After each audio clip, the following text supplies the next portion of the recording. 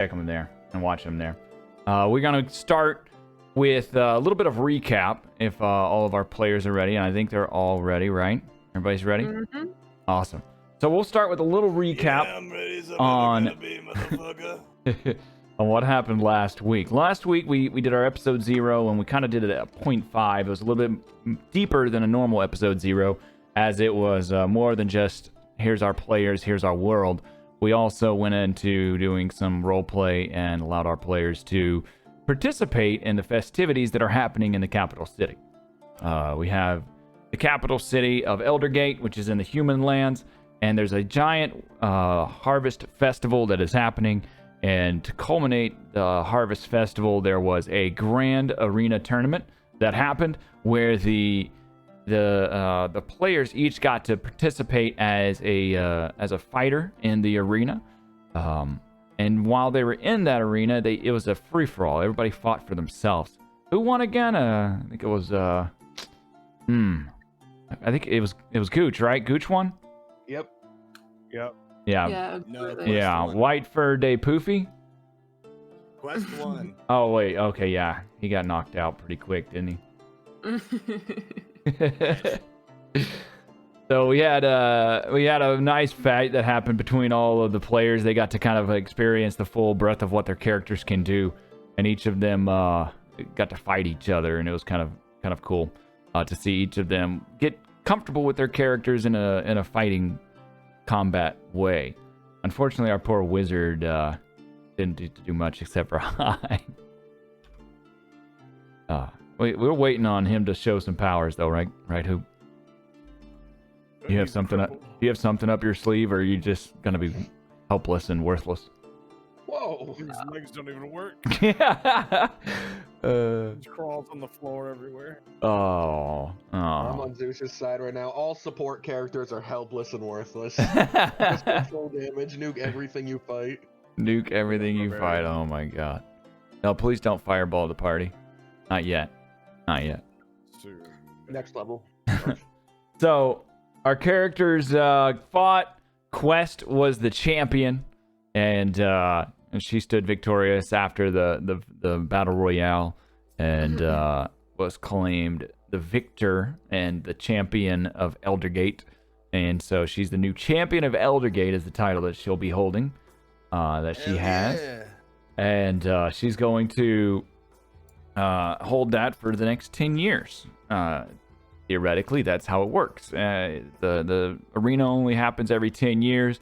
So basically, her character Quest will be known as the champion of Eldergate for the next 10 years. It's kind of a title she earned in the very first episode. And so the characters then went back to the inn, mostly, to go to sleep, right? That's where y'all ended up going? Mm-hmm.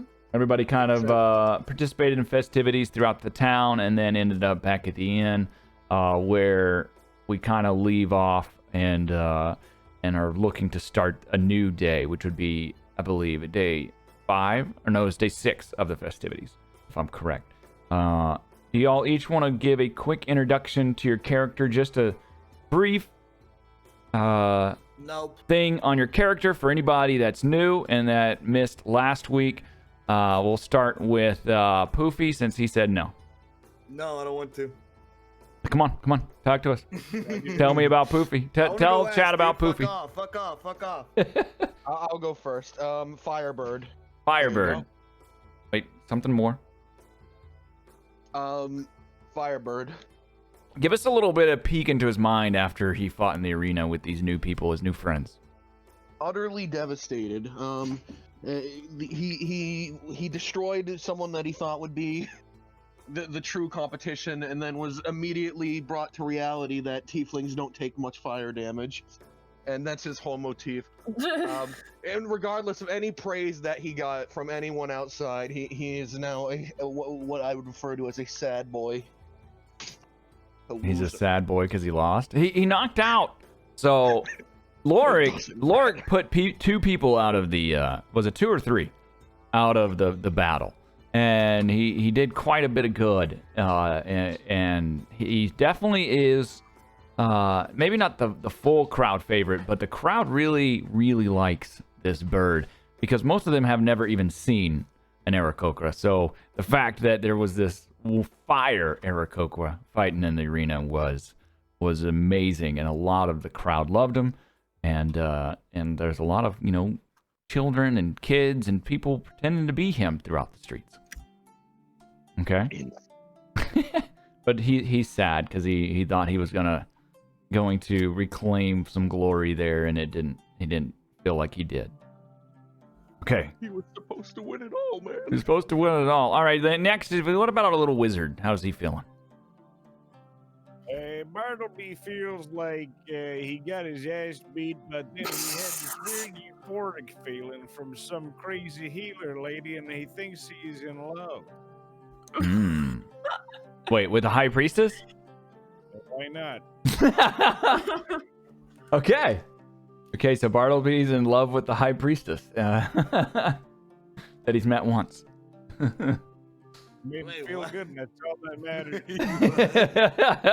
All right, wonderful. I love it. I love it. He's a human wizard, right? With a little bit of a poor disposition, and huh? He's poor, don't got nothing. He's broke. He's backing out of there, dude. I tell you, he's basically in the financial penalty box. Well, he's not broke now because he fought in the arena.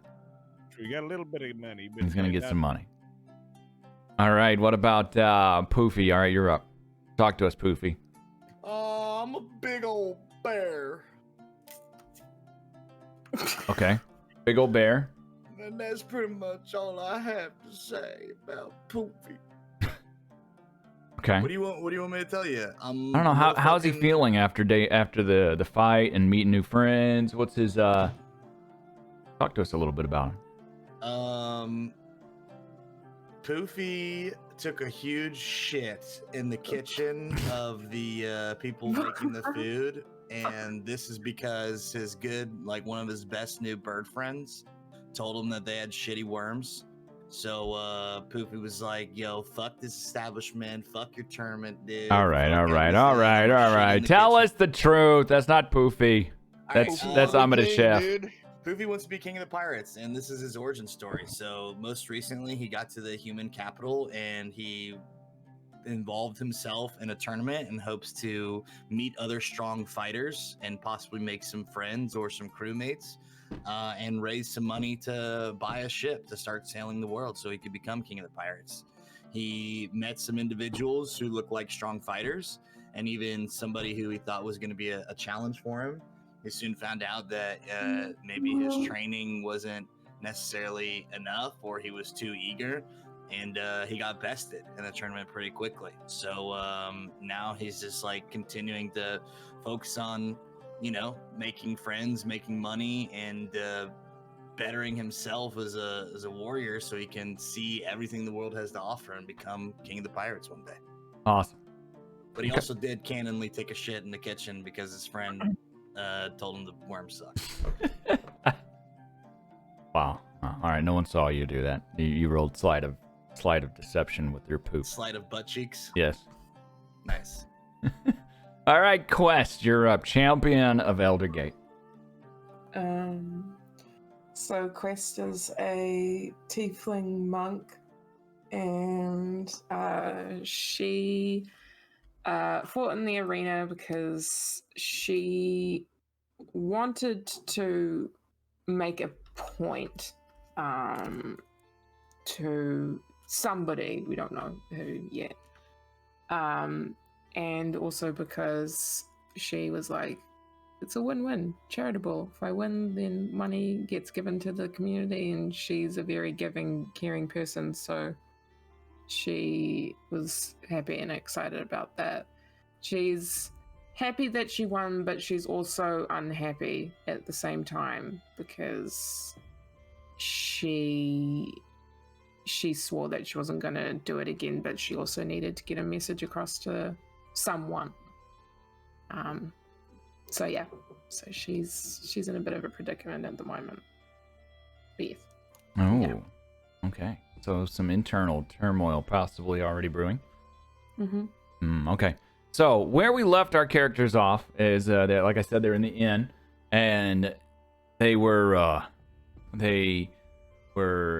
spending time there, their night there. They were told by the magistrate to come see him in the morning, and in the morning when they go see him, they will get their payment. Each of them was offered and was told they would be paid 100 gold for fighting in the arena, with the winner of the arena getting 1,000 gold. That 1,000 gold is a traditional thing. Every 10 years, whoever wins the arena, the champion gives back the gold to the people of Eldergate. It's kind of a cycle where the king and the rich class, the ruling class, basically give money down, and it's a way that they trickle money down into some of the lower, more poor regions, and give more gold and wealth out and distribute it. And so that's always been a tradition that's happened. And Quest will then, once she gets paid the 1,000 gold, have to make that decision whether she decides to give up the money or to try and keep it. So there is a little bit of things going on there with that. So our champions would wake up. It's going to be day 6. It's going to be day 6, and you wake up to the Smoke and Pool Tavern, and you're in your rooms. What do you do in the morning? What are your morning routines? This would be, you have a little bit of time, and you're not strained for time. What are your morning rituals, your morning routines that you would take? This is where you are now. Quest kneels on the floor, takes her headpiece that she wears on her tiefling horns, puts it on the floor, grabs the pin / like clip that keeps her hood / like robes on, puts that on the floor, and then sits with her palms on her knees with her legs tucked underneath her, and just prays for like 5 minutes, meditates for like 5 minutes. Okay, so Quest spends some time meditating. Is she just meditating to anyone in particular, praying to any god? Yes. Do you want me to Only say? if you want to. Yeah, so she, I think I'm gonna absolutely butcher this name. So she prays / meditates to the god Ilmater, and also known as the Broken God.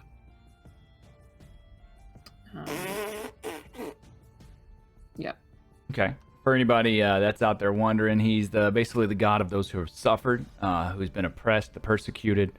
He offers them relief and support, and encourages them basically to keep going on. He's called a lot of different names: the Crying God, Broken God, a lot of different things. And so that's who she is praying to. Okay. Okay, sorry, just kidding. What about the other 4 of you? What are y'all doing in your morning routines? Poofy laughs at your god.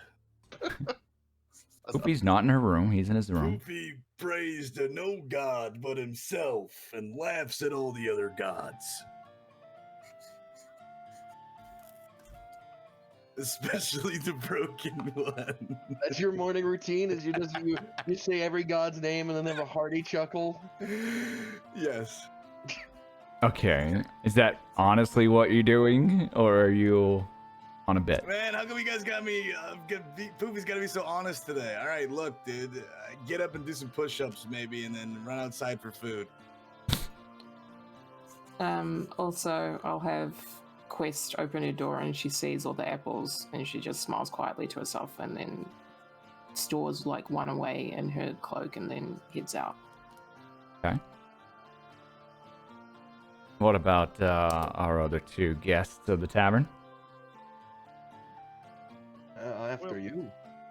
Okay, well, thanks.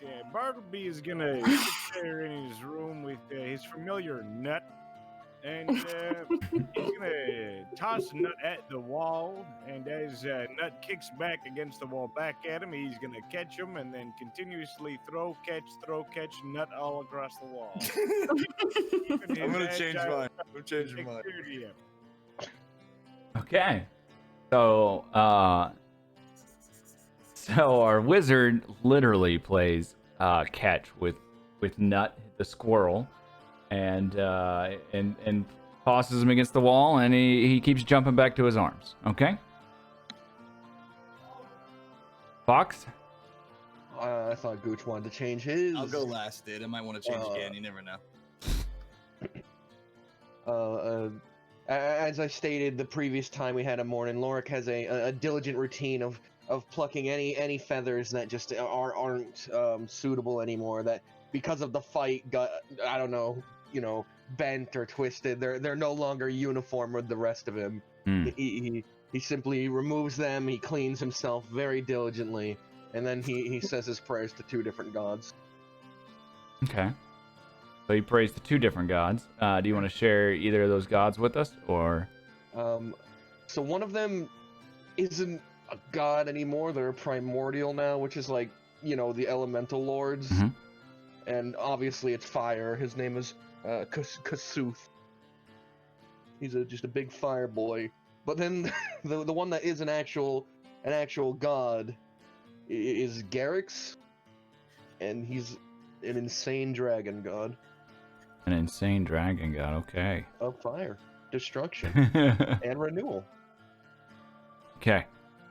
So you pray to those. You spend a nice chunk of your morning praying to these 2 beings. One that is an actual deity, and one that is a primordial sort of fire being. And so you meditate and pray to those. All right. What about you then? Back to Poofy. What else do you do in the morning besides push-ups and eat? Here's what I really do. That was a cop-out answer because it could change. But here's what really happens is my extensive morning routine. Poofy is a heavy sleeper and only gets up for things that he's really excited for. Can't sleep for, like a tournament or fighting or like adventure. So after this, I imagine he would be sleeping pretty hard and doing big old bear snores. Mm-hmm. And I also would like to imagine that his wall borders the same wall as Bartleby. So as he hears like this smack against like the wall every time, he eventually gets so fed up and pissed, he just punches through the wall and catches Nut in midair as it's about to hit the wall, and then squeezes Nut into little tiny pieces. And Okay. You're gonna have to roll for some of this. You can't just do all of this. What is wrong with Poofy? But what? I'm just kidding. Okay. No, Poofy's sleeping really, really hard, but every time he would hear like Nut smack the wall, his ears would kind of like twitch, and eventually he would get up or start like beating on the wall. Like, so every time Nut would hit the wall, he would smack the wall back. Okay. So he kind of just taps back on the wall, hits the wall every time he hears a pounding on the wall. Hey, I'm sleeping over here. That's if you were neighboring him. Keep it down. We're neighboring now. I've made it canon. I don't think that's the way canon works, but I'll go with it for this time. Okay. All right. Anyways, all right. So those are the morning routines. It's slowly kind of starting to get into the day. A few people are in the tavern eating breakfast and whatnot. Some of you have already ventured outside your rooms and done some things. The magistrate would be awaiting you and waiting for y'all to come visit him at his place in the city. If y'all wanted to meet together outside or however you want to do it. So we were informed of this place at some point? Yes. Okay. You would be told where to meet him. He said to meet him back near the tower in Eldergate Square, basically. Okay. He has a small courtyard that he can pay you, basically.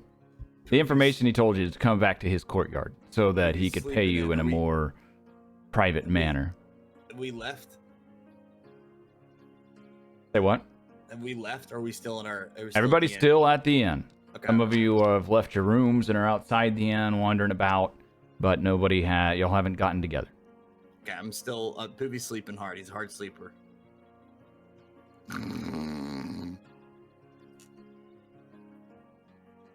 Time to collect my $100.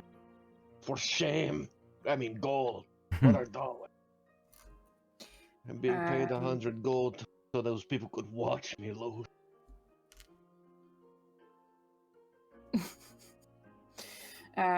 Quest is going to get up and maybe knock on everybody's door to let them know that it's time to go.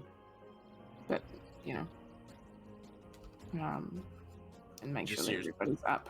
Just your snores coming from behind Poopies. Now the champion demands where we go. I have fuck. She's going to knock harder on Poofy's door. More snores. You hear behind the door. God damn. Okay. She's going to... Can she open the door? I don't know. Did Poofy lock this door? Poofy is afraid of no man, beast, or anything, so he would have left the door unlocked. Jesus Christ. But he did put a chair behind it because the reason he couldn't lock the door is that his hands were too big and his nails were too long and he couldn't turn the little tiny locks, so he just put a chair behind it instead. I thought he was afraid of no man. Yeah, the chair is not there to actually block the door. It just by happens to be blocking the door. He set it there as he was sitting last night practicing his sword flips and backflips into a chair. Okay. Okay. Alright, she's going to, can I try and kick the door? Yeah. Roll a string. Okay. Let me just strength. Oh, there you are. You kick the door. It flies open and sends the chair across the room. Yeah. The door flies open, bangs against the wall, and makes a loud noise that pretty much anyone in the inn would have heard, and the chair would go flying across the room and probably break. To this, Poofy stops snoring and opens up one eye. It is time for us to go. So you're ready for round 2 so soon, huh? Okay, give me a moment. Starts to roll over. She's just going to walk out the door.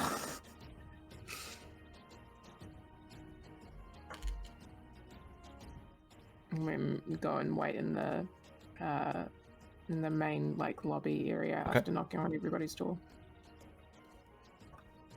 What did the wizard and Lorik? What are y'all doing? Bartleby would grab a nut and put it in his hood of his cloak, and he would walk downstairs, cast Yes. And make himself smell a bit better, and go downstairs to get a mouthful of food. All right. So he's downstairs too. So there's 2 people downstairs. We're getting somewhere. Where's the rest of our party? Alright, the last thing Lorik will do before he's ready to leave his room is lick the ends of his fingers and then drag them across his eyebrows to get him the exact amount of jagged that he needs before he dons his outfit and heads out. He'll look at the kicked open door, raise a single brow questioningly, but he won't investigate it further, and he'll head downstairs. Okay. Poofy still just laying in bed? Poofy walks out slowly with all of his things, yawning with sleepy bear eyes. Does he have crust in the corners? He already would have got that out. Okay. I'm just making sure he got his crust out of his corners. Yeah. All right. Is it like a dog whenever they get the matted Yeah. Tear. He's got like this matted fur in the corners of his eyes? Yeah. Okay. All right. So everybody's downstairs. You start to see each other downstairs and in the foyer. You want to have a bite to eat together, you can. Otherwise, it would be about time for y'all to start movement towards the center of the town, to where the courtyard is that you were told to meet. So we just stop moving in that direction. Poofy If- sits at a table and holds up two big old bare fingers in the air, and he assumes they know exactly what he's talking about. Nobody knows what he's talking We about. were here one night, man. I'll take 2 of everything. The tavern, Bartleby will tavern Internally looks. fast. The tavern keeper is the one bartender that's alone. He lets him know that there's only there's only one chef back there, and I only have one other staff on duty right now in the morning. So I can't do all that for you. But do you want something specific? We have a small menu today. I'll take 2 of everything on the small menu. Okay. So he goes back to the kitchen and lets him know. Sweet. Is everything we are ordering still being paid for? He turns back around before going in the kitchen. Yes, it's still all on the Of Original. course, I'm taking advantage while we can, baby. It's the last time we're gonna get a good meal. Very dramatically, Lorik raises his hand and holds up all 5 fingers, thinking this is a competition now. But it just looks like he's raising his hand. What do you want? And he lowers 3 fingers to copy Poofy, like, is correct? Poofy smiles and nods. Ooh. You want 3 what? He lowers another finger, so only one's up now, like, what am I ordering? I don't know. His confidence shattered. You saying you want what he got? Yes. Okay, yeah, he mutters to himself. Weird customs these two have. He yells back to the kitchen. Make that 4 of everything. Okay. What about everybody else?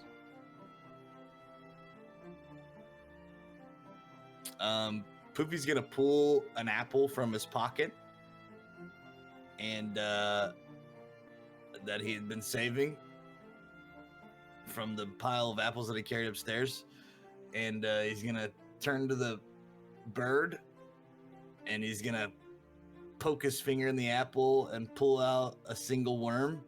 He's gonna say, "Hey, you want this? I was saving it for you."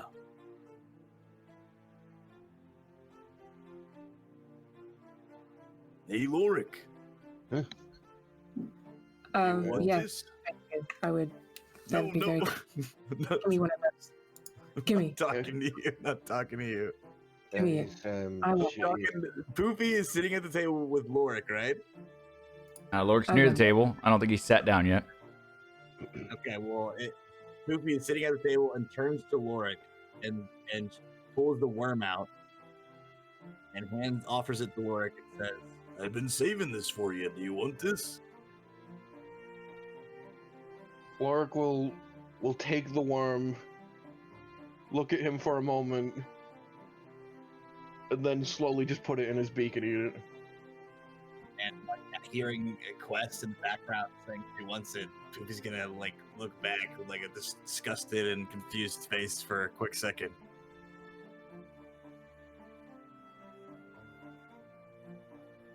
Okay, it's all yours. Hmm. I'll snap with it.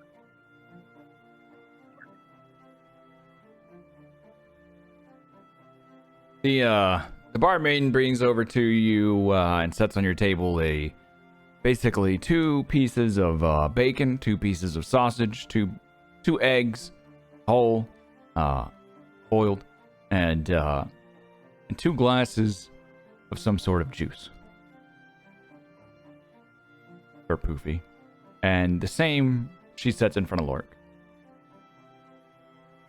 Everything. Didn't even hesitate. Immediately starts throwing shit in his mouth, devouring the food, and chugging all the drink.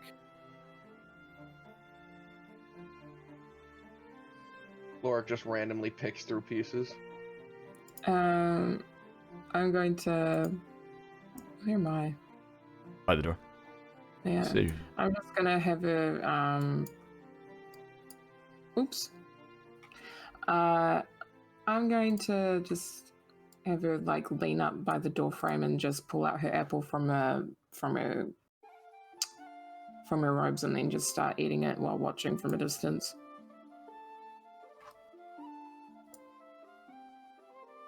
What are you doing, wizard? Just sitting down quietly, sheepishly? Yeah, Bartley's gonna be sitting down sheepishly. He's probably gonna order about 1 egg, 2 pieces of bacon, get ourselves a drink. You know, just a decent breakfast. You know, get yourself some protein, some some of that, some of this. And then he's gonna watch the weird furry animals, eat their food like beasts. All right. The bartender would let the chef or the bartender know, and they'd go to the kitchen and start getting your breakfast made. You'd hear little whispers from the table nearby, as they were kind of talking in hushed tones, like, "Oh, those are the ones that fought yesterday in town in the center, the arena. I think that's the champion by the door." You just kind of hear them almost in adoration and a little bit of just hushed whispers. You may hear that. He hears nothing. He's eating the whole time, devouring every bit of food that he can see, even eyeing the 2 pieces of bacon that were brought down for Bartleby and thinking possibly maybe those were 2 pieces of bacon that were supposed to be for him. But he's too busy eating other food. The barmaid hasn't returned with Bartleby's food yet, but You're shortly. looking at my bacon, you bastard. Whenever that happens, they will be eyed. Let it be known. Quest is going to maybe overhear what. Is she close enough to hear it? Yeah, you'd be able to see that they're kind of just talking. You may not hear exactly what they say, but you would hear or see them kind of lean into each other, kind of talking whispery. It is very empty tavern. It's very quiet this morning, as most people are still sleeping in or resting after the late night. Yeah. She's just she's just going to like make eye contact with them, and then the second that she looks at them for a little while and is like just eyeing them up to make sure that they're not like looking at her for the wrong reasons, and then turns away and just continues eating her apple as she realizes that maybe they're just excited. Okay. The barmaid, she brings back the food, sets it in front of Bartleby, and leaves. Bartender goes back to the kitchen as well. Spend time back there. Most of the guests are taken care of. The 2 pieces of bacon have been brought to the table. You see like an actual pause and momentous eating of Poofy. Like you can see the visual thought process for a second take place of whether he thinks those are his 2 pieces of bacon and if he needs to snatch them up right away. But he realizes that they're probably not. He continues eating all this food. I think at this point, Lorik has taken a single bite out of one of everything. And he's decided that he's had enough of his food. Whenever you are finished, we should head to the place so that they can belittle us one night. Yeah, I agree with that.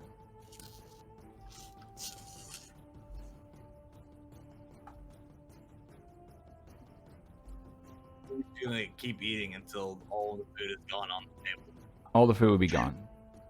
Right. Well, mind if I eat all of your stuff too, Lorik? You already did. Okay, then let's go. Better, let's get at her. All right, so y'all proceed to leave from the tavern to the rest of Eldergate and start to make your way to Eldergate Square, to the nearby courtyard, which would be near it. Let me circle it for you. This house, this mansion would be where you were kind of told to go, and where you would begin your traveling there. By the way, where are we even going? Ruby's gonna say as we're like walking out of the bar. He's got both of his hands on his belly, and he's moving kind of like in a slower, waddling motion out the door. I had no idea. I don't even know where we are. We're heading to the magistrate's house. Oh, after you. Alright. She's going to take the lead, then start walking. Okay. Should y'all just head straight there, nobody would really stop you or anything like that. Some people if they saw you on the streets, they would kind of stop and stare. Some just because there's a giant bear and a flaming looking bird walking, and that's unusual. But mostly it's just they know that you're the ones that fought, as almost everyone in the city would have either heard or seen the fight themselves. Anytime I see people like whispering or cheering or yelling out for us, Ruby's just gonna give like a big old bear smile and a thumbs up if anybody sees. Okay. It's almost like a little parade of sorts as y'all are moving through the town, just walking towards the magistrate's house. So you arrive at the house of the magistrate, and you're in his courtyard. His guards are outside, and they greet you, and you will talk with them. Hey, what can we do for you? You're the champions, right? Money, please. Money, yes. Straight to business. I don't have the money. I'm the god. Let me. Oh yeah, hell yeah, it makes sense. Let me. Huh? What? What? What did you say, bear? Name's Poofy. Whiteford D. Poofy. Yes, I Poofy. need a ship. You need what? I need a ship. You need a ship. I need the ship. Perhaps you should go to the port. Poofy runs off to the bathroom. Okay, interesting. Strange one, that one, yes? Yep.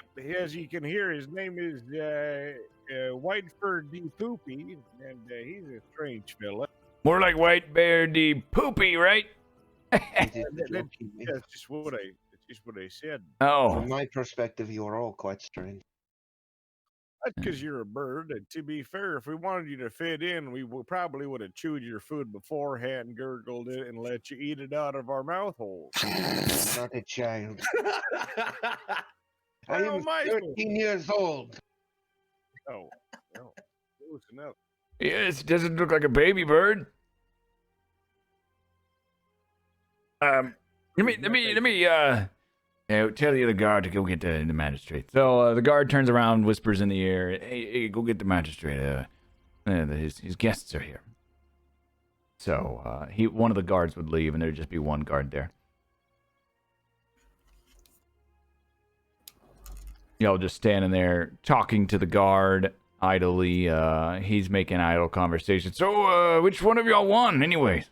I didn't get to watch it. I was here to watch the guard in the house. The one with horns over there, she's a mean one, I tell you. Punches you right in the nose. Oh, I'm wow. sorry about that. Oh, you're sorry. You're supposed to fight, right? That's what you do in the arena. Yes, I suppose so. Huh. If I was a betting man, I'd put my money on that bear over there ran off. Surprisingly, bears are flammable.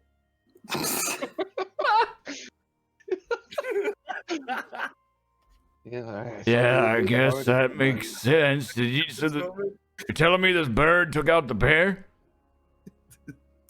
Yeah, pretty much, I tell you. That's how it went down for the most part. I was watching the entire thing, but they weren't watching me. But it's a totally different story, I tell you.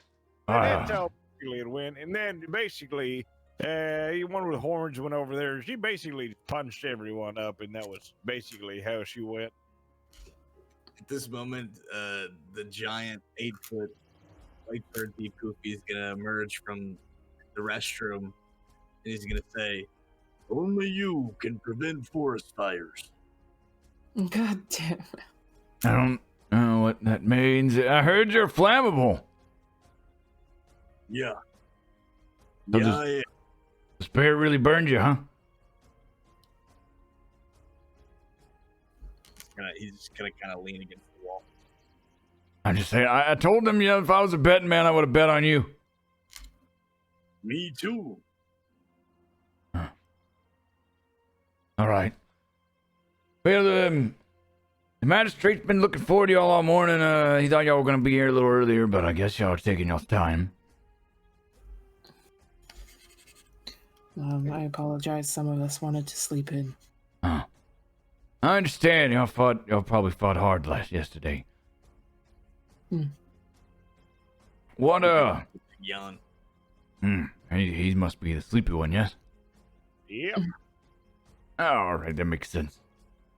Poopy nods off in the corner against the wall, and you hear a slight.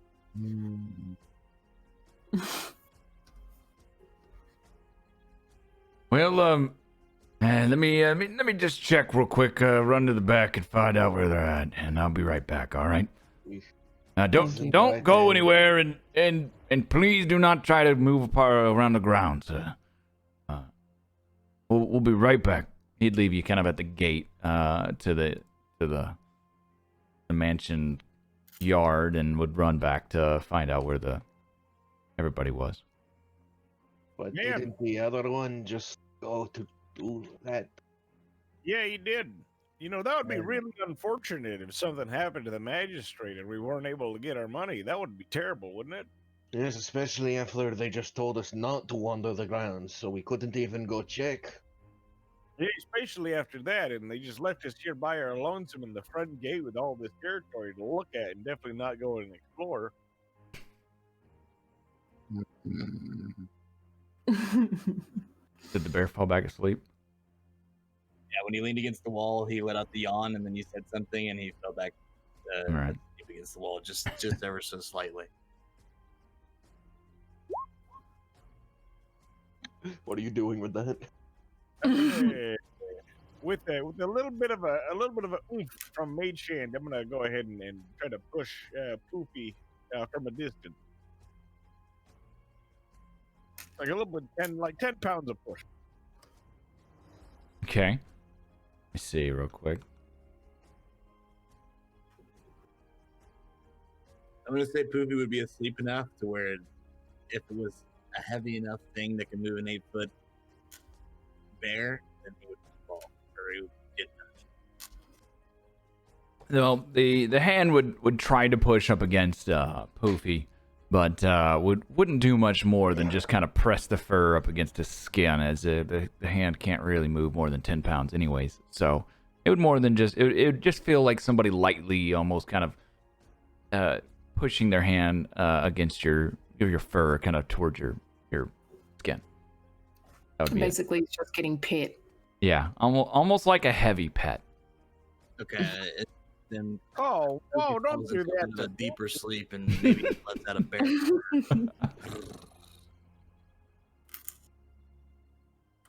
The I like that, dude. the guard returns. Okay, the magistrate will see you now, and you'll just move. You'll come with me, please. And he ushers you into the courtyard, where you see several, quite a bit of noble kind of upper class citizens around it, and you see some guards in the beginning of it to help protect everything, and there's as well your two friends that you made yesterday that fought in the arena with you. They're waiting as well. Are we interrupting a party? Yeah, it looks like it. I tell you, just blend in, act natural, smile and wave. I cannot act natural. My wings do not open it. You also can't really smile because you got a beak. But we'll cross that bridge when we get to it. The guard's like, it's not a party so much as it's just these people. They all gave money so that they could be here, so they could see you, and they're all really rich, so they just they just wanted to glance at the fighters as they received their reward, and these were the ones that paid for it. They're looking at us like we're some sort of freaks. Is that what it is? Terrifying. No, they're not freaks. Just excited about. You're like champions. You're all champions in their eyes.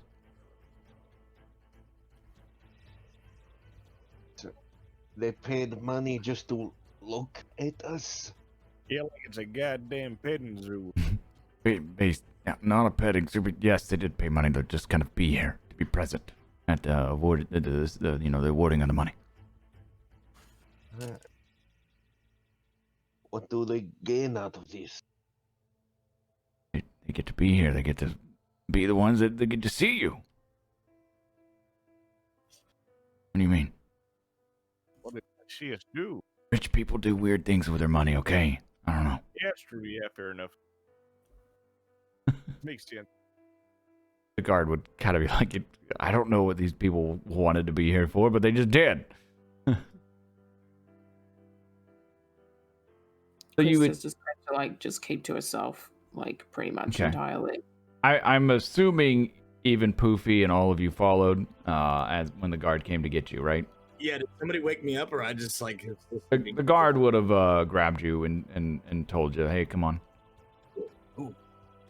Whenever he came and grabbed everybody. To make sure that you came. So I'm going to move each of you into the courtyard. You're all in the courtyard now. And you're with these two others. The original champion from before. He looks different than the last time maybe you saw him. He looks a little bit more clean cut. He is wearing a shirt now. Obviously not in this picture, but he is wearing a shirt now. Looks a little bit more presentable, not as rough and gruff as he did the first time you met him. Or drunk. He looks a lot less drunk. He's not drunk at the moment. And so he just looks he looks almost like a completely different person than what you noticed the first time. The Dragonkin lady, she's there as well, and is standing by quietly, waiting for the magistrate to show. Well, look at you, fella. Your nipples aren't making eye contact. Oh,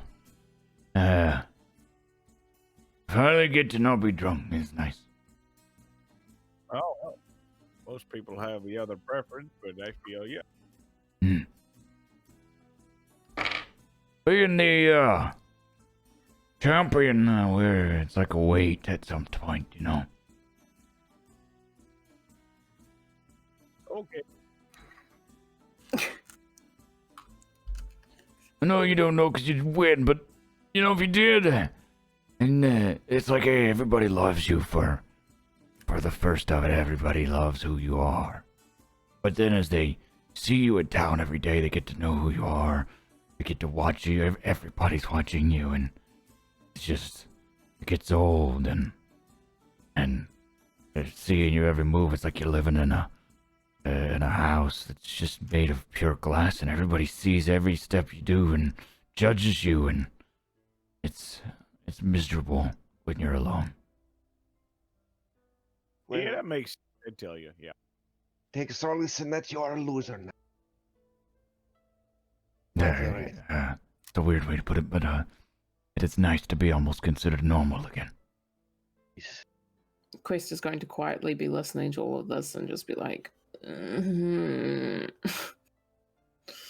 no. Yes, it's your burden now. Devil. Please do not call me devil. Sorry, I don't know your name. I never really paid attention. I was really drunk.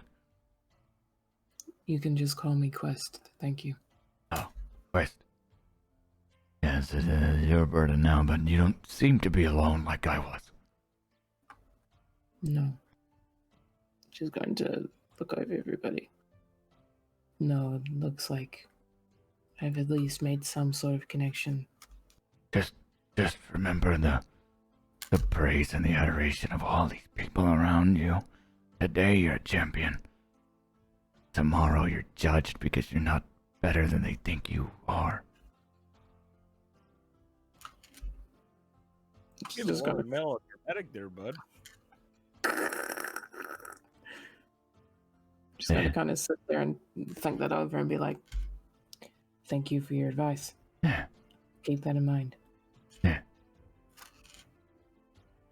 The dragonkin, she would just kind of be smirking as she was leaning against the bench over here.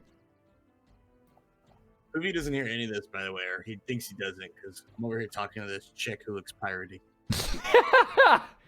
She would. She's not a pirate. If you had any conversation with her, she's not a pirate. I haven't talked to her yet. I just walked up to her, Okay.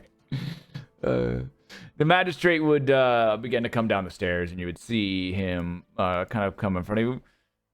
Greetings, everyone. Greetings. I'm glad finally everyone's here. We can finally begin. Welcome to my home. He would announce to all of you. A nice place. Nice tiled. Yes, it's made of marble. You're standing on marble. It's the finest in the lands. Wow. Congratulations on the marble. Thank you. I have it cleaned every day. Well, they do a good job. Compliments to the marble polishers. Yes. Compliments to the marble polishers indeed. If they didn't do a good job, I'd fire them. Yeah, smart idea. Probably. I'd hate to have hired someone who does a bad job. Yola, where's you're missing one? Where's he at? Mark just He points did. over at the large bear costing. Oh, yes. How did I miss him? What's he doing over there? Or are you referring to the human girl? No, I'm referring She's to the right large there. bear. I'm already tracking. I'm already tracking her, Miss Vita. I'm already tracking her. Perhaps you're referring to then the old human man. He's right there. The old one, the one that never participated because he was sleeping. Yes, no, not him either. I am. Where is the bear? Right over there. He's the big white fella that's about 8 feet tall, talking to that Oh. woman who looks sort of like a pirate. Oh, he's on the other side of the fountain. Why is he way over there? Why is he? Is he signing autographs or something? It wasn't part of these people's deals to get autographs. I must charge them more. He's looking for a snack before hibernation. If you catch me there, big fella. Jesus. Did the inn not feed him good enough? No, I don't think so. Huh. Well, I'll have to talk to them about it. Mhm. Can one of y'all go get him, please? So I can begin giving y'all your payment. Yeah, sure. I'm gonna throw a nut at Poofy. Poofy's gonna see it coming or anticipate it and immediately baseball bat with the other side of his saber Oh. nut into the distance. Okay. 250. I'm just kidding. Roll if you want to see it coming. So you're gonna No, throw. I'm You're gonna kidding, throw I'm him. kidding. You're gonna throw him. Roll for strength to see if you can throw not that far.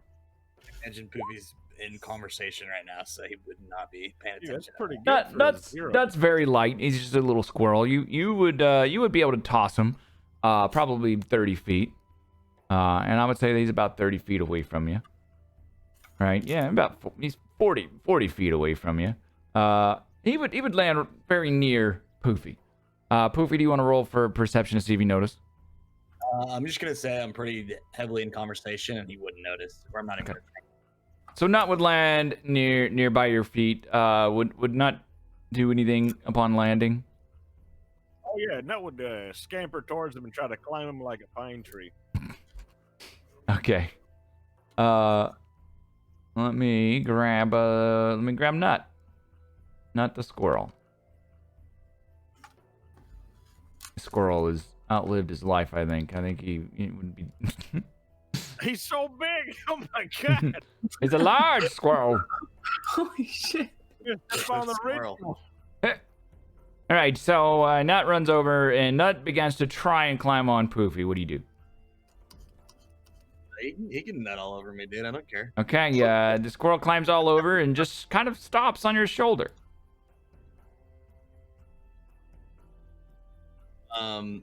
So Poofy's talking to this pirate babe. Okay. What is he saying to her? Hey, I need a ship. Where can I get one? My name's Poofy. I'm gonna be king of the pirates. Got nut on my shoulder. Oh my god. You should go to the port probably to buy a ship. No one builds ships here. Buddy, We're landlocked. Why would you build this ship here? I don't know. I figured I would talk to somebody like you. You Yeah. look kind of piratey. How was it fighting in the arena? Are you a pirate? How was it fighting in the arena? I've thought about fighting in a back alley once. But are you a pirate? What do you mean? Why? No, I'm not a pirate. I don't know. You just seem kind of... Can I get your autograph? my autograph? Yes. Okay, hold on. Is he gonna punch it? She would hand you like this thick kind of oily chalk to write with, and she would lower her shirt for you to kind of sign right on her upper chest area. Oh my god! He immediately, without hesitating at all, it was a swift punch right where she wants to be. You punched her. Yes. And that makes me so happy. Roll strength. No problem. I don't even have my character sheet. I can't do this. Oh. Roll strength if you're gonna punch her. Don't worry, I'm definitely gonna punch her. Wow. That's how he signed his papers I know. before. All right, so you hit her, and you hit her pretty hard, and she staggers back, and kind of falls to the ground. Oh my God. A couple guards are kind of like, what the hell, and like run over and kind of see if she's okay. Why did you do that? Why'd you hit her? Oh, Why did you hit her? what do you mean? You just punched the lady. I signed her. It's fine. I did say I wanted to fight in a back alley. She would say as she kind of just like leaned against the wall, slumped over. I'm gonna pick up Nut and toss Nut at her face, so hopefully Nut gives her some licks. Here, take Nut to the face. Okay, so you she's like just basically kind of below you, a few feet away. So you would toss Nut down. What would that do if he was tossed down, Bartleby?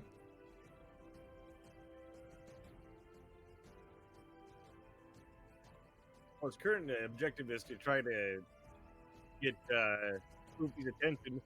Okay. Tossed down to the ground, it would immediately just start trying to climb Poofy again. All right, so he runs straight back onto Poofy's shoulder, up his leg, and onto his shoulder. He kind of taps you on the okay? shoulder and is like, it's a little animal. And he can't really communicate, but he definitely is like trying to get your attention, and you would know that. Let me know if you need anything else signed, and I'll go looking for that ship. You said the port? The lady would just be rubbing her chest and not listening to you anymore. And as I'm walking away, I'm gonna turn to Nut. I think she said the port, Nut.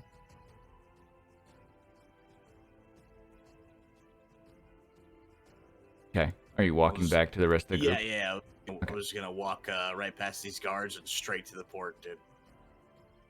Just kidding. I'm gonna walk to the group. Hey, here's Nut. I need to go to the port. What'd I miss? And Okay, I got your money, and I got bags for each of you, like as promised. 100 gold for each of you for participation and the event, and then 1,000 as well for Miss Quest, who is our champion of Eldergate. Your name has been inscribed in the halls of the castle. Even it's closed right now. You're not allowed to go visit it, but perhaps soon.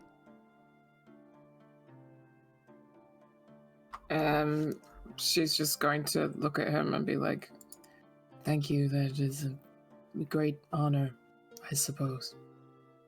He would begin to hand out to each of you a small coin sack containing 100 gold in each for you to have and hold. With Quest, he would hand her 10, actually 11 of them, because she's gonna get 1,000 for winning, and she's gonna get her payment for participation for 100. So Quest would get 1,100 gold, where everybody else would get 100. So add 100 gold to our sheet. Yes. Wow. How do we add 100 gold? You would go in, and there is. Oh, I see. Yeah, gold pieces, GP. Yeah. Okay. Buying GF2 GP. And so you would have, and that's going to be part of your inventory, part of what you have for now. So for y'all that were incredibly poor, you now have a decent chunk of change. 100 gold in this world is pretty good. Your basic night stay at a random inn would be about 2 to 3 gold maybe. For the poor quality inns would be less, a gold or less.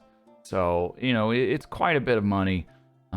Your average meal would be about 1 gold. So you got enough for room and board for food and board and things like that for a good while each of you.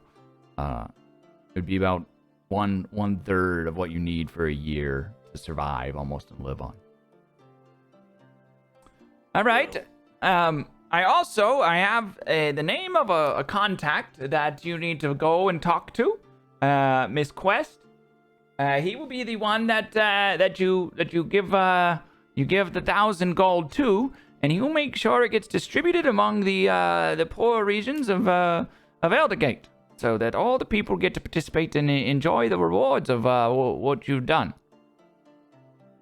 Thank you. This is tradition, and while I would not say it is a mandatory thing that you do, I would say it is heavily advised that you do. There is a lot of bad stigma that surrounds someone not doing it, and there is unfortunate tales from the past where people have kept it and they've been cursed. Yeah, I remember, what's her name? Letta. She said that the gold was cursed if we won. Yes, it's only cursed if you refuse to distribute it. What do you mean? What kind of curse? He's gonna take nut and throw it right at his face. No, I'm just kidding. Basically, if you don't distribute it, it is said that anyone that has never done that has met ill fate. They've died within the week. Why do you even give the champion the option? Because it is an opportunity to show that the champion is of good heart and cares about the people of the city more than they care about themselves. It gives the champion an opportunity to be a good person and just it contributes to society to be good and prosperous here in Eldergate. It's always been the way. This is the way. So what you're saying is this is the way. Yes, this is the way. Okay. The name of the man you're looking for is Theodore Tish. Well, it doesn't matter to us, right? It's up to you, Quest. Quest is just going to look at him and say, "Thank you very much. I will go and meet up with this Theodore." Yes, you'll find him near the marketplace. He'll be down there, and you'll be talking to him, and you'll be able to give it up, and he's going to distribute it quite well. You can trust him, and you can trust that the money is going to good use and to good people. Thank you. Yes, you're welcome. Thank you all for coming. If there's anything you need, you can always send word to me, and I will help you with anything you need in the city. But otherwise, I have nothing else for you except for your thanks. Just We're thank talking you. to this guy in the purple right here, right? Yeah. What's his name? His name was is just magistrate. You just knew him as a magistrate. Never told you his name. Well, hey there, magistrate man. I do have a very important question for you. You seem like a smart fella. You're very knowledgeable about subjects and whatnot. Yes. What question do you have?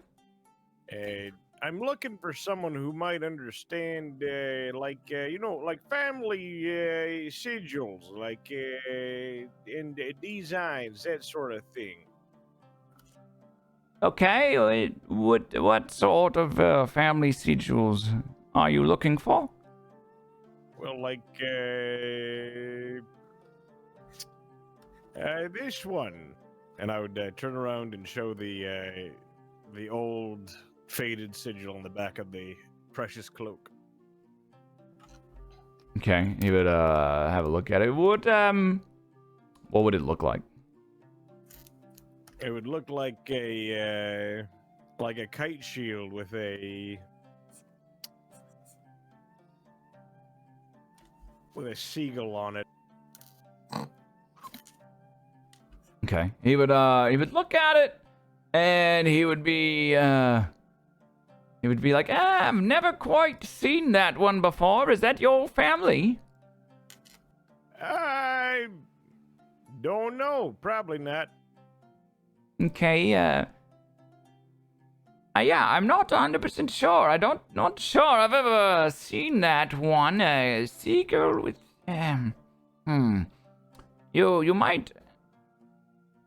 You might be able to check the annuals or something in the Grand Library once the castle opens, but yeah, I'm not sure. I mean, perhaps is it human? Is it yours? Is it your family? Is it where did you find it? Yeah, I figure it's human. It's been passed down from generation upon generation upon generation. I actually have no idea, to be fair. I was given to it as a youngin', and yep, just trying to, get some answers, I reckon. Oh yes, it does look like one of the older ones. I might have to. It's interesting. I'm not sure, but maybe it's a lesser house or something. I know most of the greater houses, but I don't recognize that. It must be old if it's been passed down for a long time. Yes, I would research in the library, or perhaps you could visit the temple way up north and maybe ask some of the monks there. That was the plan originally, I guess. Well, thanks for your time, I reckon, and the gold. It was appreciative. Yes, don't spend it all in one place. Do take care of yourselves with it. The king is very thankful. He could not be here today, but he's very thankful for your participation yesterday. If you didn't know, I think I told you my name very beginning of our meeting in the bar. I am the magistrate here that rules over the greater part of the city in the area concerning the entrance to the castle and everything like that. Philip Electricus von Curious III. Okay, Phil. One more time. Okay, Phil. Yes, Philip Electricus von Curious III. Gotcha, Two Phil. more times. Philip Electricus von Curious III. Philip Electricus von Curious III. Yes, magistrate. You could just call me Magistrate von Curious if you want. Yep, Magistrate Philly E. I got you. Philip Beer works as well, fine. So, Yes, but I control the greater part of the city, and should you need anything in the city, I control almost all of it. Not much happens in this city that I don't at least have my hand on, and there are a couple of the magistrates in the city you have yet to meet. But if you do meet them, then you can always give them my name, that I'm making sure you're taken care of. That is very generous. Thank you. At some point during this conversation, Poofy has started to wander off towards these other individuals and asked them if they too would like an autograph. Most of them would have already seen what you did to the lady and would kind of be in shock and would decline to have Do they know anything that- more than small conversation with you. Did they know that she asked me for an autograph? No, but they would, seeing that you punch someone, they would not really want to have more than just small, like, hello, no, we're good, please don't hurt us type answers. Okay. Hey, I'm Poofy. I'm gonna be king of the pirates. You want my autograph? So, no, we're good. Please, don't hurt us. Good job yesterday. Good luck Hurt with you. the whole pirating. Hopefully you don't steal from people. That's disgusting. Okay. All right, so the magistrate. Okay, thank you all for coming. The guards can see you out, and just be sure to have a good time. I do advise you visit the market, or we have quite a bit of tradesmen, and I hear there's traveling salesmen and all sorts of people in town that for you to go visit if you head down to the market. All right. Thank you. thank would, you for having us. I must go if you have no more questions for me. Very busy. I do not, but thank you for your personage. You're welcome. And he would leave and go up the stairs back towards his mansion.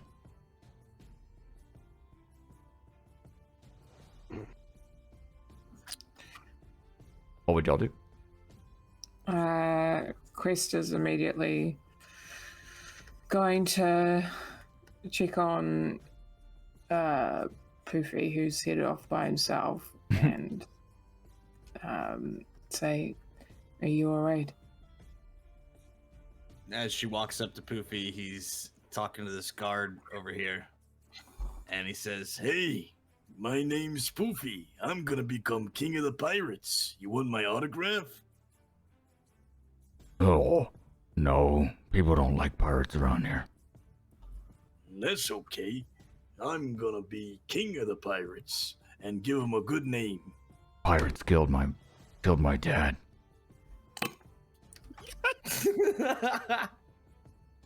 Yeah, they're strong. You gotta be careful. Yeah. So, do you want my autograph? No. Okay. I hate pirates. Is this Robbie Gold?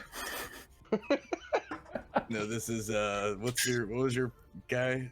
The guy who used to run the town, the sea town? I don't know. What you talking about?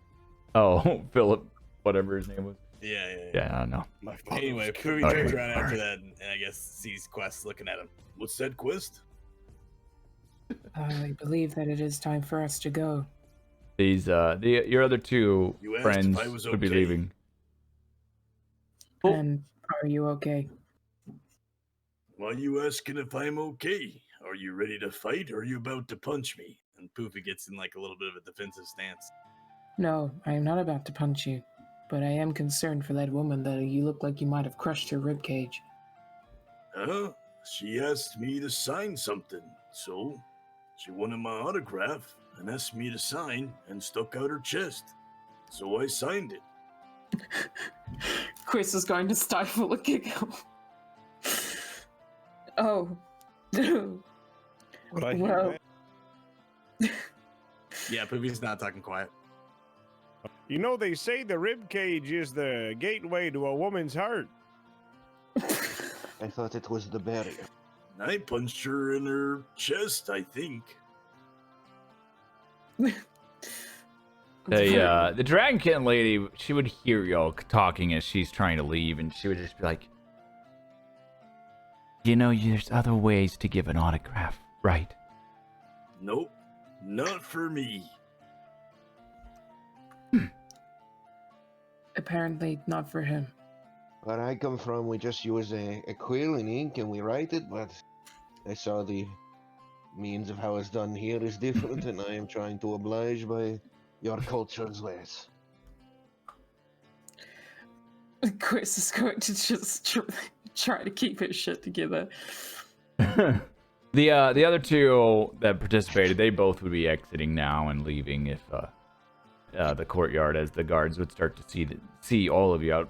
Come, let's go. Let's get out of here. Yeah. Show's over. Are they speaking to us? Yeah.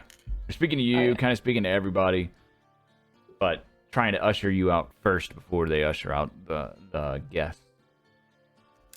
After Poofy had punched one of them and seemingly kind of went around and almost threatened the other ones, it seemed, because he kept saying he wants to be a pirate. It kind of didn't go over well with it, so you could see like looks of almost like fear and concern across most of the people that are around.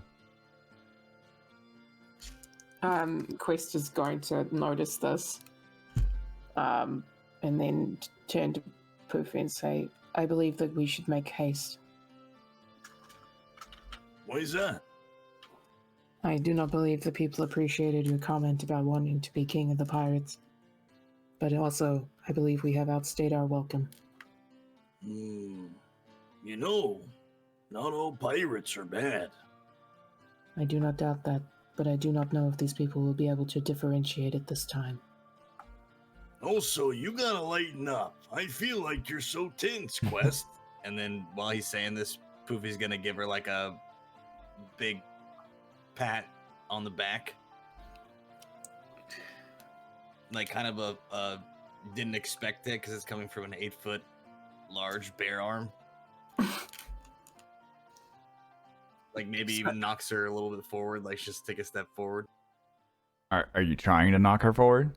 I mean, it's just naturally not like a soft pat. It's just like a, there's a lot of force behind it. I think Quest Fortitude should be able to handle even a forceful pat from you, kind of to her back. Okay, well, I want it to be forceful enough to where maybe push her. Then just roll to, for like, a foot strength. forward. Okay. Can I roll for dexterity? Absolutely. Hell yeah.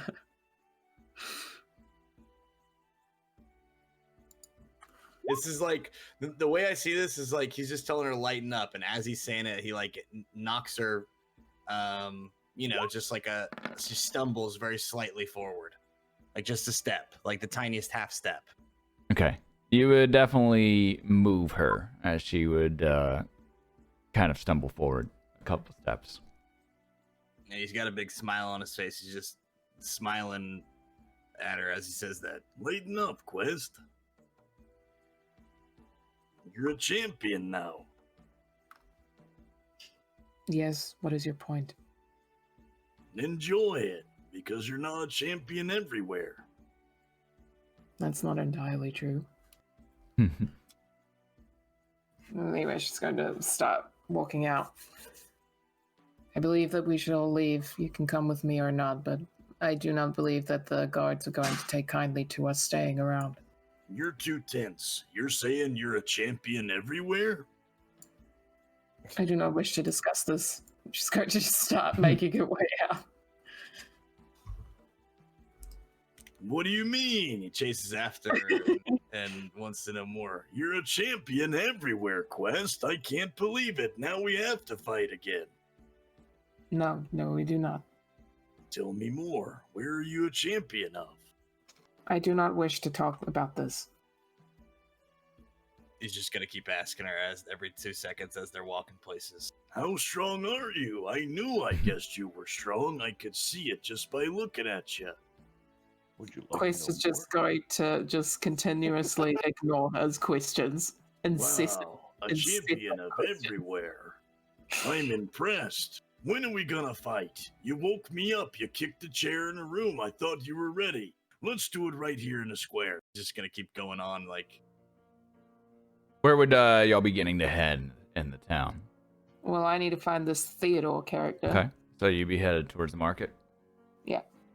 Okay. So as you're heading towards the market, Poofy keeps constantly asking different questions about champions and where she's been a champion, what she means, every third etc. question is let's fight here. Yeah, like Let's do a rematch. keeps trying to challenge her for rematches. I like to think Lorik is just trying to understand everything because he's still he seems to be fresh and new to this culture, so he's kind of just following and being very observant with what's going on. Whereas Bartleby is adding his little snippets here and there, almost in a jest type way throughout the conversation, but obviously is not wanting to to fight or anything like that again. I think the biggest culture shock Lorik is dealing with is that out here pirates seem to be heroes and have a hierarchy and a monarchy. Where he comes from, pirates are villains and they raid your poor villages and your boating. He doesn't like pirates, but they seem to be regarded with royalty here. So Well, that's according to Poofy, they are, but not according to the townsfolk that y'all just saw. They did not appreciate the fact that someone wants to be the king of the pirates. Yeah, that guy. Poofy is my moral compass right now. Oh, God. He's more confident with the lands than that guy is, so he must know them quite well. Poofy is in fact, he doesn't know this, or you might know this, OC. Poofy is in fact very ignorant to all of the customs and everything around him. Everywhere he goes is for the first time. He knows nothing, and he's just being himself. Right. Yes, but you're very confident about how you do it. You have an air of, I know this is how we do things. Okay. So y'all are making y'all's way through the town, and as y'all are coming upon the market, a person would approach you, and they're wearing a cloak. They specifically would approach Quest. Hello. You're the champion, right?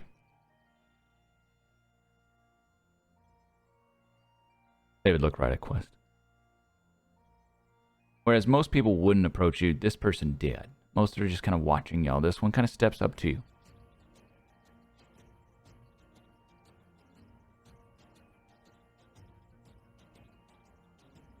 you.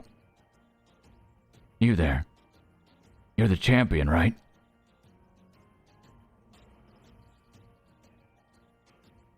JFK. Quest?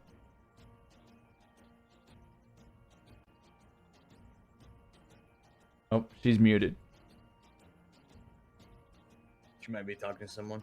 Okay. Yeah, she's a champion. What's around us right now? Because I feel like at this point, Y'all after are, being ignored for a little bit, Poofy would have gotten distracted by something shiny, and then is like, Y'all are enjoying it. moving down the street and about right here, I would say, coming upon the market area, the greater market area. You've passed mostly average housing.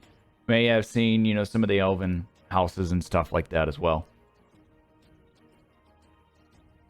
The elven houses would definitely, that whole district will look very different. The trees are more red and brighter colors of pink and stuff So we're right throughout. here? Yeah. And so like the buildings are different design, different architect. They don't look like human buildings, but you've already seen them from your inn, since the inn's kind of there. So it's not like anything new. But you would have been passing those along with the rest of these houses and stuff. is there anything like any like market stalls around us or shops or anything? Well, you would that, be like, might you'd be catch? coming up towards the market stalls. Okay, You're not so in the we're on market the- yet. You're on your way. Got you. So we just passed this Elven district. We saw some unique architecture as far as the inn, which is similar to, I guess, what we stayed in. Yes, and a shadowed, not a shadow, but a hooded figure approaches y'all, trying to directly talk to Quest about being the champion. Did we see where he approached from? Did Just- he approach like from the market, the Elven, or No, like, just one from of these just alleys? kind of one of the houses. Basically, there's people that are just stopping and watching y'all all the way. Y'all are still very, very much kind of watched throughout the town. Most of these people, they saw you fight yesterday. There's still a lot of crowds kind of moving kind of with you, just to continue to watch you because you're unique, you're new. This hasn't happened in 10 years.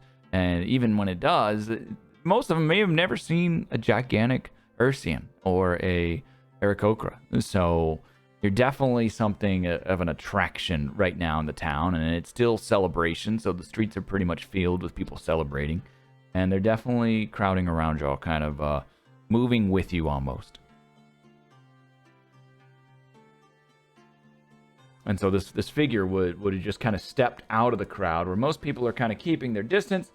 This figure would step out and approach you, whereas most will not. But Quest is deep in thought. Perhaps meditation.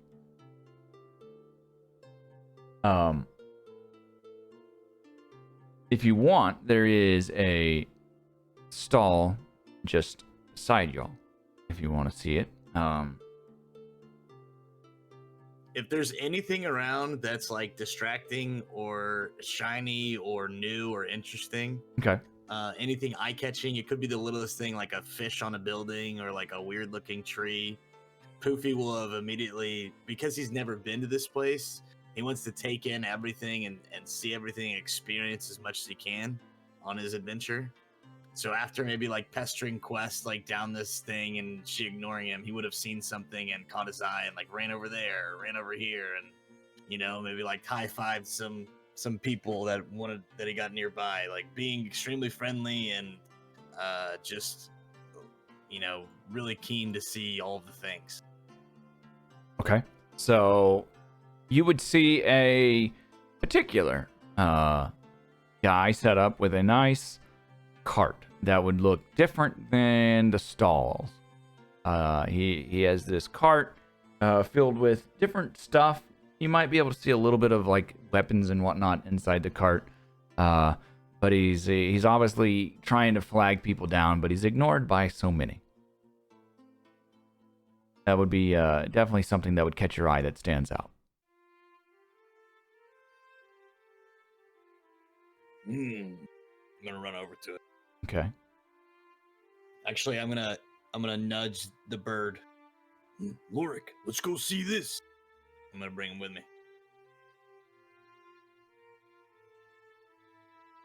Would you go with him, Lorik? What are we seeing? There is a cart that is kind of like a traveling salesman that stands out a little bit different than some of the others. He looks poor, very poor, the guy that is doing it.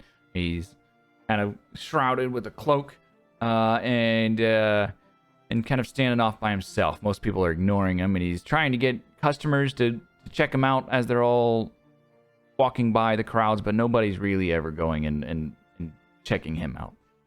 And he doesn't have a beak and wings, right? No. All right, I'll head over then, yeah. What? Okay. Okay. So y'all begin to head over to where this little cart would be. Let's just say, for convenience sake, it is. I'll just put it right here on the path. And that is where Gob would be standing. Gob is a traveling salesman that you would be stumbling upon. When you approach him, you'd be walking up to him. Oh, hello, y'all. Do you want to buy anything? I got lots of things for sale. Oh.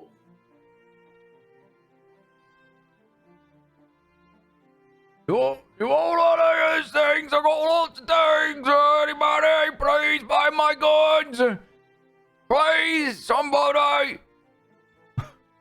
just be yelling towards y'all. He sees that he kind of has your attention. Are you sure this is a reputable businessman? What do we have here? What's your name? I'm Poofy. Oh, Gob. Name's Gob. I'm here to sell. I got all sorts of things. I just came from the port and bringing a lot of things for sale. You want to buy some things? Things for sale. Yes, you look like you got money. I have a little money. I just fought in a tournament. Oh, But- that's why you're familiar looking.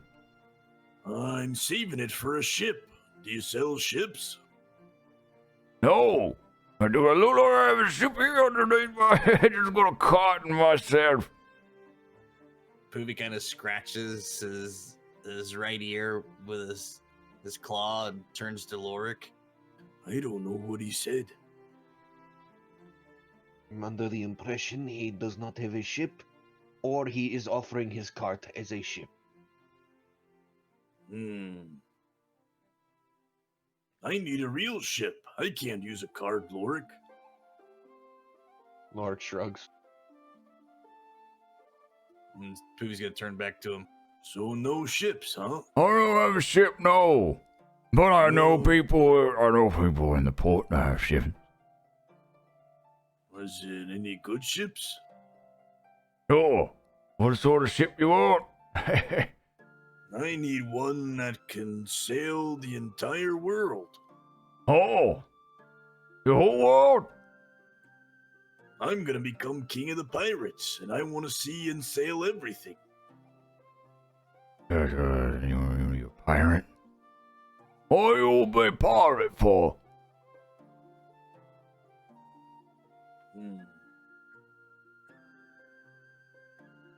That's a long story that I don't have time for.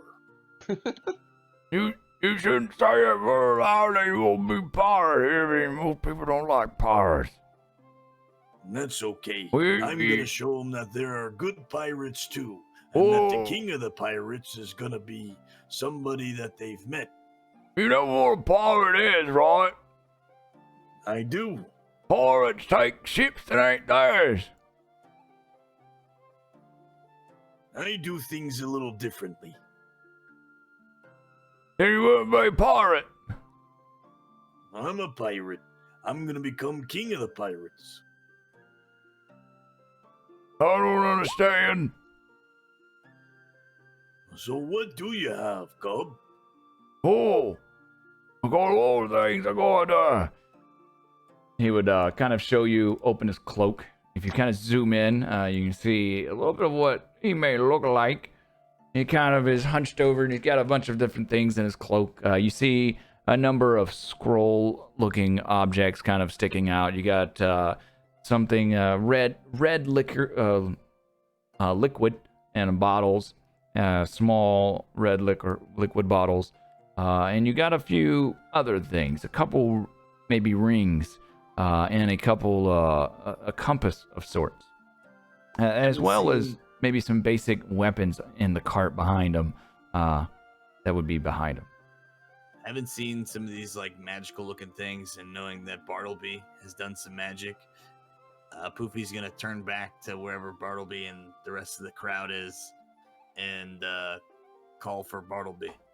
Hey, Bartleby, come check this out. Bring quests too. I might, but she's sort of just standing here. Doesn't seem to be looking at anything. Just sort of doing that 1,000-yard stare. Sorry. Oh, yeah, no, never mind. She's talking now. I think we're good.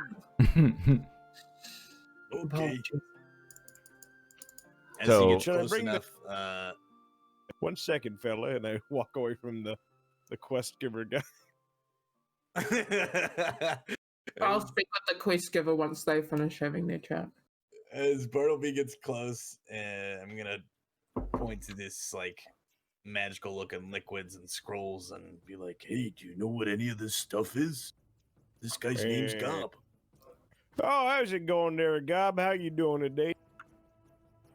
Oh, yeah, I'm good. I got all sorts of things for sale. There's this guy that wants to be a pirate. Y'all should really talk him out of it or tell him not to bleed with it.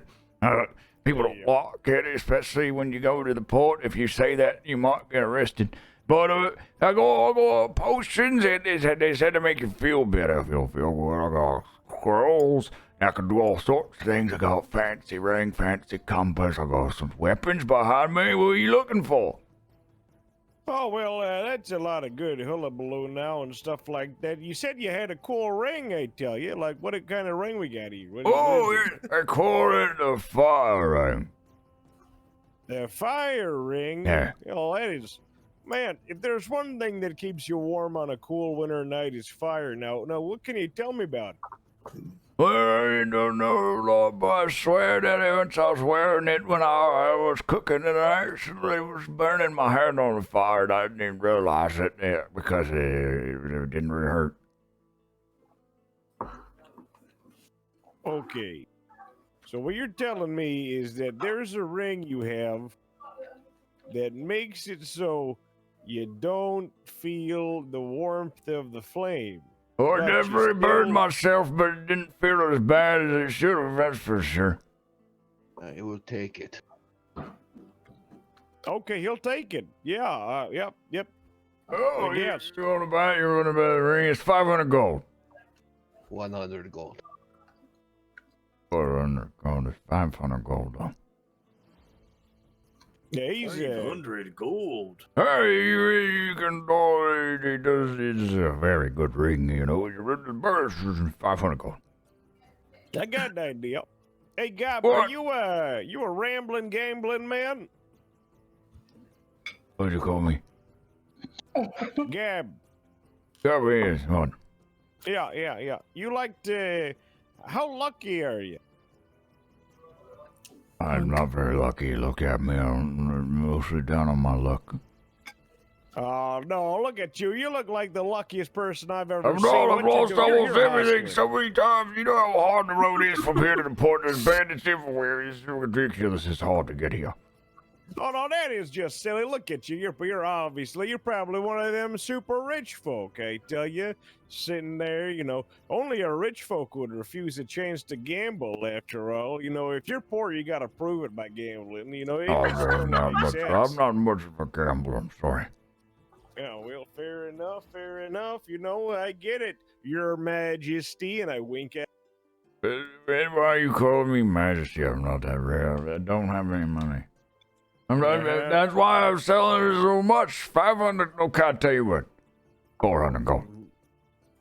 Okay, well, here's what I'm thinking. Now, 400, that is just out of the price range, I tell you. That is a king's ransom, my friend. I tell you, the amount of eggs you could eat with that, you could be a happy man for the rest of your days. You could probably even bring up a few children with that amount of gold, I tell you. You could build a cottage in the forest. It's ridiculous. Well, what I'll tell you is, I've got these dice here. Boy. And I tell you, it goes up to 6. 6 right there, so you can make an extra 100 gold off of your ring, right? I tell you, we roll the dice, and whatever number it lands on, we'll pay that number, but with 100 gold attached to it. So if it's a 1, it'll be 100 gold. If it's a 6, we'll pay 600 gold. How does that sound? All right. Fine. Yeah, I don't like gambling. My daddy used to gamble, and daddy would gamble with me because he gambled. We didn't have nothing. You know how hard it was to get a new car because my daddy gambled my car away. I tell you, you got to watch out for your daddy giving your cart away. I tell you, that's a tragic story. You hear it all the time. I'm Really just put the sick cart before the horse, you know what I mean? Yeah, I tell you, I'm sick of daddy's giving away horses. It's just tragic. Anyways, you want to blow on him for some good luck? And I hold out the dice. No, I don't want to blow on the dice. That's weird. Okay, well, fair enough. I tell you. Are it's you good buying luck, this, or is the bird buying it? Bird's buying it, but here we go. And I just roll the dice, All right. and that dice is gonna land on a 1. Oh, come on. That's not fair. You cheated me. I didn't cheat on you. Look at him. Pick him up. Roll him. Look, there's nothing wrong with him. They're totally fine. He picks up the die and he looks at it. What is this? 1, 2, 3, 6 size. What? What? What did you do? Yeah, I didn't do nothing. It's just the luck of the roll here. Here, like roll them, toss them down. He would toss it down on the ground. I would act normal because he's not attuned. 4. All right, 400 gold. Well, no, we already rolled the Oh, first you time. just said we could re-roll. Well, you didn't say you could re-roll. I said you could roll to see they're not fraudulent dice, is what I'm saying here. No, you're not. You're saying Well, you should let me roll to begin with. That would have made more sense than you rolling it. Well, no, If I was the one testing my luck. Well, no, that's why I asked you if you wanted to blow on him. You're just being a dishonest businessman. Well, you don't know what I know I can't call dishonest. Yeah. Hey, everybody, look at No, this no, no, guy no, right here. You see this it's guy? already on double. Okay, 100 gold for the ring. Okay, well, there you go. See, I got you there a discount, bird fella. He would. I want to crouch down and just pick up this ring, and I want to inspect it very closely. All right. Just can I roll an Arcana to make sure this thing is at least legitimate? Sure. Fantastic. You inspect the ring. I'm not good at Arcana. Oh, middling. You're holding on to it.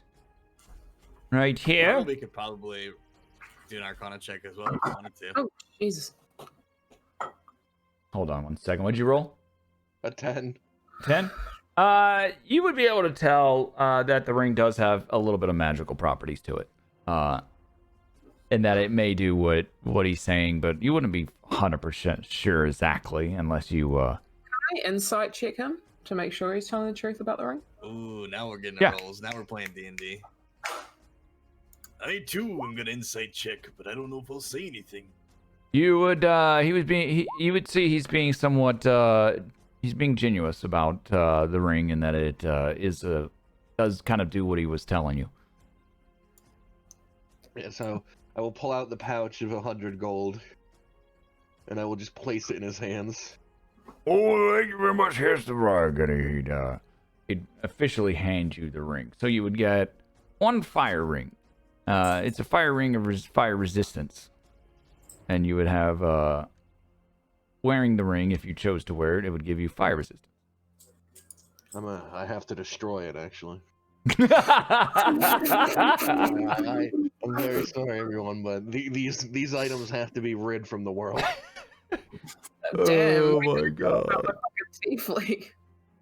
All right, so you spent 100 gold and you gained the ring, and are you destroying it on the spot, or is this something I you don't plan have on the do means later? of destroying a magic Okay. item. So You're gonna destroy this thing? so you're putting it later. in your Holy bag. Fuck. Maybe Bartleby could wear it, and then you wouldn't burn your friends or the bear or anything. But instead, This item directly is a hindrance to my god's motif. All right, the world will burn eventually. It's an inevitability, and any form to try and prevent that has to be destroyed. All right, so you That have makes this sense. this beautiful fire ring is now in your possession.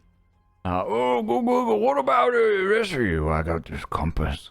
Oh, by this compass. It talks to you. Talking compass. Oh, yeah, it'll talk to you, but only a few times.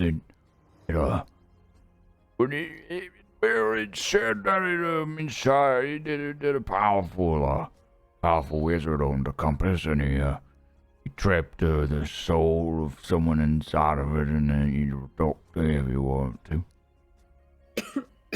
Can I sail on it? What do you mean, sail on? Is it a ship? It's not a ship, it's a compass. Let me see it. I don't know. Just here, I'll hold it in my hand. You look at it. It's very powerful. It's got a soul in it. You just kind of hold it up, for you to look at.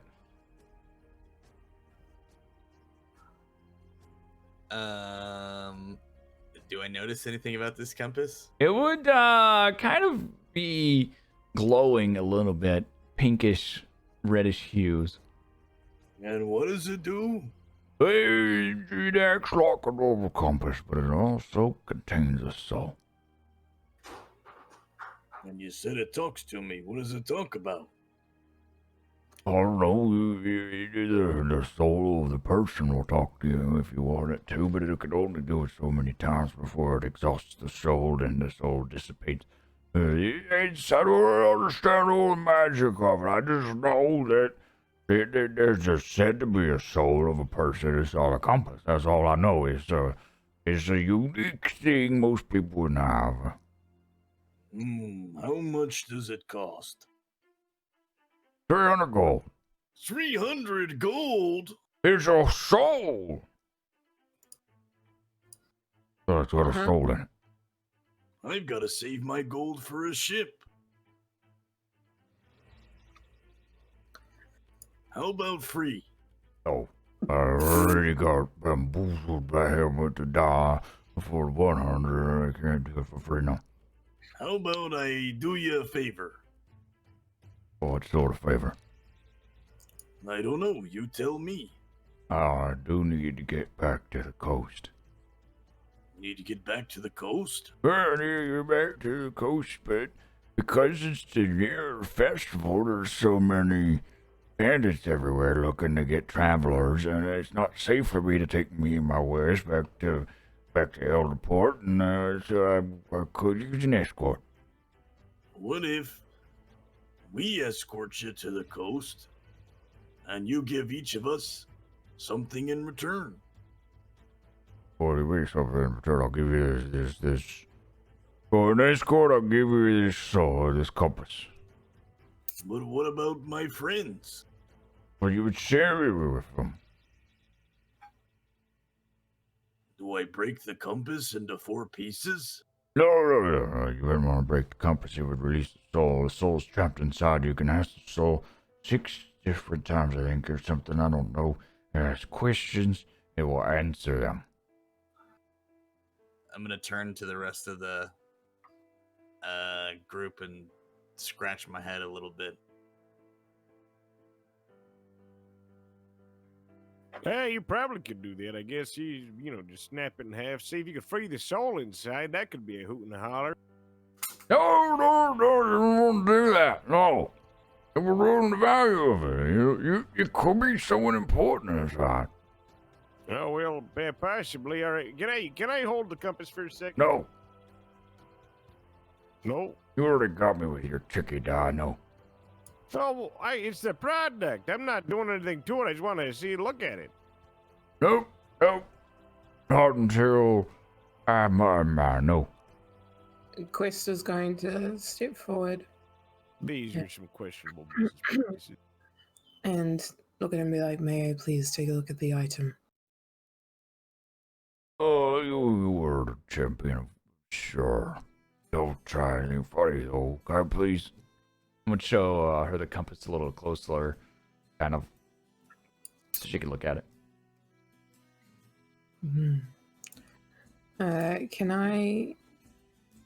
Can I Arcana check? Sure. Oh, terrible. To As she's you, looking at this, it I'm would gonna just be a like, glowing compass. as she's looking at this, she's just gonna like feel the shadow over you of this bear, like as close as he possibly can, peeking over your head, looking at the compass. It would just look like a glowing compass to you. You wouldn't be able to tell much. She's Well- going to. May I please hold it? Oh, I promise not to do anything funny.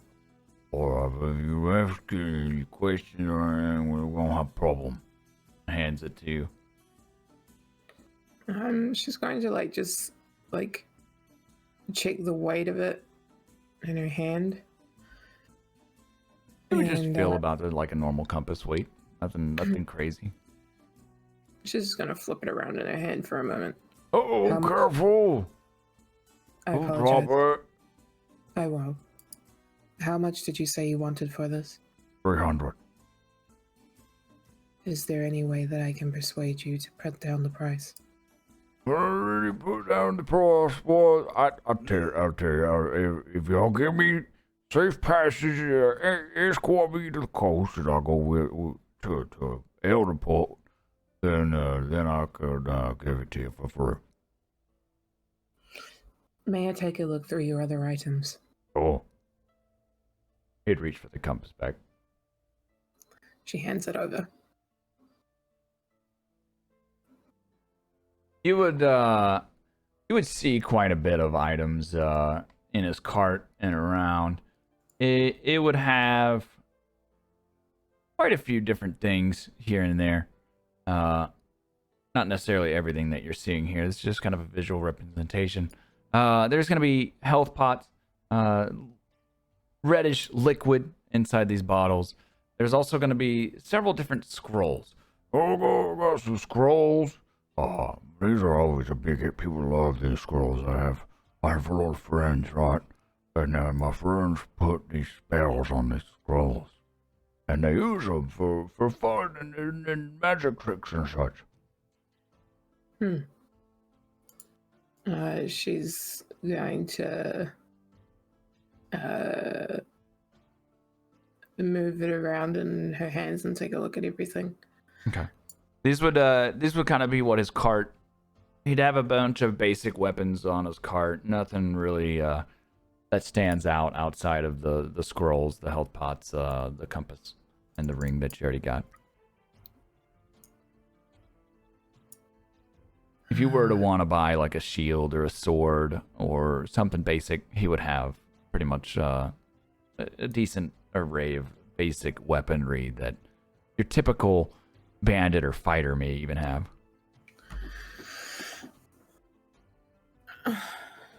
How much for the health vials?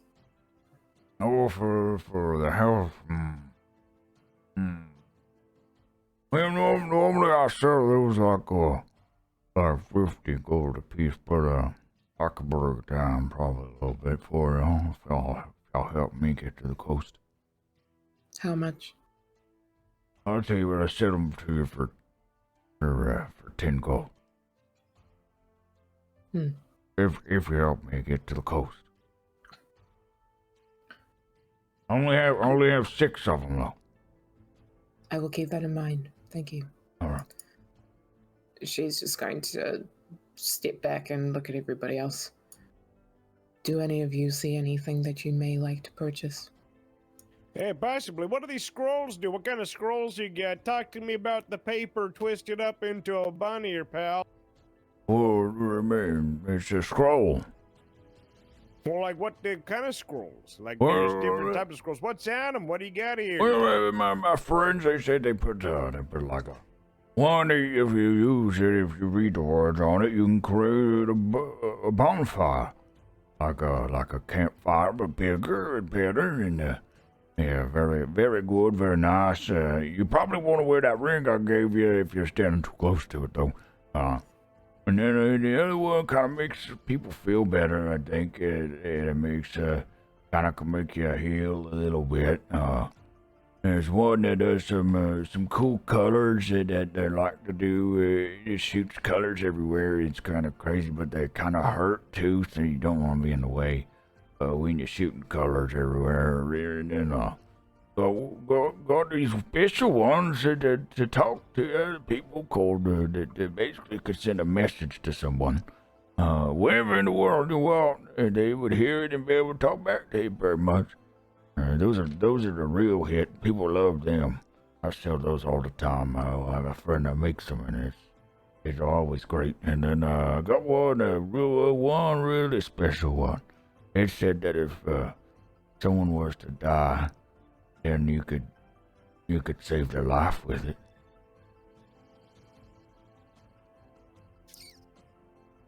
I probably can't afford it. I'm good. But those are my main things that I got, yeah. I got a lot of friends, like I said, I travel all over the place. I might be able to introduce y'all to people one day. So during this, Poofy's gonna be having like these really puppy dog bear eyes and scratching his ear. And he's gonna turn to everybody else and say, So just going over it, if we take you to the coast, we get this compass and discounted Health pots? Yes. Yes, because otherwise I'll be stuck in the city for probably several more weeks, and if I'm stuck in the city for several more weeks, and that's I don't get to go get restocked, and but if I try to go down the roads, I'm definitely getting robbed. Are you eating something? What? Poopy's gonna turn to him and just look him up and down real good and try and get a gauge of like his character, who this guy is. Yeah, I want to describe him. I want to get a good look at him. Do an insight check on him to get a little bit more of his what you would think maybe. He definitely looks like he's he doesn't look rich by any means. He looks somewhat shady with his appearance. His appearance definitely kind of gives off some shady vibes. But he seems genuine in what he's telling you. He kind of has, everything. A lot of his stuff is tucked into his cloak. He seems dingy, like he's traveled the world quite a bit, maybe, or traveled around quite a bit.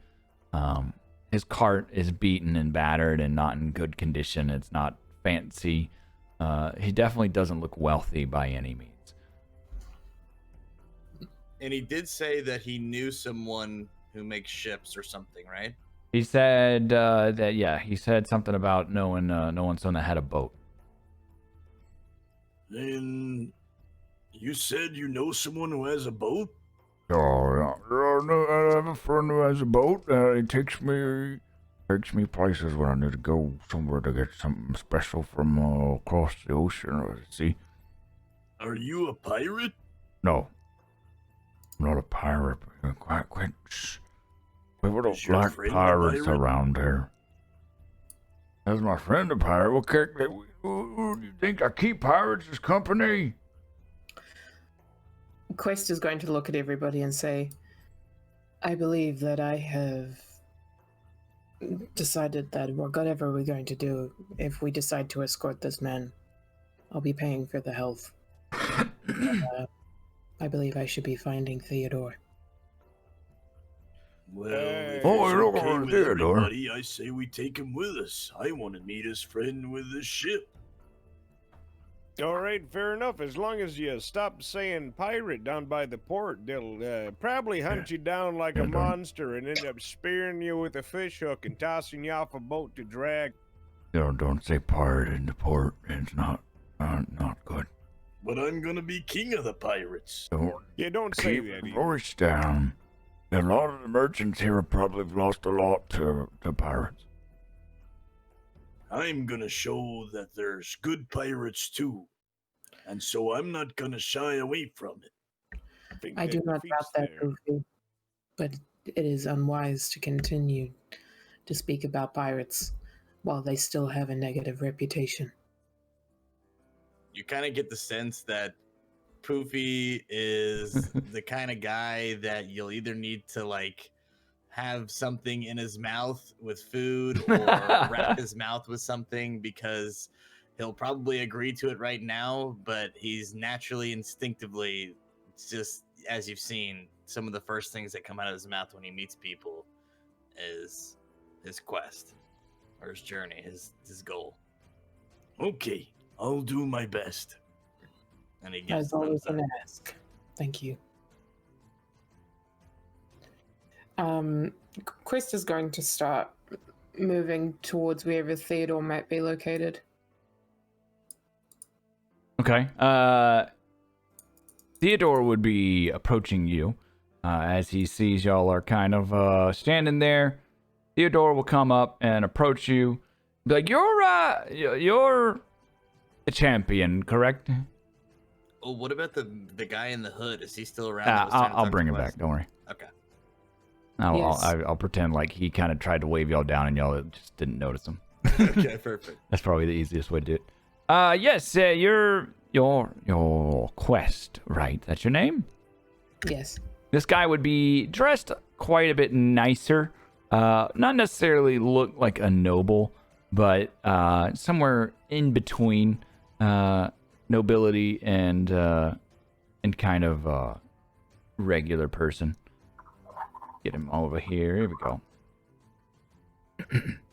Yes, I'm sent to get the thing from you to distribute it to everyone. You are going to choose to give it, yes? Yes. I do have a question. Yes. Where exactly will it be distributed to?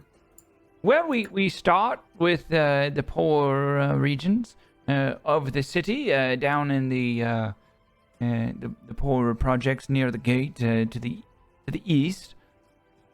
And once we give it to and help do some upgrades on those people's houses, then we move further and we clean up the graveyard some, make it nicer, and then we clean up some of the average areas in the middle districts where people live.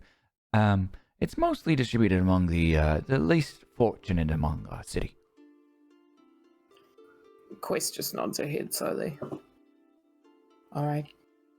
She's going to pull it out of her. Oh, not here in the middle of the market. It's a lot of money.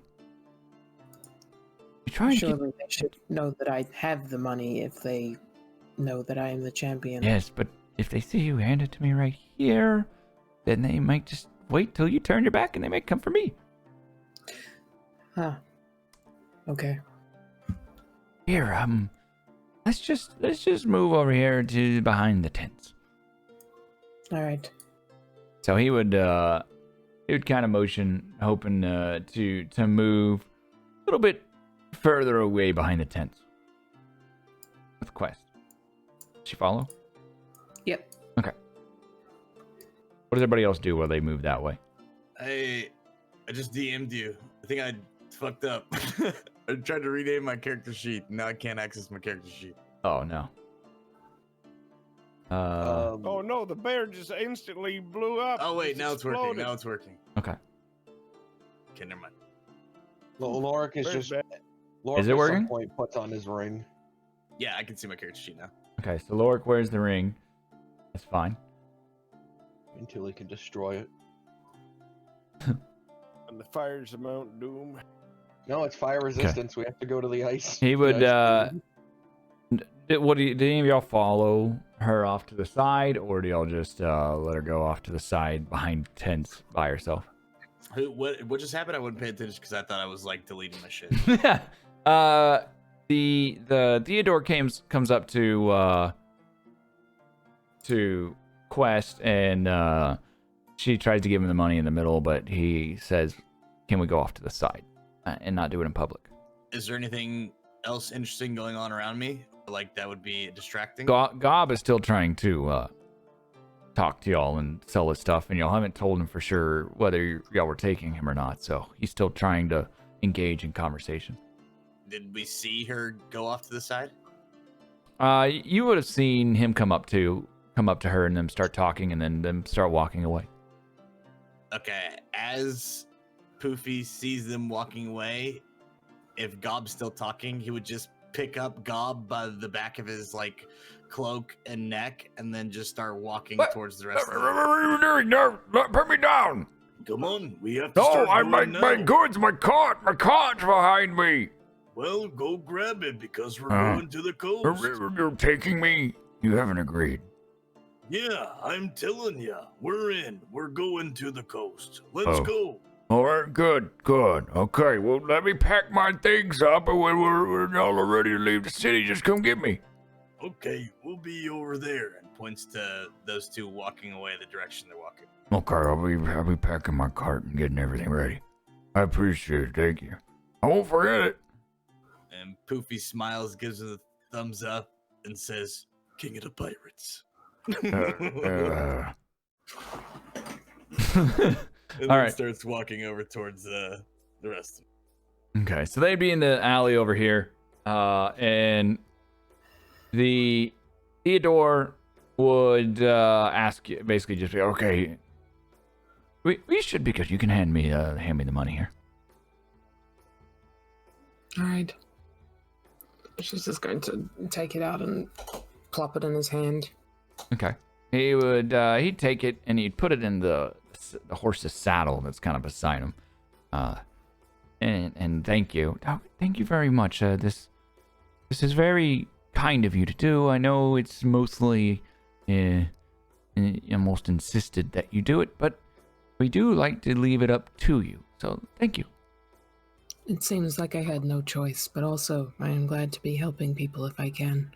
I do have one more question. Sure.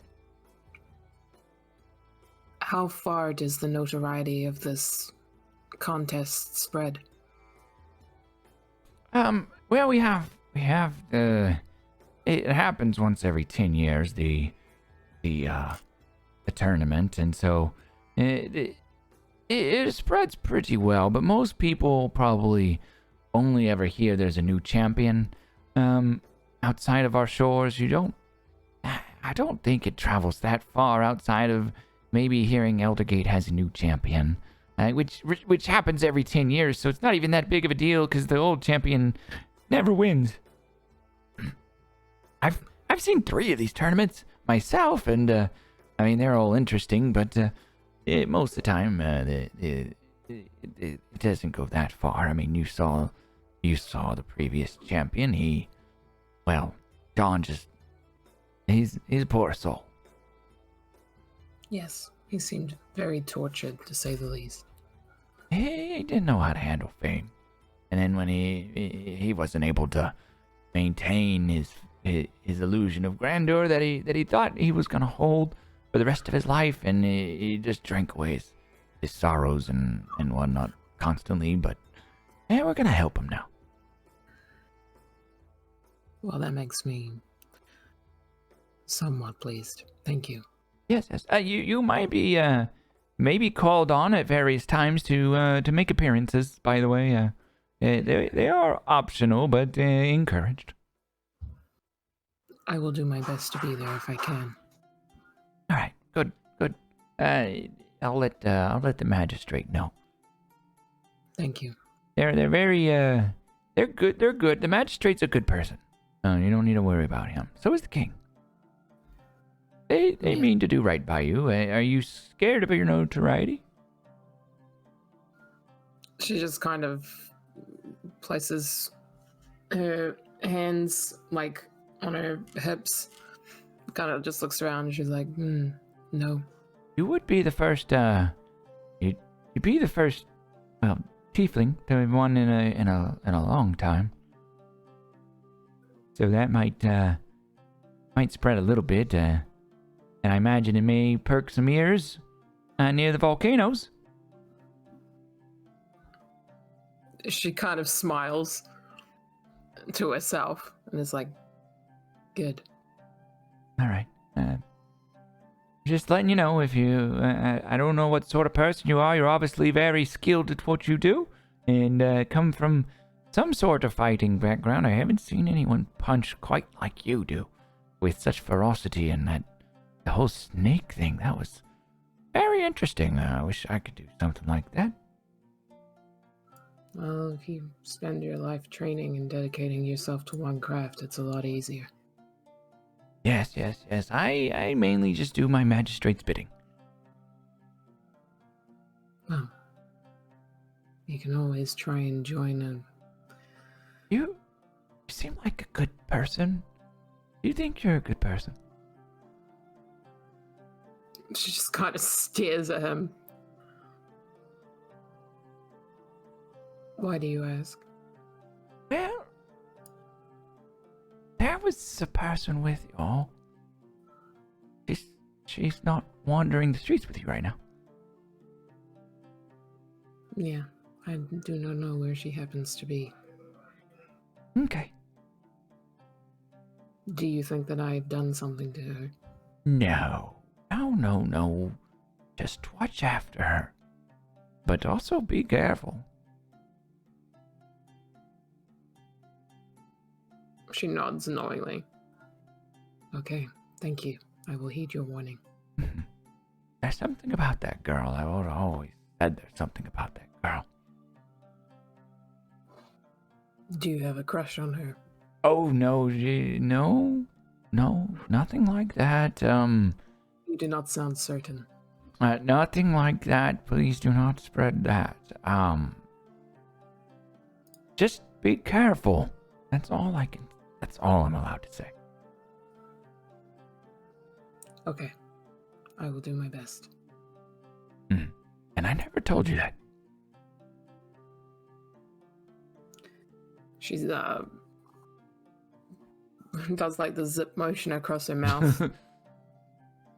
I should get out of here with all this gold before they come. I do this so, by myself. Again, most people think this is cursed and is going to, kill whoever tries to steal it. So most people might leave me alone. But there are some very greedy folks out there, like pirates. She smiles quietly. Ah, yes. We wouldn't want pirates getting their hands on that now, would we? Definitely not. It would be terrible. He would get on the back of the horse and I'll see you later, I'm sure. Safe travels. Yes. And to you too, Theodore. All right, and he would go his way. As he passes or Quest turns around, she's just gonna see Poofy standing there with 3 bananas in his mouth. Poofy, did you pay for those? Huh? Poofy. So what happened? She just kind of tries to hide the fact that she's smiling. And then it's like, nothing. I gave the money over, but you should definitely pay for those. And then starts wandering back over towards him. There'd be a person behind the stall if you grabbed those bananas off the stall. Hey, you, sir! Poofy starts following after her. Sir! And Sir! Flicks a gold coin as he's walking away. Ah, that'll do. Thank you. You want any meat? Poofy grabs a whole chicken and flicks another gold coin as he's walking away. Thank you. What about the pie? You want the pie? Poofy grabs a cherry pie and flicks another gold What about coin. a second cherry pie? You look like a kind of guy that can eat two. Poofy comes back and grabs 3 more pies. That's 3 more gold. And flicks her total of 4 gold as he's walking Thank away. you. Making these people rich. These people are beginning to see that you're a buyer, so they start all yelling at you from different directions. What about smell? What about my pie? My pies are better than hers. What about my meat? I got a sausage over here. It's the best sausage in the land. Come from the best pigs. Anybody who yelled at him and offered food, he's gonna go grab one of and flick him a gold coin as he's walking away. But always stay within range of Bartleby and Lorik and Quest wherever they're walking.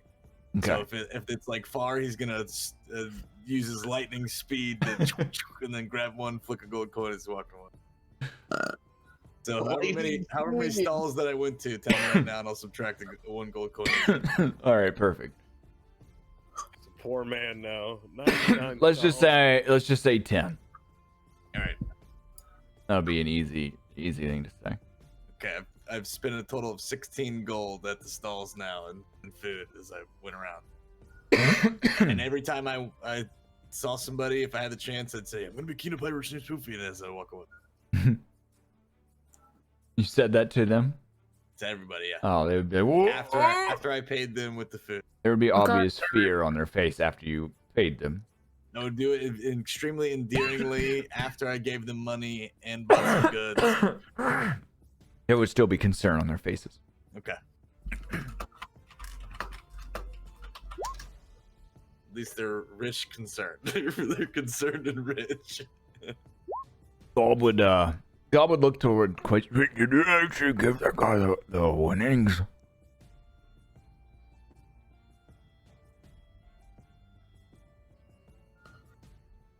Wait, what? You actually gave that man all the gold that you won. Yes. Oh, wow, man. Hopefully you would have kept it. I do not wish to bring curses upon myself or the people I am traveling with. Oh, that what they told you? It's always something they say. You always say it's a curse, or that they'll send assassins, or you never know. Once someone refused Dado right here in the very middle of the market. You know what happened? I only heard this through rumors. Through the rumors that peasants came from every direction. All the people from the poorest part of town, they all came here. And they all just dumped the person and beat them up until the gold just came out of them like a fountain, just coins everywhere.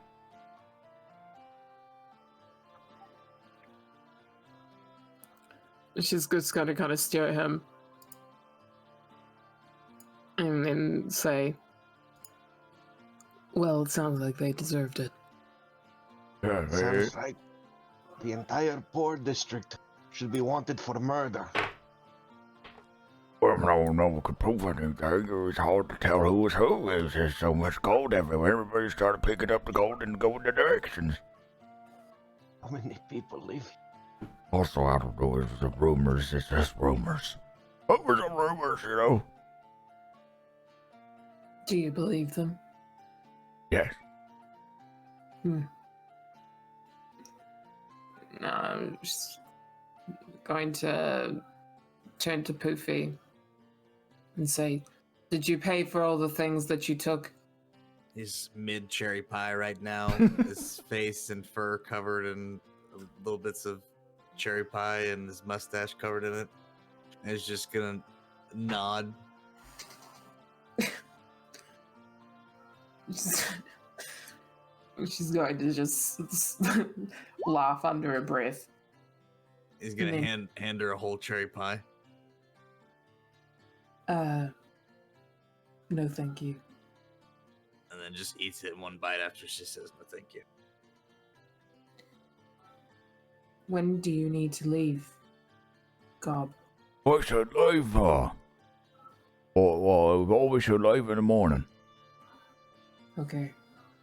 Alright, my cart's all packed up. I'm gonna go, have a tent by the front gate of the city, and I'm gonna go over there and sleep. And, y'all just hit my tent. It's the white one. You'll know which one. My cart will be out front. And it's just like, so I'll be ready. I'll be ready to go first thing in the morning. And you want us to meet you here? Oh, no, at the gate of the city. The city gates on the way out of town. Y'all all stayed into the night here, right?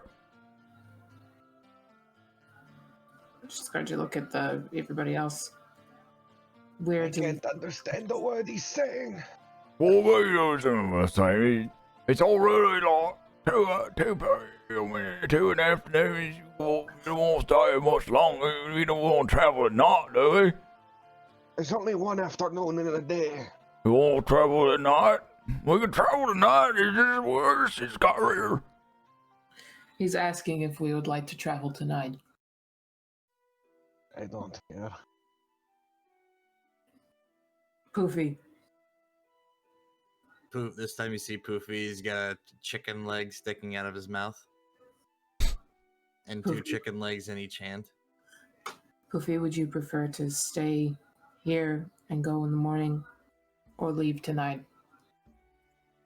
As you say this, he swallows the whole chicken leg and throws all 4 of the chicken legs he was holding in each hand in the air, and then in quick motion sucks the meat off each one, and then the bones fall to the ground. And he licks his chops and he says, Okay, whatever you want to do, Quest. She turns back to Gob and says, I do not believe that traveling at night is wise. We should wait till the morning. Okay, yeah, man, that's what I recommend too. But I mean, either way, you'll probably get handle just whatever came anyways, right? Yes. All right. So I'll take my car to the front gate. Y'all just keep me in the morning, all right? All right. Wonderful. So he would pack up the rest of his cart and start to leave. As he leaves, you see a man in a hooded cloak come up to you, and he would approach Quest, and he'd be like, "You won You're the champion, right?" It's going to look this guy up and down, and then she's going to just not say anything, but slightly nod. Looking him up and down, you realize it's not a human standing in front of you in under the hooded cloak, but rather it could be an elf, possibly pointed ears and such underneath that cloak.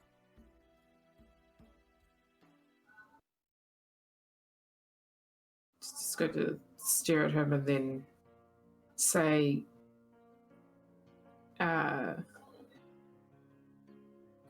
yes. Good. You didn't use a weapon. Everybody else was using magic and weapons. You didn't use a weapon, and your magic was different. Right? She's going to look at them again and then say, yes. Good. We'll be keeping our eye on you. He would say.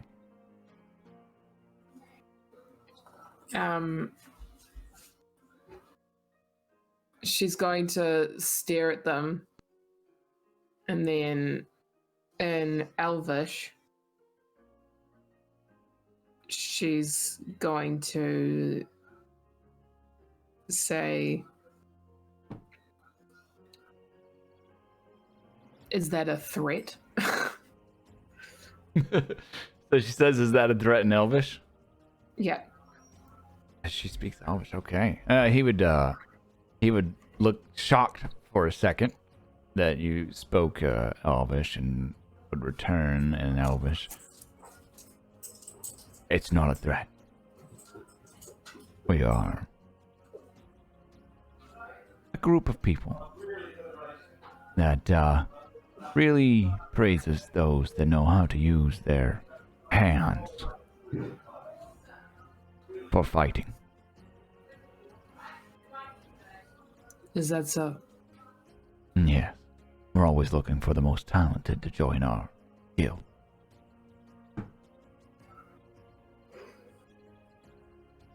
She's going to turn back to the rest of the group and look at them all, and then turn back and say, "They also fought just as valiantly, but the only difference is that because I used my hands and not weapons, you won me." Yeah. We specifically look for those that only use their hands. He's still speaking Elvish. Yeah, so she. We specifically only look for those that use their hands. It's an art form of sorts.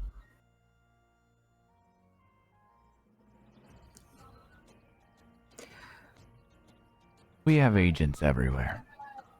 Don't worry, we'll know of your feats. Like I said, we'll be watching.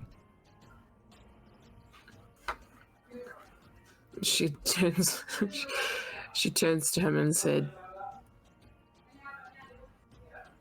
"Now that I know that there are people looking for me, don't worry. I'll be looking just as hard for the rest of you." Good luck. That's all he would Don't say as need he it. kind of pulls the cloak back down over his head and starts to walk away.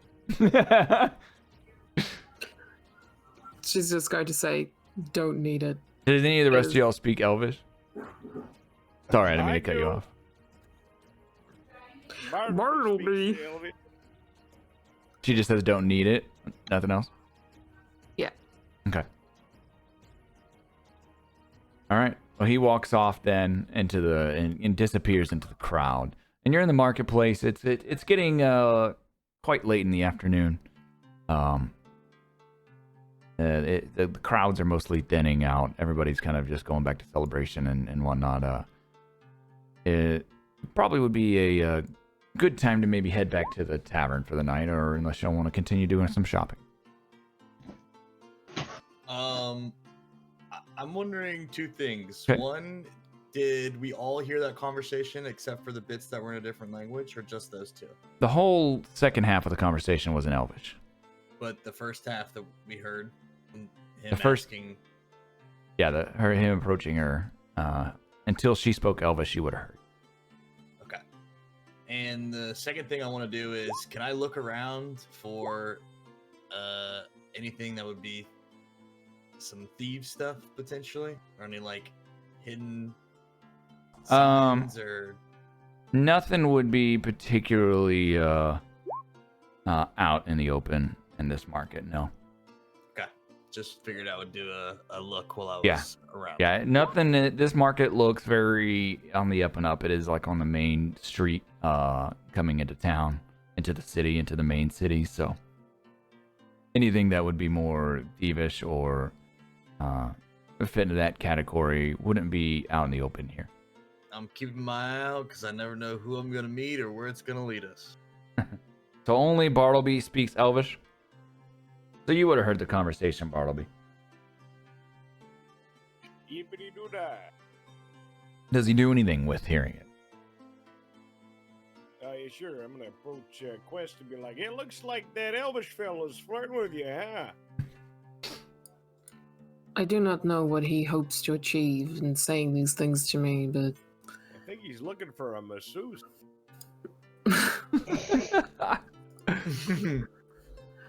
it's like I don't do favors along those lines, so he'll have to find somebody else. It probably wouldn't be too hard. Probably the bear over there could probably give one hell of a shiatsu.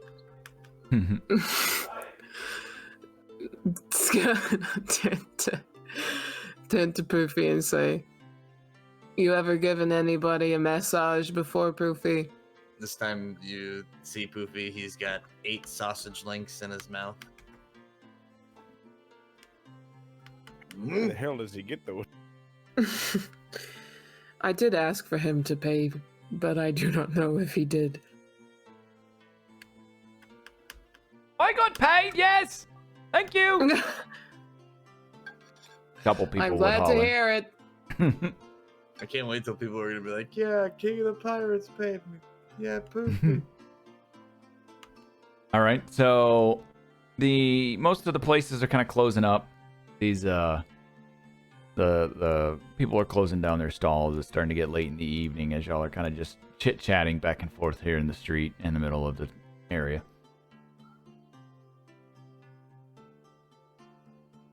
So, do we know how far we've agreed to take this man?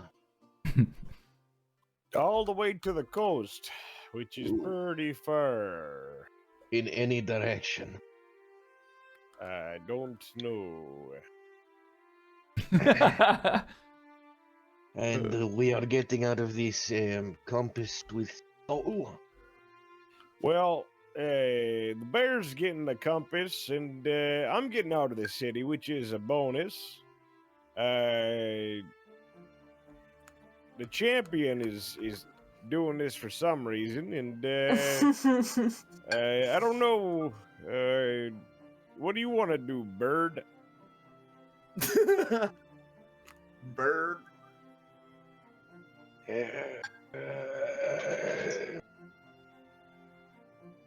Well, is there anything else happening here that could get us world-class fame?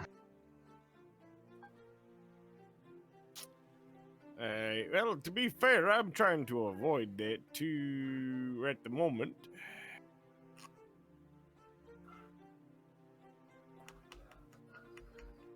So then, no. Well, you could, I don't know, people really like thieves, for the execution kind. So I guess you could steal a whole bunch of stuff, then people would be like, hey, it's the guy who stole all the stuff. That doesn't sound like much of a purpose. Yeah, not really, I guess. You're looking for a purpose? Yes. Well, why didn't you say so? I tell you. Also, I came to wonder, if you're a bird, how come you don't fly nowhere? My ring, as this one here is dysfunctional. Oh, like it was born wonky or what? No. I was cast down from the skies themselves by my own brother. And I was left crippled. Okay. You should probably talk to the monks in the temple to the north of here. They might know something. Straighten out your wing or something, put a piece of plywood on there, who knows? You wish for me to replace my wing with wood? Oh no, whatchamacallit? Well, when us land dwellers, when we break our legs and we have to crawl on the ground like some sort of creature in the mud, or whatever you said earlier, we straighten it out and put a whole splint on it and that sort of thing, and then eventually heals back stronger. And the monks and more healer people are real good at that, and to be fair, I need to go talk to the monks, and so maybe if we go talk to the monks, you can also talk to them about fixing your wonky chicken wing there.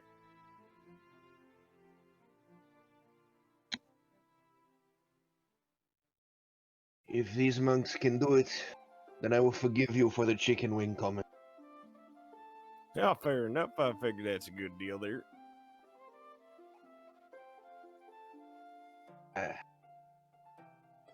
So then, the coast, and then monk.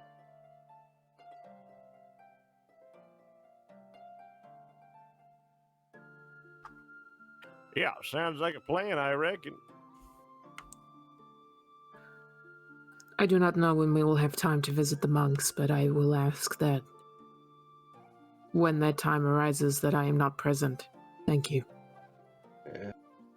I get it. You're one of them human haters. I understand. Yep. Uh-huh. Chris is just going to stare at him. No. Oh, then why don't you want to talk to the monks of the First Man? They're decent enough people, I heard. Perhaps she hates healers. I just that do not must wish be to it. be present. I do not wish to express why. Well, I don't think we're going to make you a present. That would be ridiculous. God damn it. She's just going to stare at him and say, I've said my piece. Thank you. Yeah, fair enough. Leave it to a person whose favorite animal is rats.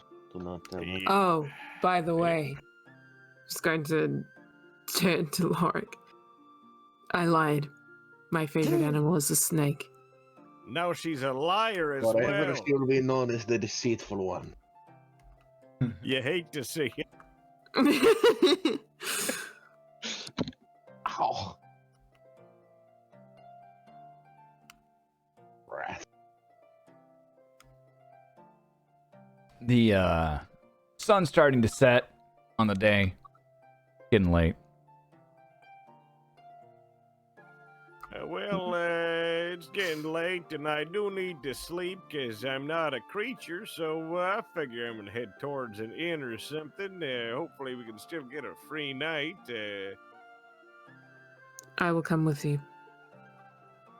Oh, you'll come with me to the end, but not the monks of the first man. I see how it is. Double standard. She ignores him. I think I understand. I've seen something like this in the past. It is myself. She is from the monks of the first man. She cannot return to them. She is disgraced. It's probably because she turned into a she-devil. Okay, at that point, she is going to whip around and slap him in the face. Oh, God! Roll, Wait, what did Bartleby say? roll strength. Okay. We're trying to theorize why she doesn't want to meet the monk. Roll of the a first man. d20. And I said, "Oh, it must be the same thing as me. She left in disgrace." and can't Not face very them." strong. Okay. No. Yeah. But she slept. She slept. The Ulrich, Oh, or you wanted slept me to Bartleby? roll a d20, sorry. yeah, I'm yeah, dumb. that's fine. No, that's fine. It does the same thing. That works. Okay, so you rolled a 4. Yeah, you would slap him, and it wouldn't really sting him too much. It'd be a pretty weak slap. Yeah. Pretty weak slap. Probably one of the weaker slaps Bartleby's ever had in his life. What did Bartleby say? Oh, I was Referred to as a called she-devil. Oh God. Poofy is gonna spit out a huge chunk of quail that he was eating at this time. Bartleby, what's your reaction? He's gonna laugh a little bit.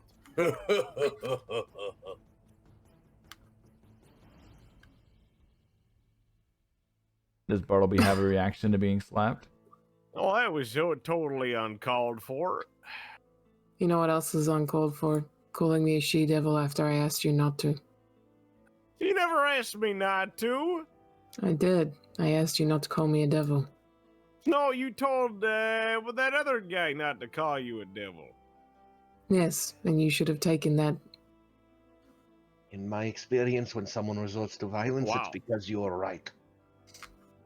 See, there you go. I agree with the bird. To be fair, you know, it is just a bit ridiculous. You know, just because you told another Humie to not call you a she-devil doesn't mean you're talking to every Humie. We don't all know each other.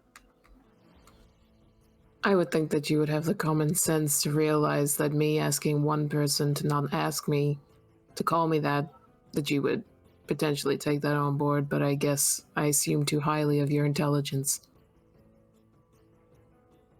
See, that's a very she-devil response. It's good to see Lork the was party just getting nodding along along swimmingly. too.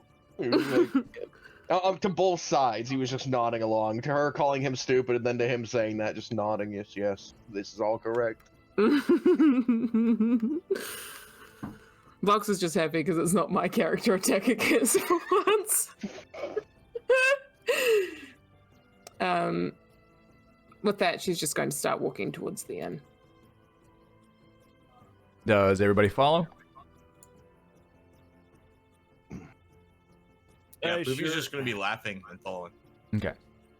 So y'all arrive back at the inn. It is late at night. The inn is pretty vacant. Hardly anyone in there. The bartender is back there. He welcomes you back to the inn. So welcome back. Everything's closed up right now except for the rooms. But you're free to. No, and you know your night's still taken care of until the end of tomorrow night. I thought hers were taken care of forever.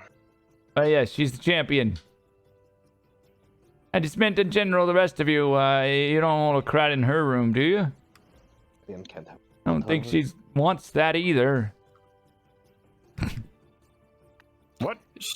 She is just going. She is just going to start making her way up to her room. Okay. So it would be nighttime, and does anybody do any night routines before going to sleep? Where's Grog at? Or what's his name? Gob is staying at his tent. Gob. He has a tent near the city gates where he told you he'd be. Okay. Okay. Anybody night routines? Quest gets Just into bed lighting. Oh, go. and just feels kind of shitty, and then goes to sleep. Oh. Aw, what the Poopy just cannonballs in bed. Cannonballs in bed. All right. I hopes everybody had a great day. He's very full. Excited about a compass. You got to explore a full city. Excited about a magical compass. Okay. All right. If the other two are just going to go to sleep as well, Lorik, Bartleby. Nut ball for 30 minutes and then bedtime. Okay. Nut ball for 30 minutes in bedtime. Lorik. Lorik? Hello? Bird? Didn't the bird groom himself? Didn't Lord groom himself? I can't remember. Maybe. We lost him. We'll say he just passed out and Okay. he didn't even make it to We're bed. gonna He passed take- out on the ground. This is a good spot. We'll take a quick intermission. Let's do 10 minutes, and then we'll start back. All right. So everybody take a break. I wanted to do this break earlier, but took a little longer in the All right, market area, which is fine. Lord, what's your nightly routine before we take a yeah. Lighting a bunch of candles and then laying in bed. break? Okay. Perfect, worth it. And playing with the new ring. Okay, so it's nighttime, night falls. We're taking a quick intermission, everybody, and then we'll be back. So 10 minutes from now, we'll start back at 8:58 Central. All right? Yeah, yeah. Yeah, yo! Be right back, chat.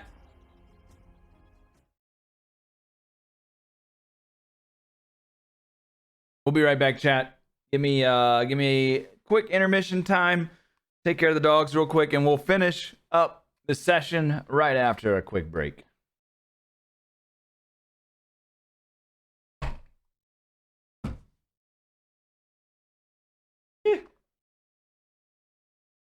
Hope everybody's enjoying the session so far. It's been a long session already. I expecting it to go a little faster. Need to add more prompts.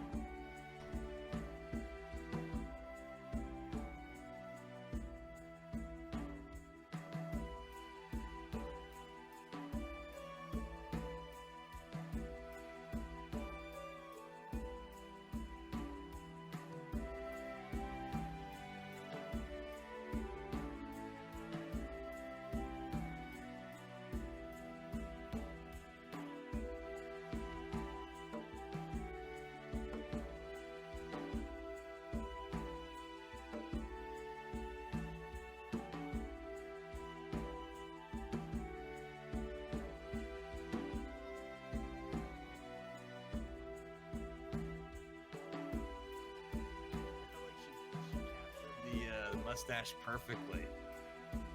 Everybody back? Pretty much. Hello? He's muted up for a second, but I think Okay. it should be all right. Okay, okay.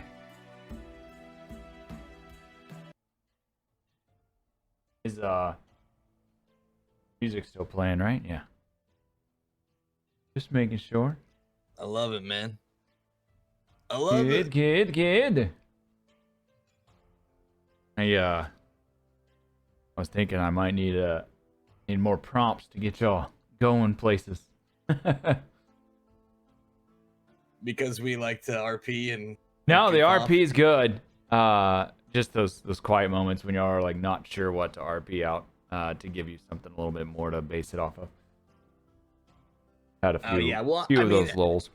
at the same time, you got to remember our characters are still like just Yeah. they're to know this each is other. like that. Yeah. There's not like these great connections or bonds, even though there potentially will be. Yeah. For sure. So those awkward moments, I kind of like that there's some like Parties just figuring each other out and learning. Mm-hmm. They really are. Just getting going. So Like, we're who knows?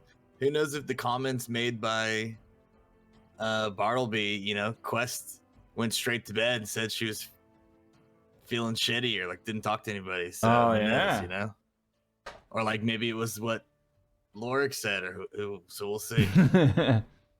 Or maybe Or is that she gave away 1,000 gold and she isn't sure if it was for a good cause. Or maybe it's that, yeah. So we quick synopsis of the first half of the episode, the season. Episode 1 would be y'all kind of went to meet the magistrate and get his get the money, your reward, say kind of your piece, see the magistrate for one last time. He kind of is created as a contact for you almost inside the city. Someone that if you need something, you can reach back to him. He's not someone you would just lightly decide to do so because he is a prominent head figure.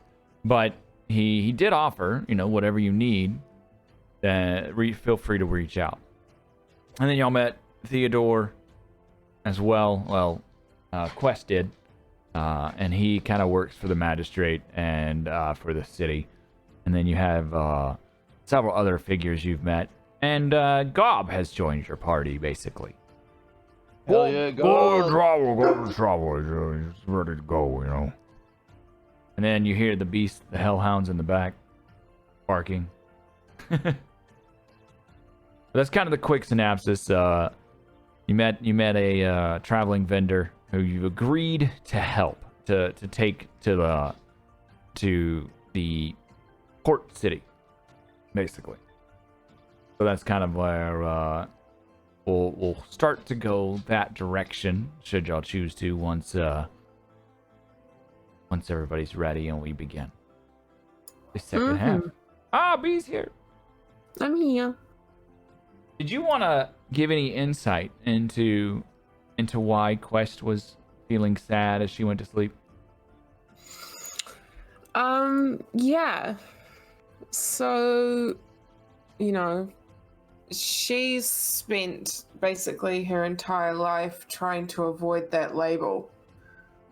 After she escaped from the underground fighting ring, that cult that she was a part of and was forced to partake in, where they basically just,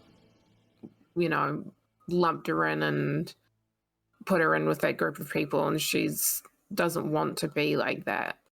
And, she's spent pretty much a vast majority of her life trying to run from people who, was obsessed and worshipped, devil gods, and used her as, a tool to try and appease them.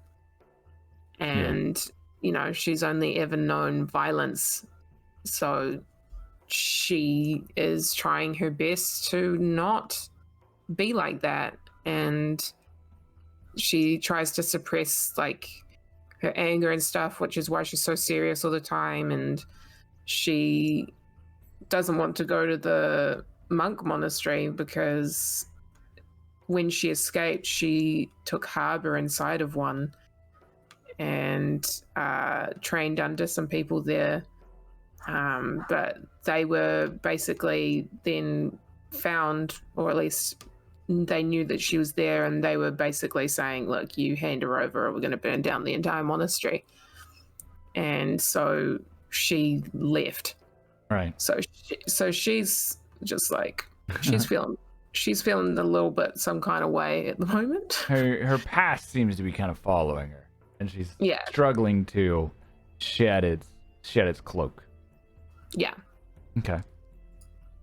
All right. She's kind of definitely Quest was very much featured this first little bit that we did. Give me one moment. I do need to throw my dog outside because now he just ate and now he's bugging me to go outside. So give me a moment to throw him outside, and then we will start the second part of this. Wahoo! Wah! So what else do you guys is anybody else wondering what souls in this soul compass that Gob has? Or who his friend might be? Or I'm are you hoping thinking that- about the monks? Maybe they can actually heal your wing, Lorik? I'm hoping that the soul in the compass is the first pirate king. Oh my god. That would be That epic. would be neat.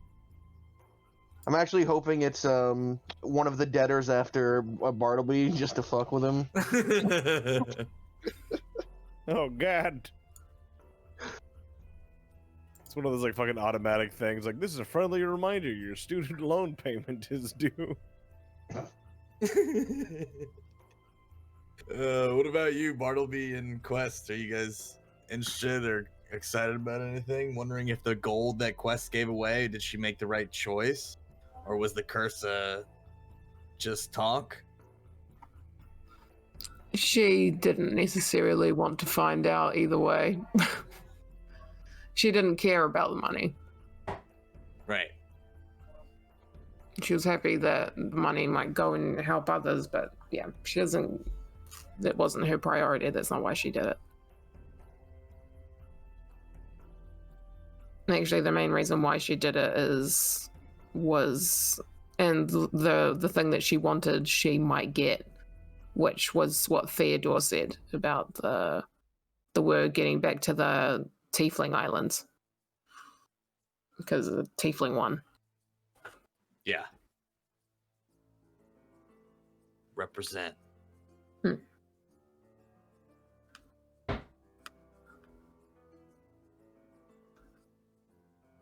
What about you, Bartleby?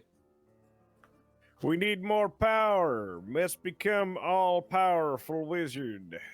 And identify all the magic artifacts. Mother Liquor, I tell you.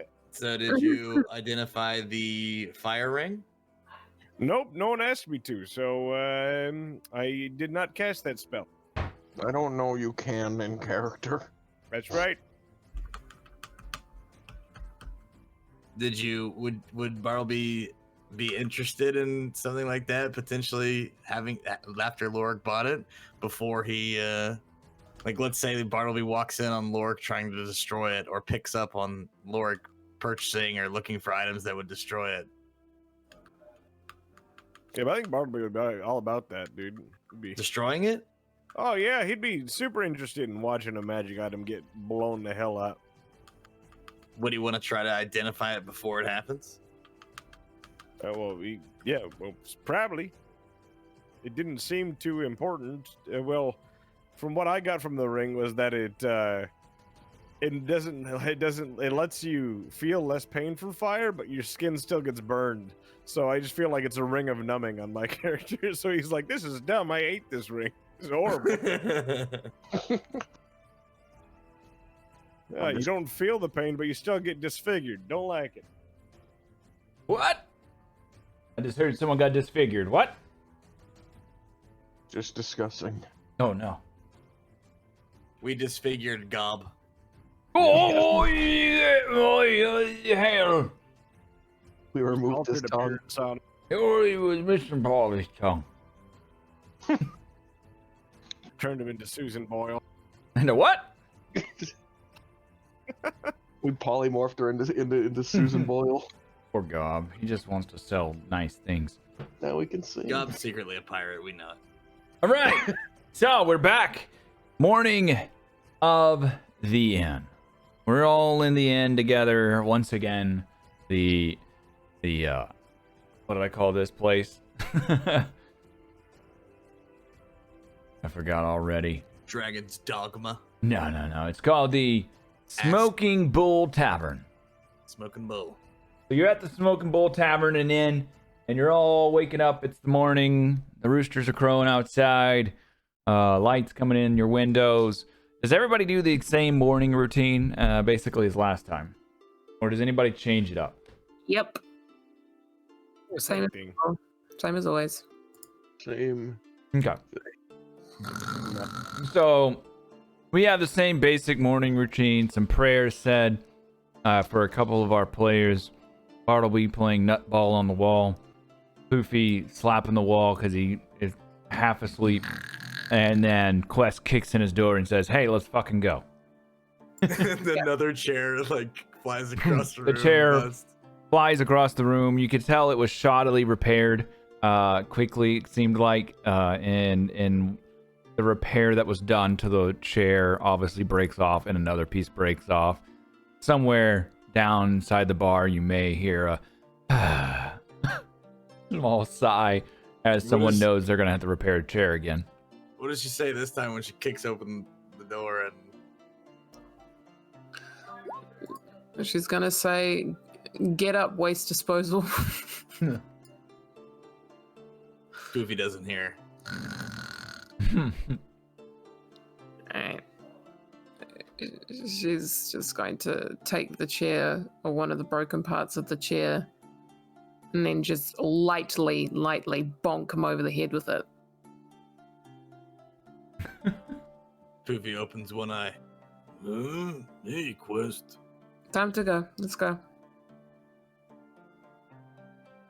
He starts getting up. Alright, she's just going to wander down to the bar. Maybe ask one of the barkeeps for an apple, and then once she gets it, she's just going to go and take her usual spot, leaning on the door frame of the doorway, waiting for everybody else. As Poofy, Bartleby, and Lork also make their way down, they would find the first two tables are just completely filled with food.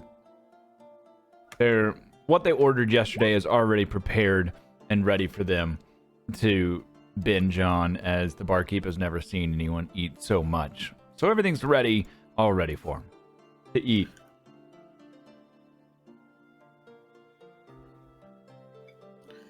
That's pretty impressive.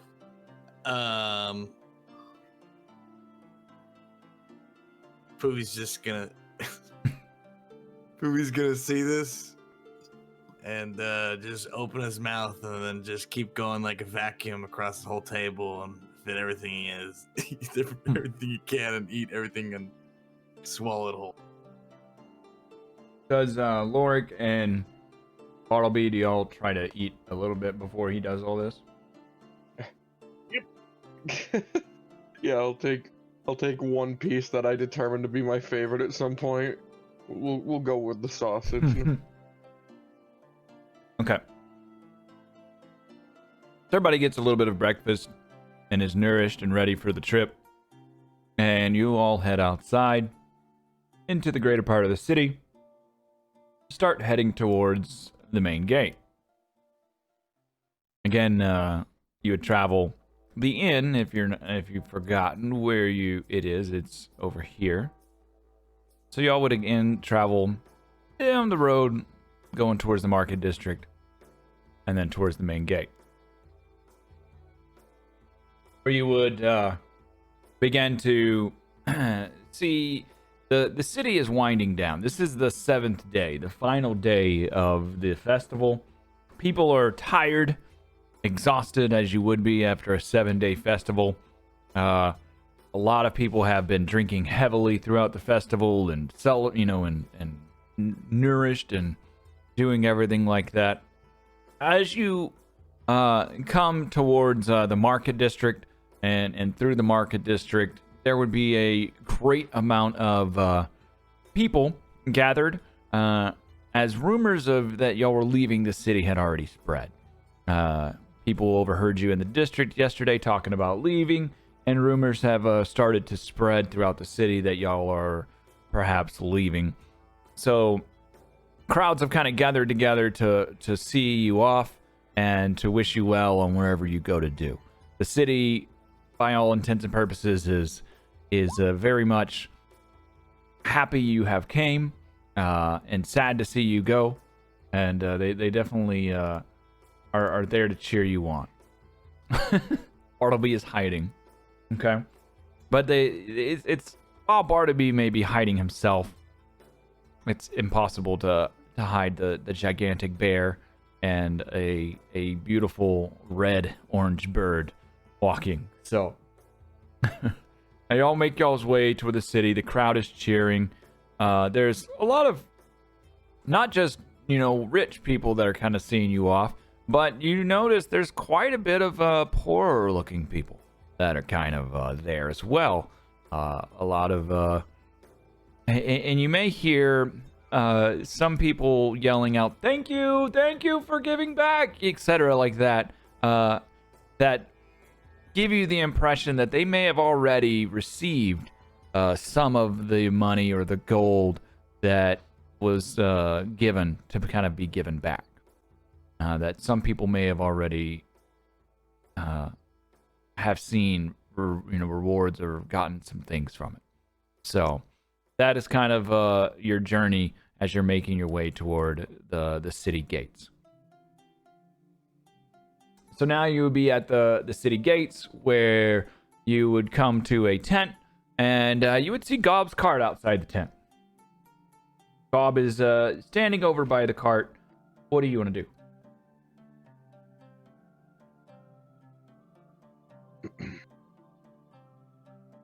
Gob, where are we actually going? Well, they're going to the Elderport, like I said. The town of Elderport is just straight east down the main road. It's the main import port that all the goods come to before they come here.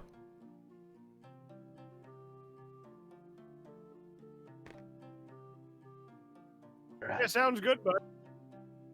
There's a couple day journey down the road, not too far from here, Couple days. Nibs on shotgun. Shotgun, what do you mean shotgun? Oh, my donkey is going to carry the cart and pull it. No one's running donkey. Yeah, I won't ride the donkey. I'll ride No one rides mule too old for that. We all walk. Oh, well, you sit over here. My goodness. That's terrifying. Get an old donkey on a few days' journey? What? Oh, my goodness. And you're a traveling salesman? You got to be more professional than this, Gab. I tell you, this is just an outrage. Oh, my goodness. I told you I got robbed and lost a lot of stuff, and this is just trying to get back there so I could grease off. Fair enough, but that is still my goodness. Couldn't even pull a favor, get a decent donkey. Look at this. This ass is half deflated. Well, it's best ass that it had in the stable. I'd say the stable's got some low quality ass. No, you tell that stable master, not me, and I'll just do the best I can.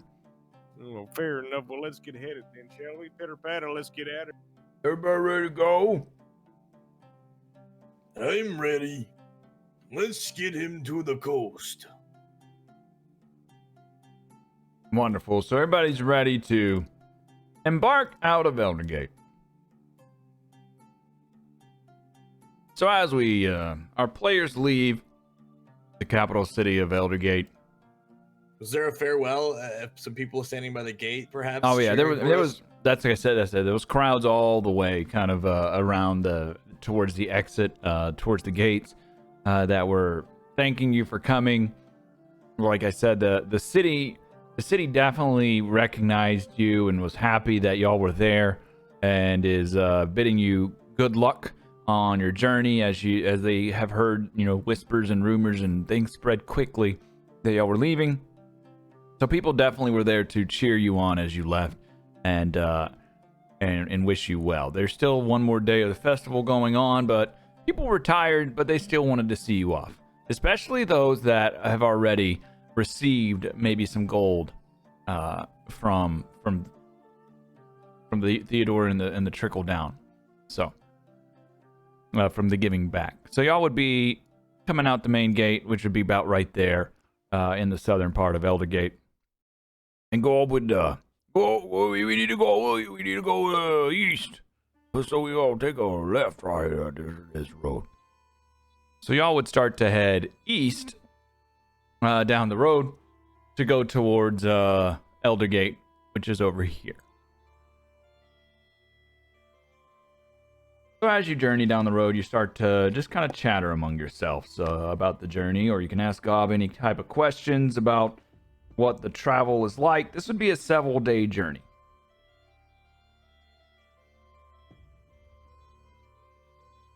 I hope that all the people know that I was grateful. I waved and smiled and cheered as hard as I could when I said goodbye.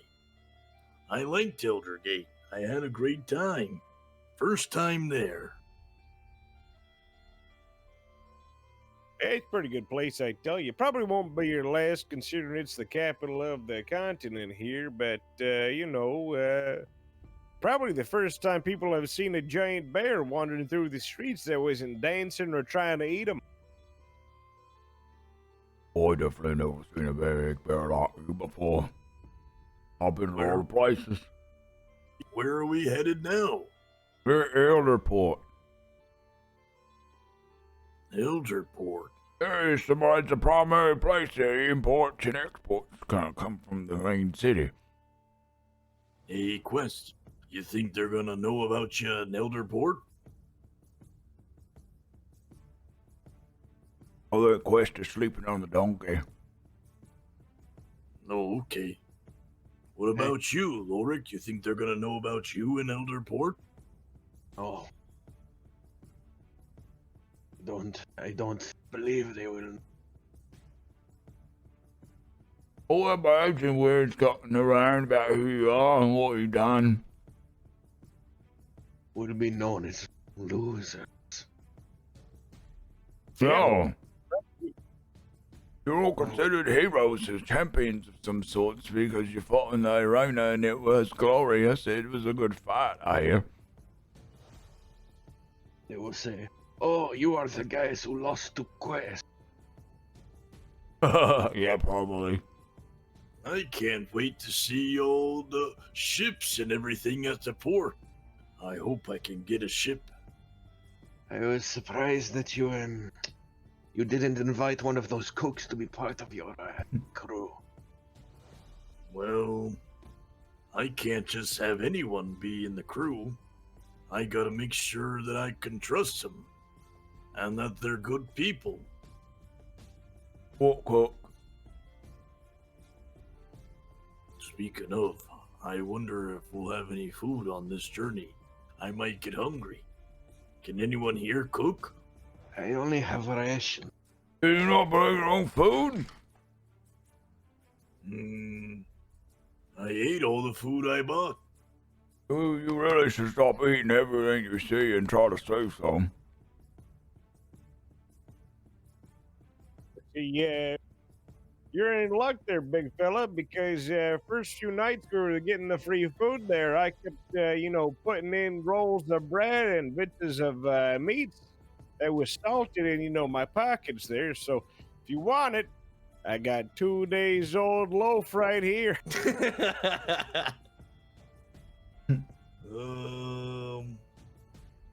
Okay. We probably won't save it till you're actually hungry and not eat it right now. We just started our journey. Poofy eats right away.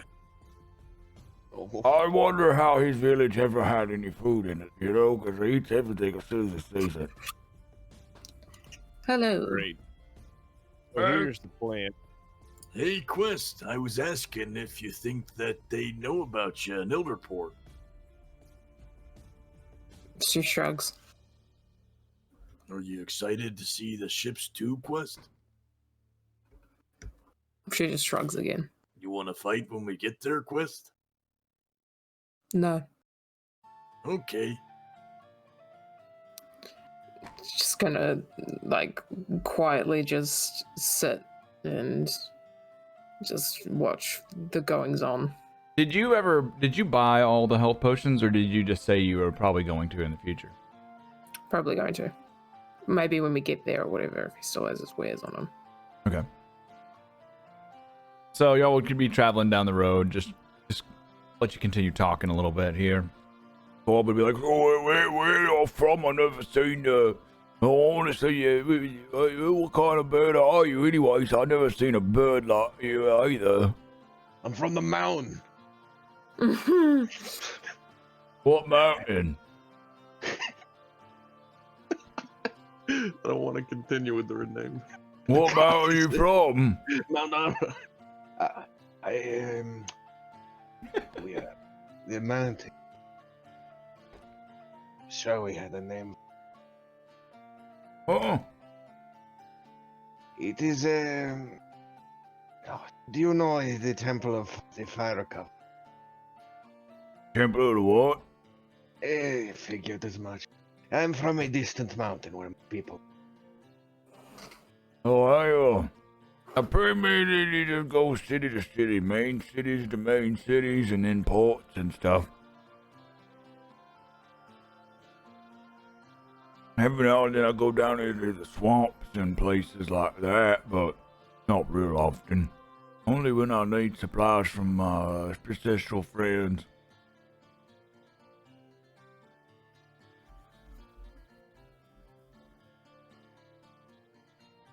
What about you, Pofa? You say you're not rich. Where are you from? I want to go where you're from. I want to see more like you, and maybe you got something cool. I like your necklace. Would you sell it to me for 1 gold? While this is happening, is there any way are we like walking next to each other or inside of a cart? No, you're What are all our just surroundings right walking. now? You're walking down the road. Yeah. Walking down the road from Eldergate to Elderport? Yeah. Okay, I'd like to, during their conversation, if it's possible, I'd like to go into stealth. You want to go into stealth? Yeah. Just creep off the side of the path a little bit. Yeah. Okay. Is this like what point did you do this? During their conversation, while those two are engaged. So before he talks to you. So he talked to me, and then he started talking to Lorik. Right. Okay. So Yeah. I imagine, like, while he's talking to Lorik, I kind of just, like, slowed down a little bit and then stealthed up. Okay. Does that uses a spell slot for you or anything like that? No, I think I had. Did I roll for it, Let me right? see. Yeah, you might need a roll for it. To see if you wreck it or sees you. Bucks? Well, yeah, you would just roll for stealth. Okay. Yeah, roll for stealth. See if you're Okay. See what his check would be for Gob. It'd be pretty low. Gob would kind of see you kind of venture away a little bit, just enough from him, and then kind of not really know. And he would kind of know you're around, but not know exactly where. Oh, well, I was going to talk to him some more. I wonder why he walked off. I hope he's still following. Okay, and with the stealth, I'll use it to get right next to the cart that's being pulled behind us and start searching through, looking for the compass. Okay. I mean, roll for, what are you going to roll for here? Let me see. Investigation? Yeah, it's going to be an investigation to search for, but you're also going to need a roll, like sleight of hand or something to continue to do an action while in stealth that he wouldn't notice, especially in his cart. Because I want to find the compass. I want to stealth up, find the compass, Right. And I want to ask it a question. Okay. So you're gonna roll. If you're trying to do that, roll sleight of hand. I think is what I'm gonna have you roll. Since you're kind of tinkering with the cart while in stealth.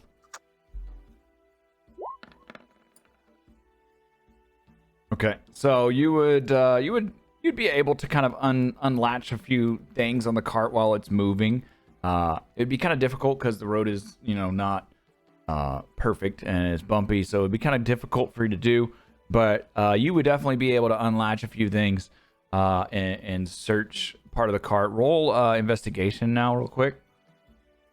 I want to see if you find exactly the compass. Okay. You do not find the compass. You search the cart pretty thoroughly, and you find a lot of, you see a little bit of, quite a few weapons and things like that. You do not see the compass. Okay.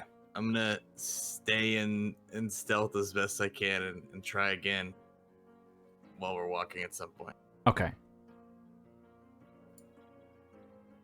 Go ahead and just try again if you want right now. You want to try again right now or Yeah. wait a little bit? Okay. I mean, this is a several day journey that y'all are kind of walking on, so you can try again right now if you want.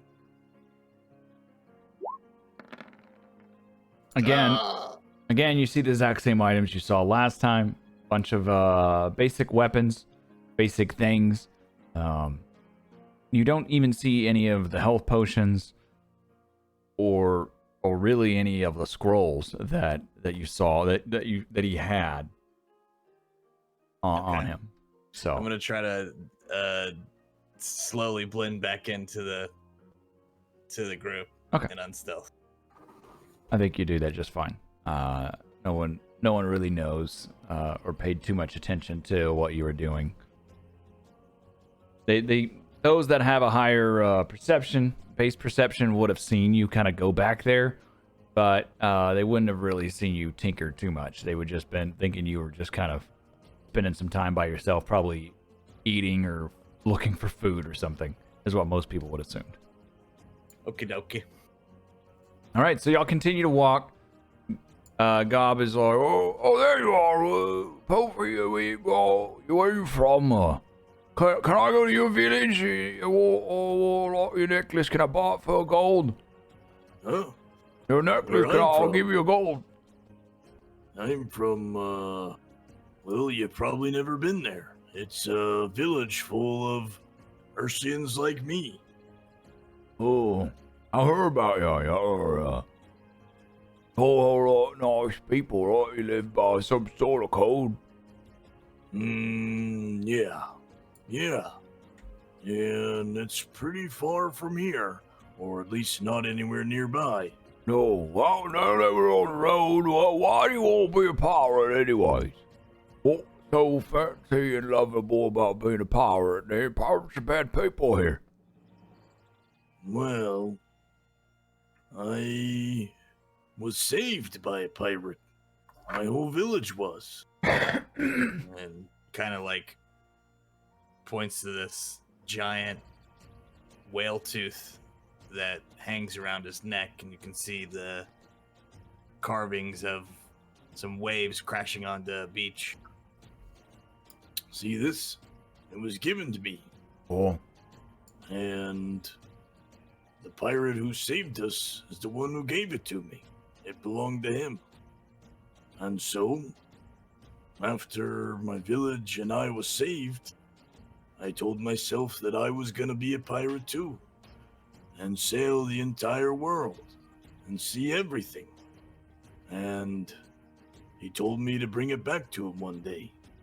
So that's what I'm gonna do. why I'm did gonna he bring tell it him to to him bring and it become back to king of him? the pirates. Why did they say he just come back for it one day? No, he didn't tell you where he was. That's not very smart. I don't know. Well, I'm Maybe not I'll very ask him smart when I see man. him. Oh, okay. Well, if he already died, Well, I guess there's only one way I'll find out. well, you'll never find out. You'll just spend your whole life chasing a dream and never come. Well, my dream is to become king of the pirates. Oh. Alright. All you gonna do is king anyways. I first want to see everything, and then I want to be the strongest pirate. But I feel like I gotta do one to do the other. But that's far from now. Right now, I'm just trying to find a ship and get a crew. Oh. There might be people willing to sail in every port, I don't know. I know, I can't wait to see the ships. He starts Oh. kind of like putting both of his hands in the air and shaking them, cheering. Oh. You never seen ships before? Why are you so excited?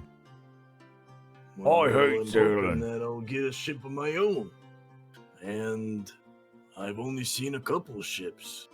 So Not if your too friends many. don't want to go with you, you're gonna leave them?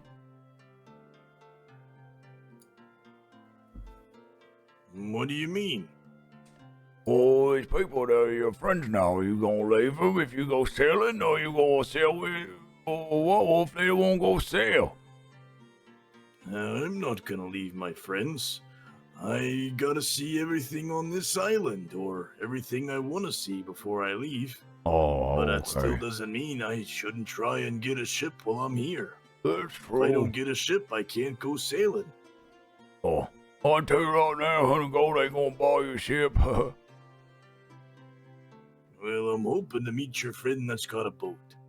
We gonna pirate a ship? No, I was hoping he could make me one, or tell me where to get a good one. Maybe he knows more than me. Oh, he just got a little ship because it's enough to get me to and fro different places. And other merchants, he gives merchants rides. It's like somewhat of a merchant vessel. But I don't plan to leave my friends anytime soon. We've only just met, and besides, I've gotta fight him again someday. So I'm not going anywhere until I get a second shot. You gonna fight your friends? Well, yeah. What if they won't fight you? You're a big boy. You got big arms and big sword. No, my friends are stronger than me. Oh, did you see my swords anyways in the car? I got ones you might like to replace yours. Maybe when we stop, I can see. Alright.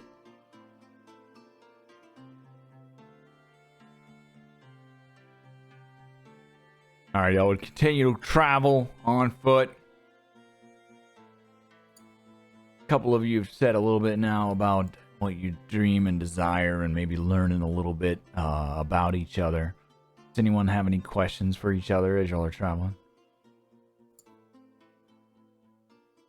Now, So,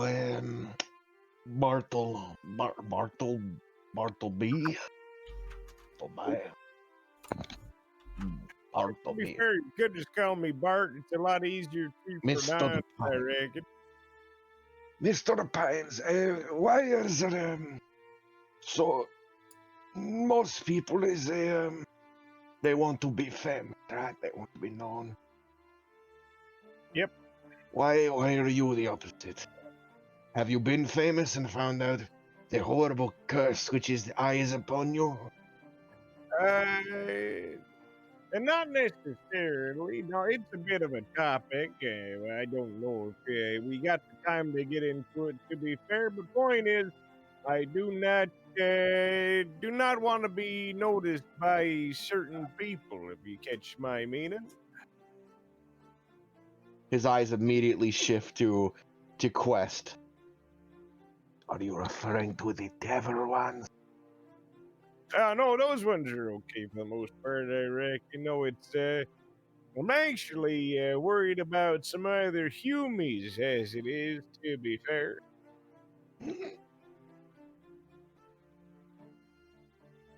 Are you also a pirate? No. I don't steal from people. Pirates are bad people. Hate them.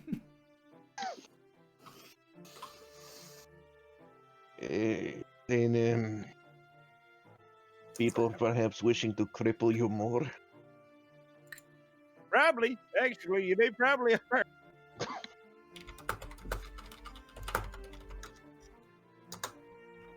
Hmm.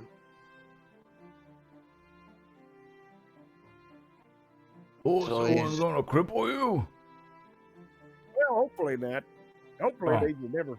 That'd be great. That'd be for the best, I reckon. The Oh. thing is, they'll never recognize me with this mustache. Was that an old mustache? It's right. It's a mustache that I grew. That way I look a lot older than I, probably should, I tell you. Makes me look like I got 14 kids and a carriage of my own. But I don't, I tell you. I'm Is in this- my prime. Is this even your real voice? Yep. Oh, hi. Oh, So you're on the run. He Yep. I'm on wants the to walk. become a pirate on the run. I am on the run.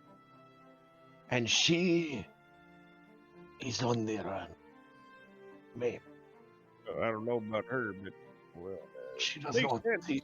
the monks. She's on the run. She's on the run from the monks. what they all wanted?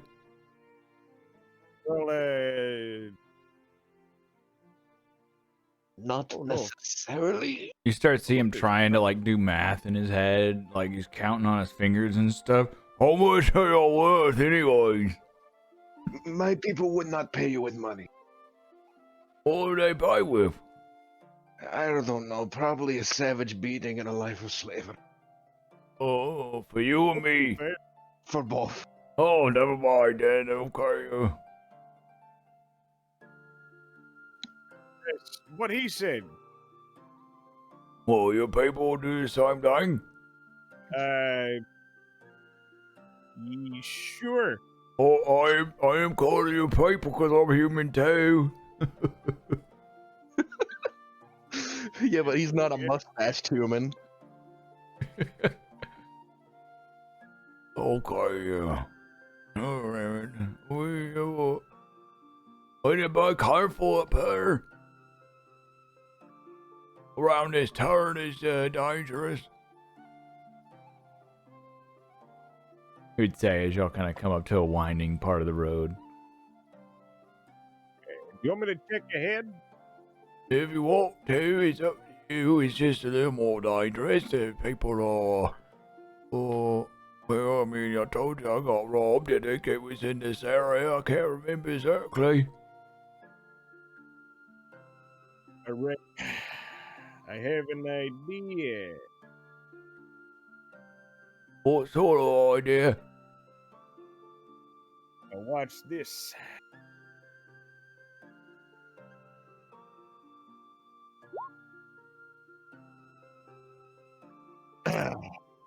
All right, with that, I'm gonna try to make myself look like a disgusting leper. Oh no. Okay. Disgusting, filthy leper. And I'm going to awkwardly hobble down the corner. Okay. I'm gonna Let me 1 second. Oh,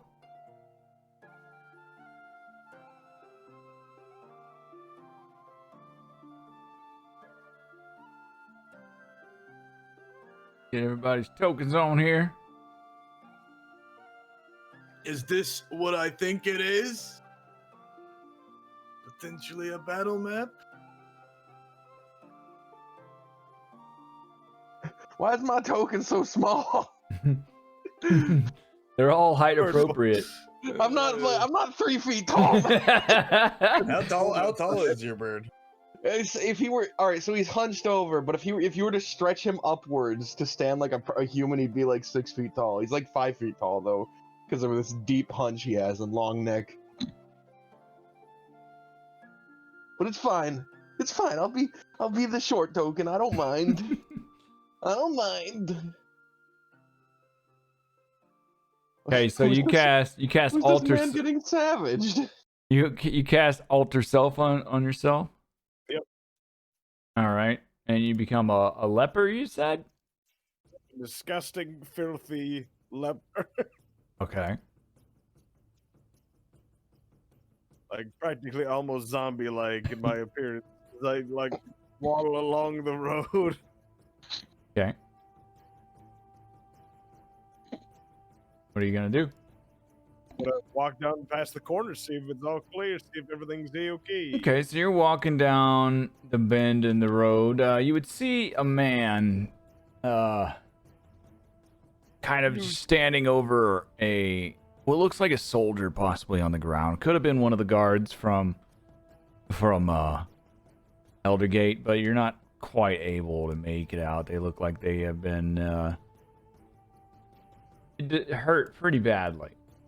They look dead. A lot of blood. It's hard for you to tell. And you kind of see a bare-fisted man just standing over him. Okay. I'm going to call out to the man with the gaspy voice. Oh, hey there, bud. What do you want? You better watch out. There's a cart full of leper bodies coming. Very contagious. Roll for deception with advantage.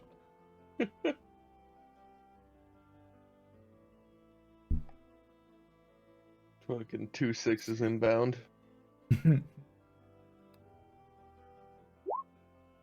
Okay, so 19.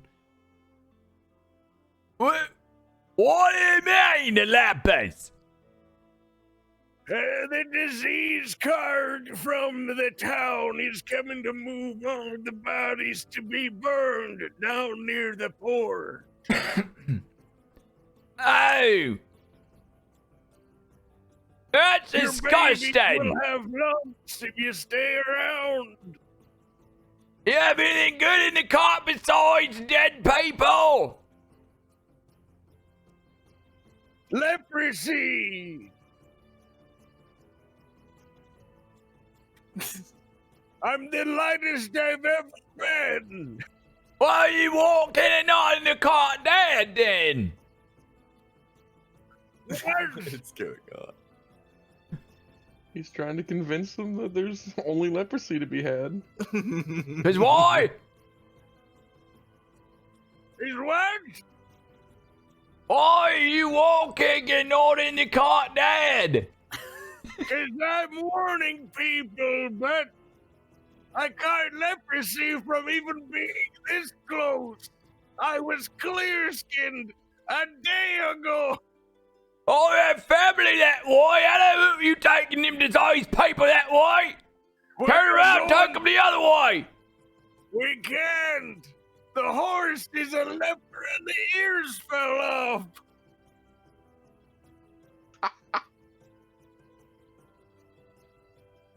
Where the horse? I just say a donkey. It was a horse, but because of leprosy, it looks like a donkey. Roll for deception again with advantage. No. Oh, I think it's been advantage. What? It's ridiculous. It's really a donkey. He must be really sick. I am. I'm probably gonna die, and this whole forest will be infected if we don't keep moving. Why did they just burn your bones outside the city? I'm still using them. What about the rest of them? You just burn them outside the city. They think it might get in the air, and the smoke will rain down small little bits of leper body all over. Oh, it's a petition. All right. Well, all right, fine. I don't like it. You and your donkey and your cart can go on.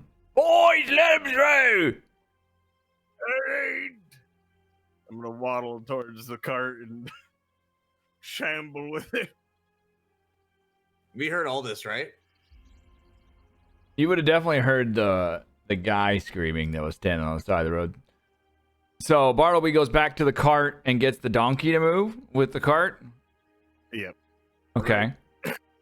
You should probably try to make yourself scarce as I move this cart along, because there's obviously what it looks to be is a good old-fashioned ambush. You would definitely see. Everybody roll perception. I want to know what y'all see.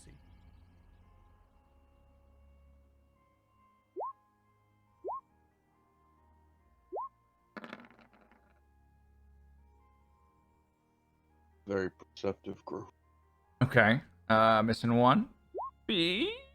Okay. So 3 of you, you see this man quite well. Then he looks, he's bloodied and he's standing over a dead soldier, of sorts. Next to what is a busted up cart. You see off to your left, a camp that seems like somebody had maybe stayed there. The fire is out. There's rotten meat nearby, and the tent is ragged and torn. You would definitely sense that not only did something go wrong here, but the danger was still present in the area. And so 3 of you would sense that. B, you just kind of see the one guy standing over a dead body, and they're just kind of like, huh. And y'all are still far enough away that he hasn't noticed y'all.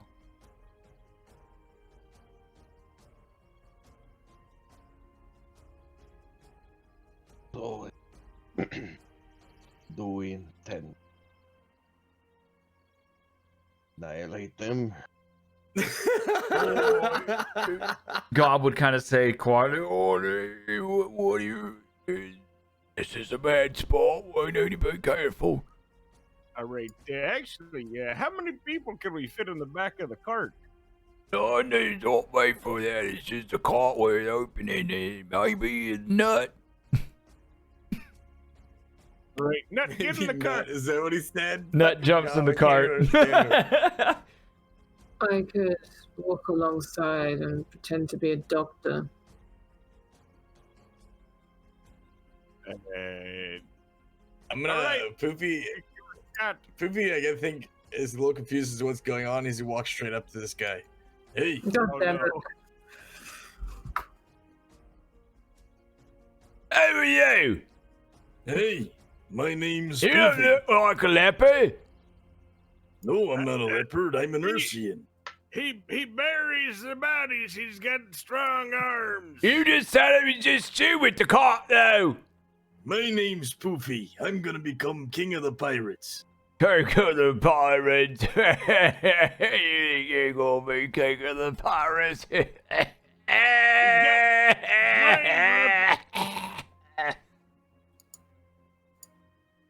He laughs What at you. happened to this guy? He tried to challenge me. Is he dead? Does he look dead or does he look alive? Hey, George! He kicks the body. What, you singing a song? You like songs? Poopy waits for the song. I don't think he's going to play it anymore. He used to play that against the log. No. I was kind of hoping he was gonna sing. Gob is hiding back there. He ain't gonna sing for you. Does he sing for you? Oh, he's dead. Is the cart is the group passing behind me as this is happening? I'm kind of just standing there right now. Do you guys want to try and move the cart while I'm talking to this guy? You guys get on the other side of the cart, and then I'll keep moving forward. I'm gonna just lay my body over the side like I'm a corpse. No one's ever seen a bird so red. I must be infected. What is that? What's what? Pepperbird. There's a big red thing on that cart over there that you're moving. Oh, that's Lorik. He beat me in a tournament. Oh, So I what can't- sort of tournament? Well, You I just mean the got done festival fighting. tournament? Yeah. I just got done fighting in a Oh, tournament at Eldergate. I hear they pay you all the good money to win.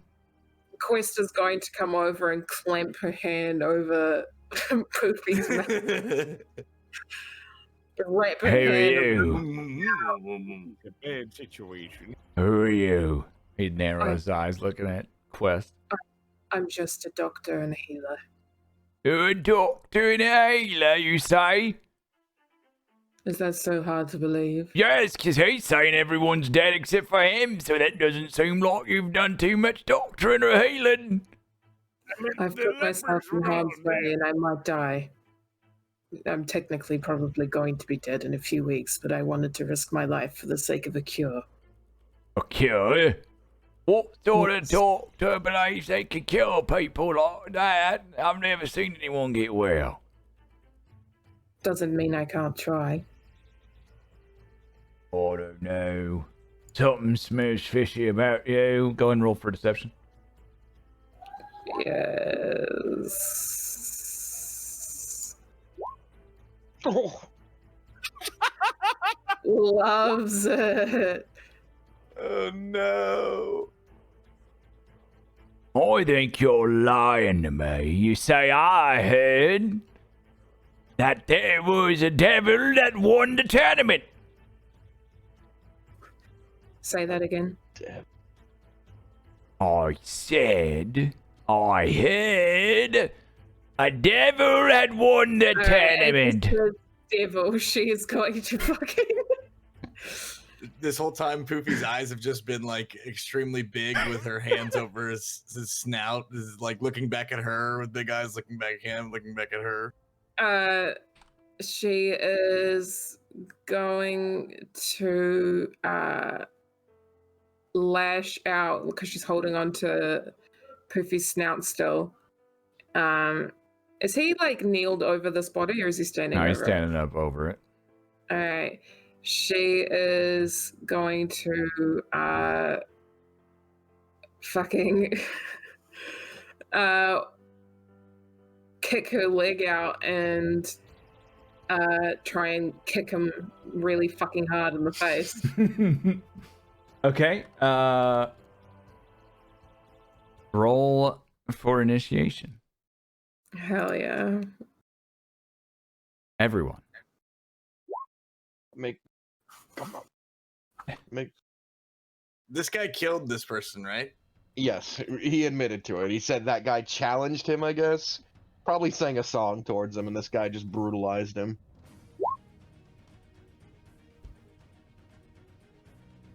So I'm trying not to murder hobo, but I also want to do good deeds. Yeah, but this guy's just a thug. He's a criminal NPC to kill. His whole point is to be here so that we can rough him up and we can savage him on our way to the next place. Perfect. I'm Sorry, one lying second. to Let me. you. He's a deep and narrative character, and we're about to ruin his entire story by murder hoboing him. Because I initiated combat by fucking trying to falcon kick him in the face, do I technically go first? Yes. Go ahead and roll. I would say so too. Just go ahead and roll for hit right now. Would it be an unarmed strike? I'm Yeah. guessing. Yeah. Go ahead and roll unarmed strike. Oof. What'd you roll? Sorry, I got too many things open. Badly. Yes, you would have missed. You would have gone to kick him and missed him.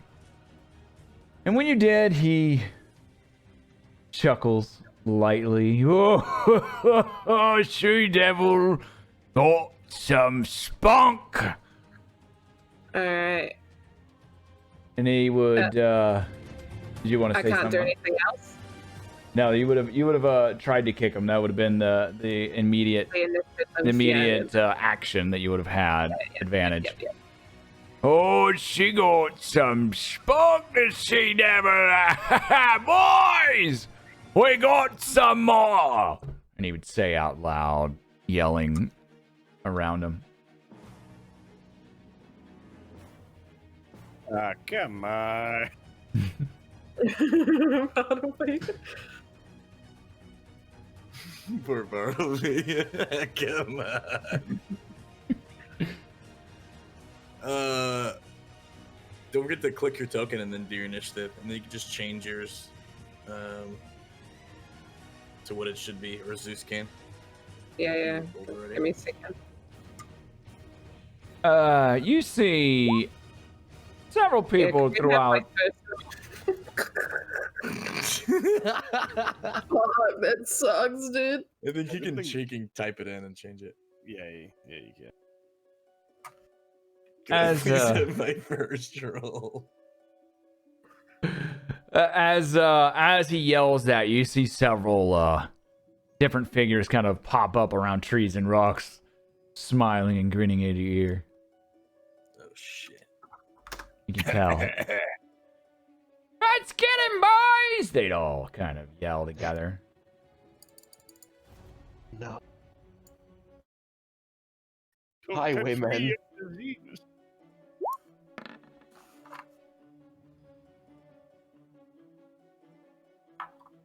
The deadliest. Dungeon King summons his minions. Right. You're all terrible rolls, yes. And as you're surrounded by bandits, Gob, well, he hides the best he can. As he is also involved in this, though, but he does not want to be involved. Fair enough. Quest went first. Why is the turn order all crooked? That's weird. Hold on a second. There we go. Lorik! You are laying on the cart, yes? Yeah, that was my plan. What do But you... it seems to have been thwarted. I mean, for now, they may think you're dead, but you're on the cart. What do you do?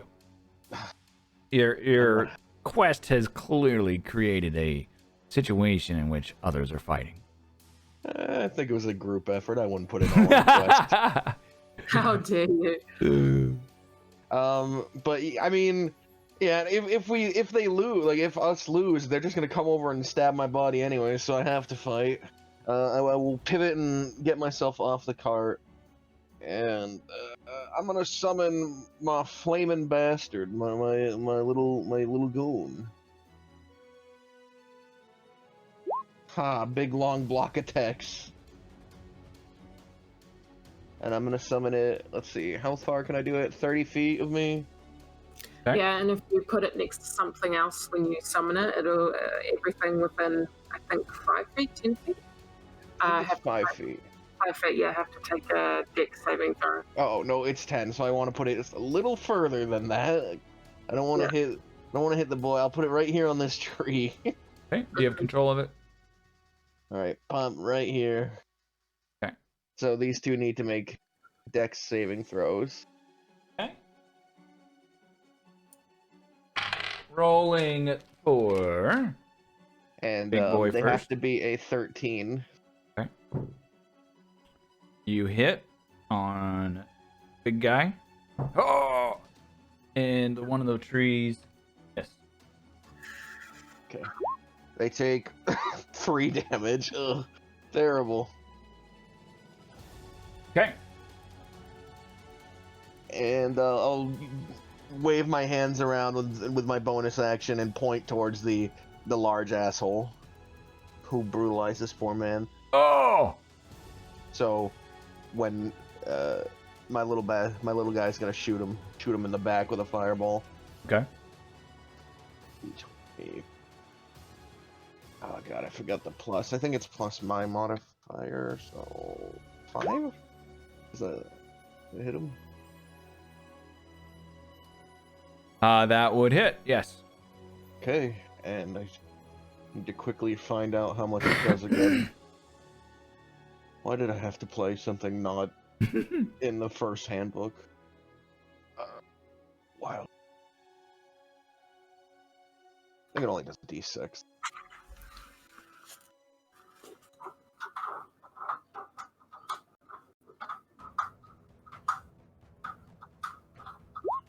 Alright, he takes 5 fire damage. 5 fire damage. Wonderful. Okay, so he's been hit twice now. Oh, that'll hit! What is that little thing? I thought you were dead. I thought you were dead on the cart. You almost hit me. He just kind of mutters some incoherent stuff to you. All right, anything else? That's Poofy's turn now. Poofy, you just had a hand taken off and you saw Quest try to kick this guy who you were just having a nice conversation with. His hand got taken off? Well, no, she had her hand over your mouth. Oh, and then okay, she okay. took it off. Or I think she took it off to swing and kick. Did you take your? Are you still holding on to my snout as you kick this guy, or did you let go to kick him? She she was still holding onto his mouth. Okay. So like she's like uses swing motion, still holding on to him. Poofy may be like holding her right now after she tried to kick, or she's standing on the ground. She's standing up beside you. She didn't Okay. fall.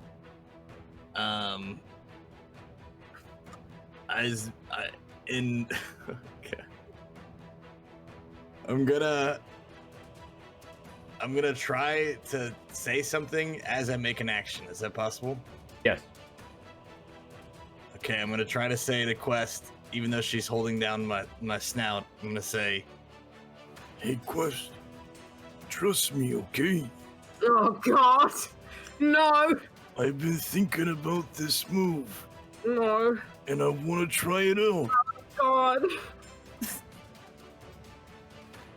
and as he's saying that, he crouches down and grabs Quest No, around her ankles. no. Okay, so are you allowing him to do this, or are you fighting against him when he tries? God, I hate this. Okay, roll for Can I just say what I want to do? yeah, and then she describe can it just- all and then I'll let you know. Okay. Describe what you wanna do. If you want to do this. So, Poofy would like to God damn it. crouch down and while she's right next to him, grab her by the ankles, in one motion, spin around very, very quickly like a tornado, and then release her like a missile at the target of the enemy that they choose or he chooses. Now, Poofy, are you doing it very, very quickly, or are you doing it lightning fast? I'm doing it lightning fast like everything I do. Okay. Okay. One, in order to try to pick her up, you need to roll for strength. You just roll for strength. Yeah. Make sure you can lift her. Oh, And this, I definitely can't have the strength to lift her, but I guess we'll see if I have it right now. If she's willing to be lifted, do I have to roll for strength? yeah, you would still need to do the move. So Okay.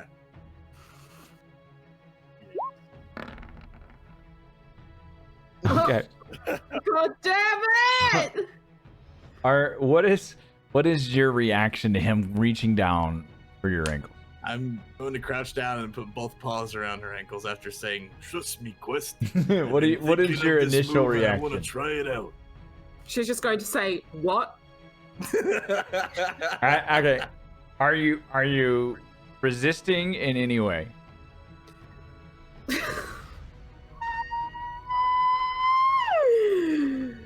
No! Are you assisting in any way?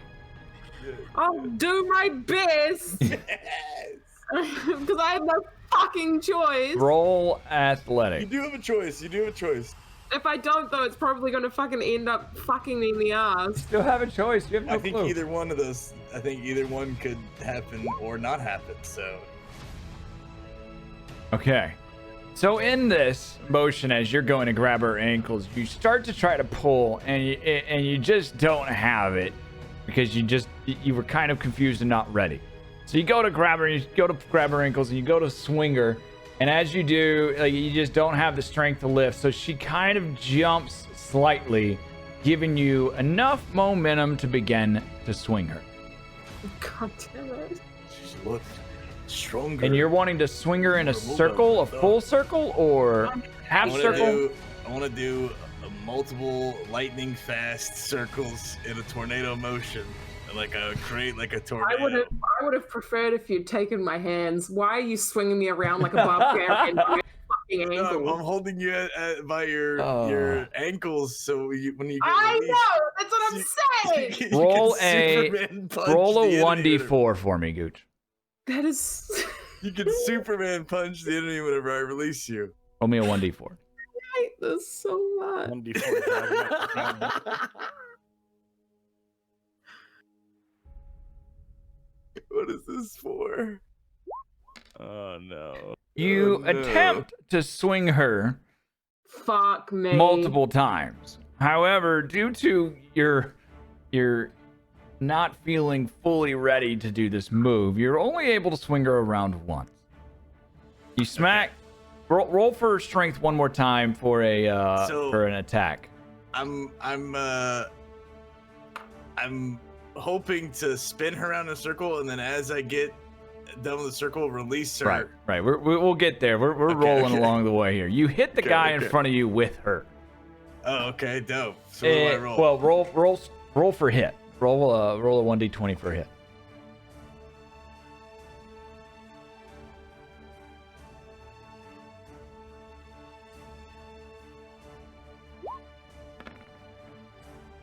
$13 hits.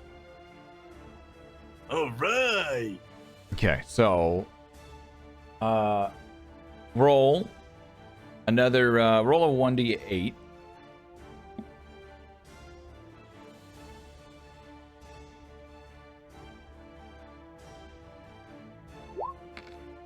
Okay, so you hit him for 6.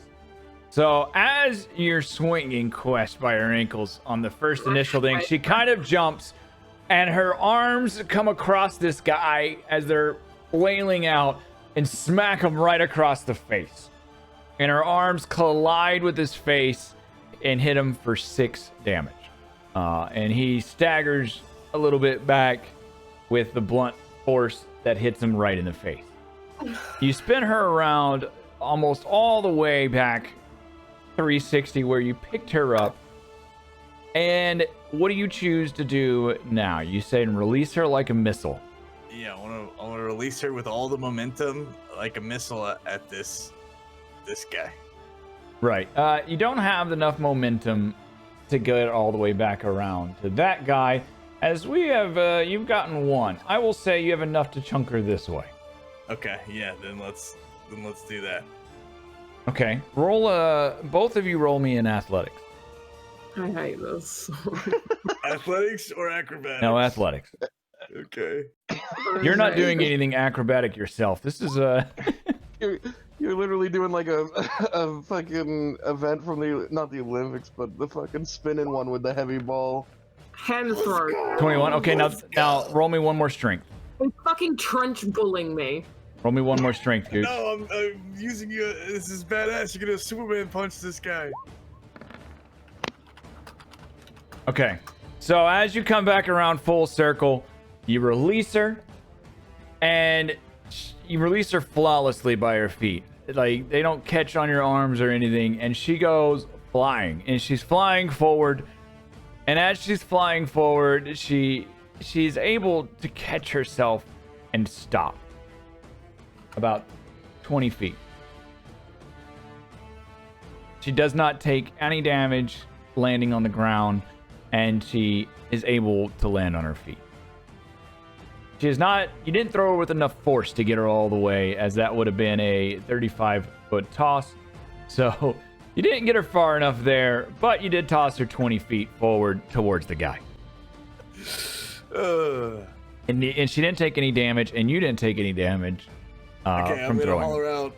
Oh, almost. I almost got you there. Now go kick his ass, Quest. All right, I told you it'd work. You want to do any bonus action?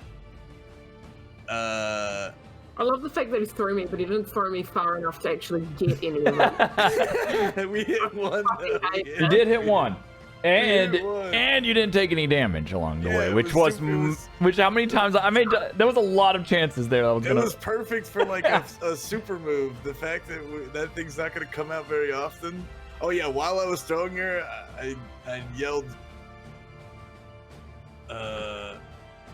catchphrase, and then so later I can remind myself I need to make a catchphrase for that move. All right.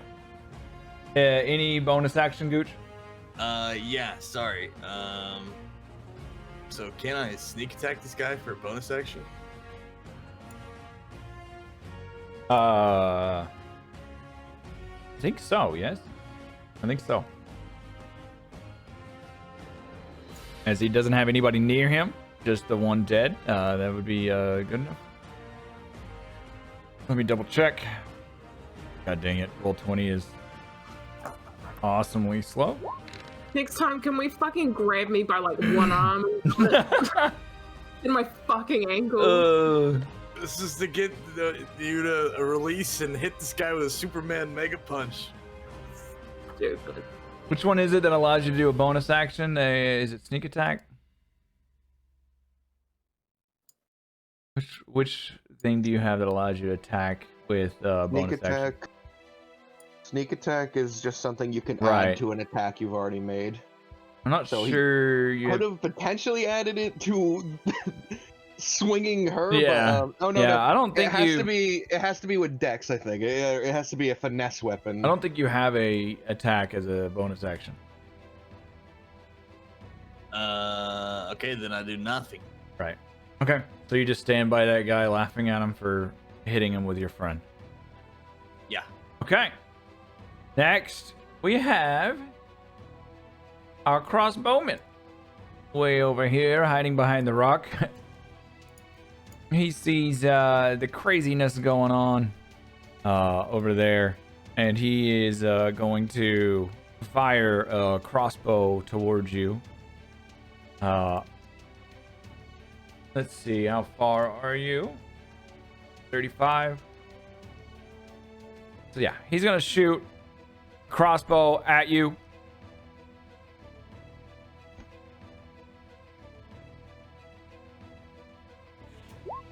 So proud of how that first one. That was the first ever super move. and it Does went pretty damn well. a 21 hit. Poofy. He shoots at Poofy. Yeah. Okay, so 21 he hits. And does 7 piercing damage to you. Whew.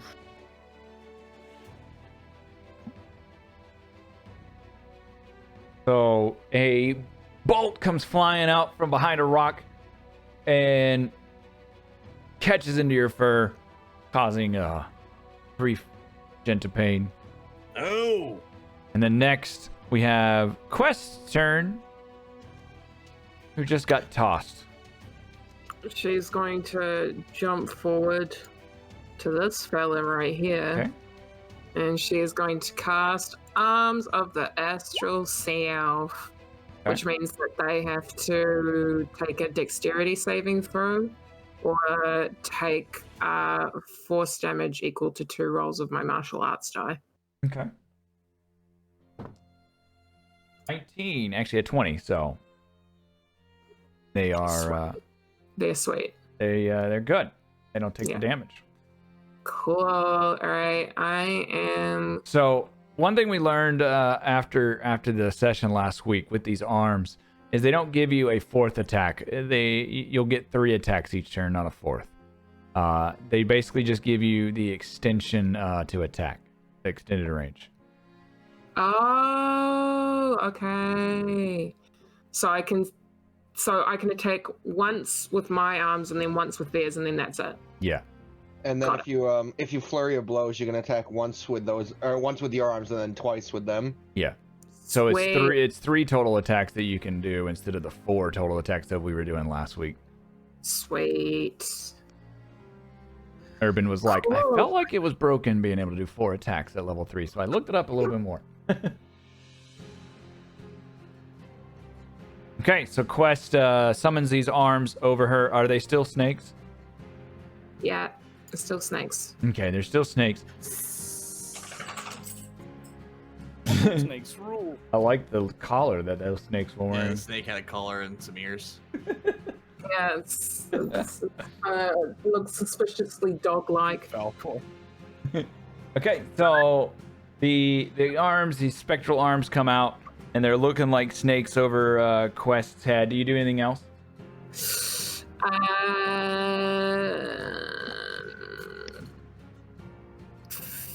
No, can I do anything else on this turn?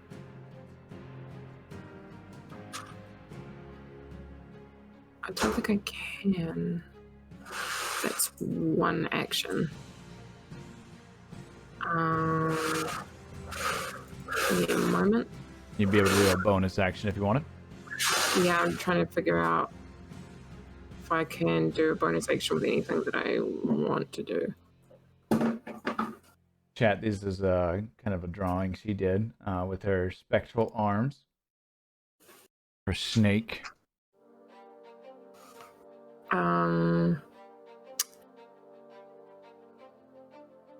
I don't think I can do any other ones. Anything that Okay. like a bonus action, so I'll end my turn. Okay, so her turn's over. Now we got Bartleby Pine's turn.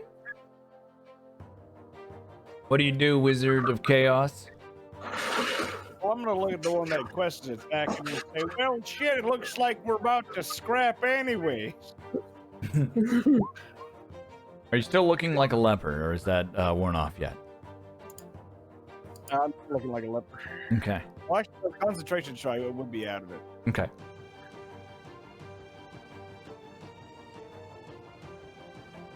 But I'm So gonna do some magic missile on that motherfucker. That's 3 darts hitting that one motherfucker. Magic missile, a powerful spell because it just hits. Yep. About to be whipping out his actual damaging spells for the first time. Okay. So you hit that target with 12 damage? Yep. The one in front of Beast? Yep. That is a lot of damage. Okay. Yep. That was like a significantly good magic missile considering. So out of Bartleby, who y'all had not seen actually do any offensive move ever, shoots 3 magic missile darts. What do they look like, and how do you cast it? Well, they look like, let's go with like a cyan-looking harpoon sort of spellcasting things, and they just sort of fly. They look like frozen harpoons, but sort of like, magic-y.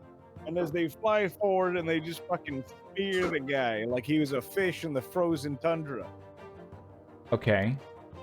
So you got 3 cyan harpoons. Is that about as good as I can do? Okay, there's 3 cyan harpoons, like looking like that. Perfect drawing.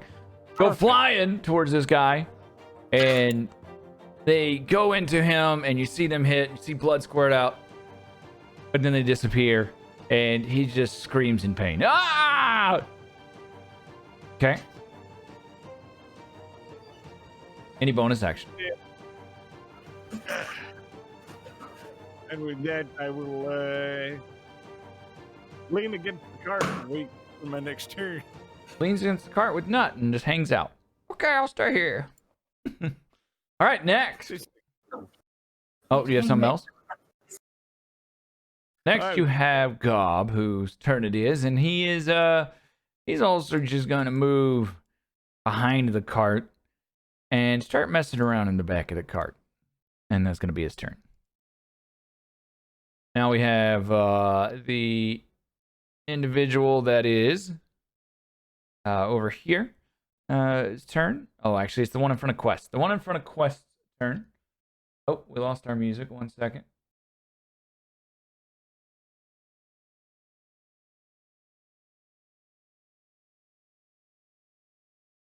got really quiet all of a sudden. I was like, something's wrong. Because it's the one in front of Quest's turn. He just got fucking speared. All right, it's the one in front of Quest. They just got hit with some spears, and they're not happy about it. But they also got Quest right in front of them, and they don't feel they can go for you. So they're just gonna reach out. They got a nice scimitar in their hands, so they're gonna reach out with that and attempt to swing and hit her.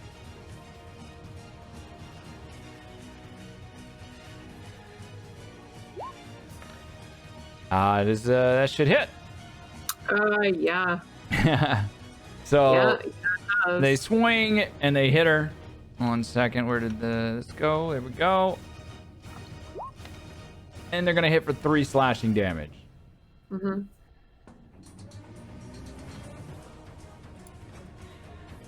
Cool. And then it is now. Wait. Where did Lita come from? Out of nowhere. All right. It is back to. Oh, you're on there twice, Quest. Let's delete one of them. There we go. It is now this bandit's turn over here. He's going to move towards Quest and do the same. Swing his scimitar, attempting to hit.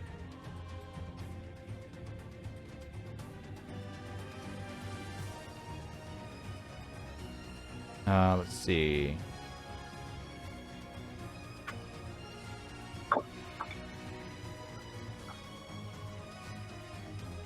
All right, I'm just gonna roll it. He rolls and misses. He swings his scimitar towards you, and he misses. And he just is mad. And it is now the big guy's turn here in the middle. And he's going. Big boy. He's gonna turn his attention towards Poofy for smacking him with Quest. And he's not too happy about it. So he's gonna go ahead and brandish a sword and swing at Poofy. Does that hit? 14. No sir, Dungeon King. I got a 16 over here. He swings and he slices and misses completely as he's trying to swing over a dead body, and he just got hit in the face with a couple arms, and he's kind of just curious about everything going on, to be honest. So he completely misses Poofy. Now we got the last bandit over here. Your little fire thing's attackable, right? Yeah, yep. Oh, It has not a health and an crazy. AC. All right. So we got this thing's got a little fire being by him, and it didn't hit him because he was on the other side of the tree, but he's interested and he's curious, so he's gonna go ahead and try and swing and stab at him. I'm gonna say he's rolling with disadvantage as this is a weird thing and he's unsure of it. So he hit 12. Does a 12 hit? 12 does not hit my boy. Okay, Just barely. he'd swing and he would just miss. The fire elemental floating in the air, and he would curse, and now it's Lorik's turn. Seeing that my boy's in danger, I immediately wave my hands in an evasive maneuver pattern. He'll know what to do. He knows what that means. But after that, I will then clap them together, draw them out, and I'm gonna fire all 3 of a level 2 spell at this guy, which is probably a little bit of overkill, but fuck him. So I'm just gonna make 3 attack rolls on him. And who's that at?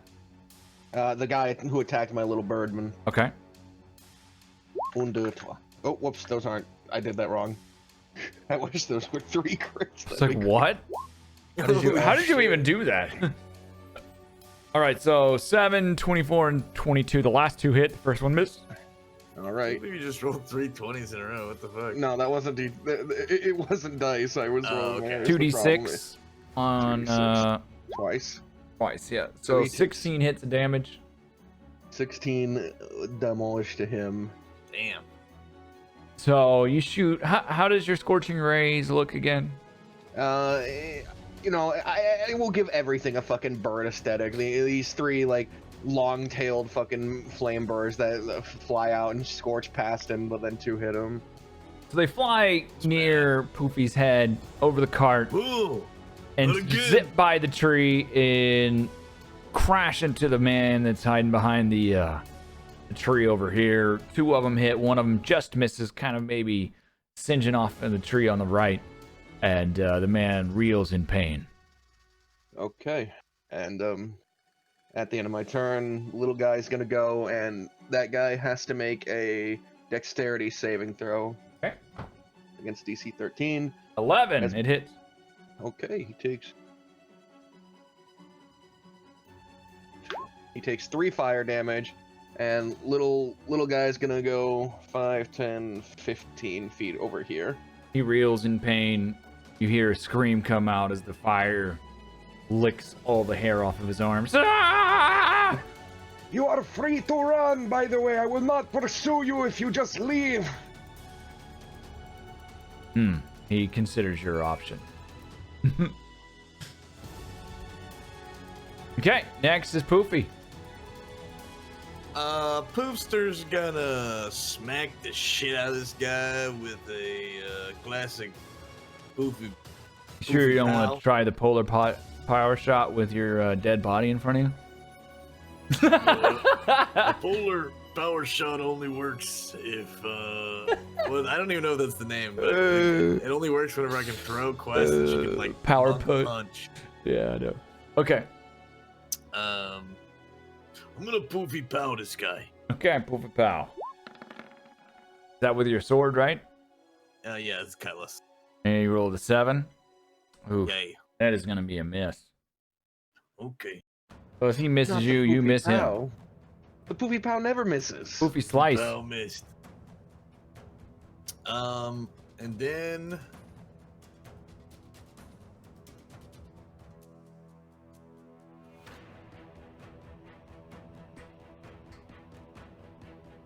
actually, I guess I'll just stay. I'll stay.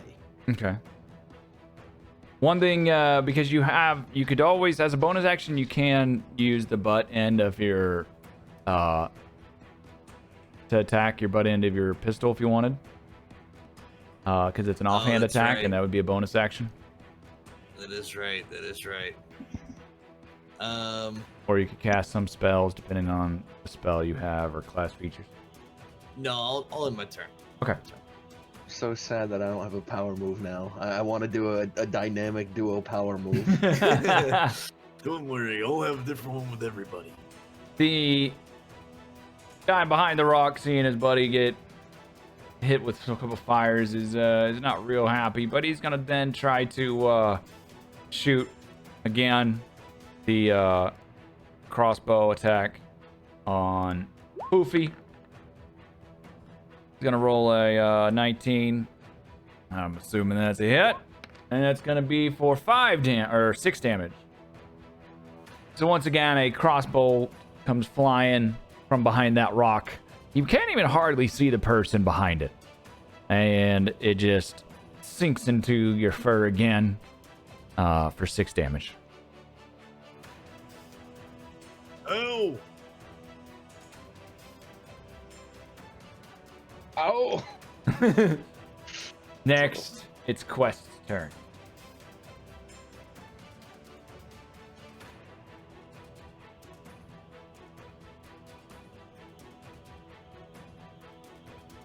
Quest?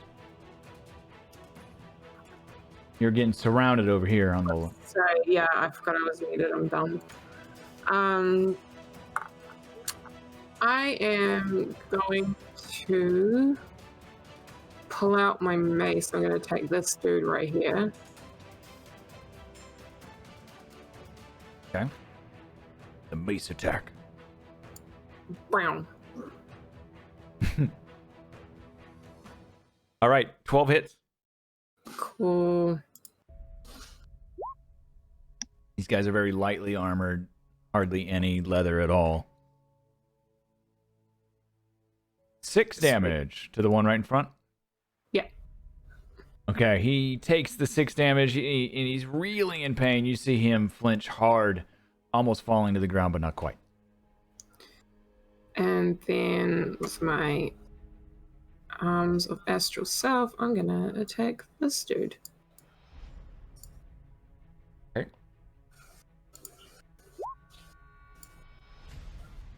That's a hit. And yeah. And hit for 6. Okay. Yep. And then I don't think I can do anything else. Okay. It is now Bartleby Pine's turn. The Great Bartleby. It's turn. It's my turn. It is Bartleby Pine's turn. Quest has got 2 people around her. She hits one with a mace quite hard. He staggers, and then her snake arms snap at the one on her left, causing a decent amount of damage. All right, I will go for the one I hit before and be like, God damn it, would you die already, you son of a bitch? More magic missiles. All 3 of them at him. Uh-huh. Okay.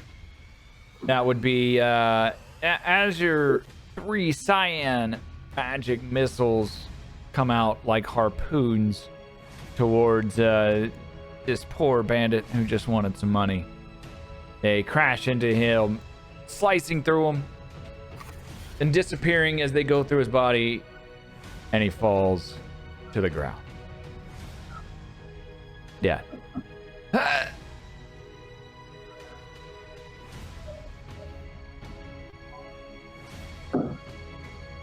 Okay. You hate to see it. You hate.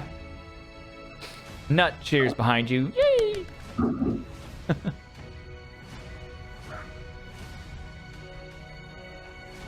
Anything else?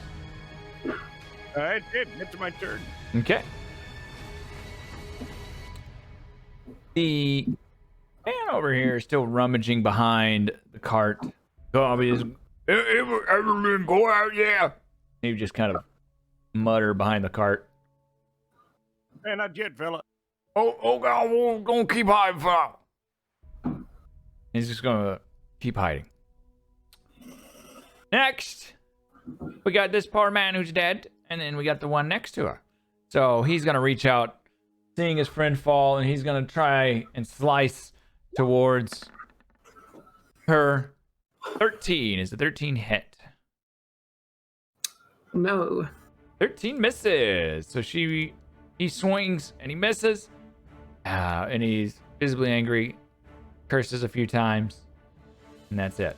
Next, we got the big boy next to El Gooch, the Poofy. Hey, it's Poofy. Poofy, and he swings for Poofy with his scimitar. It is a 12. 12 is a miss. 12 is a miss.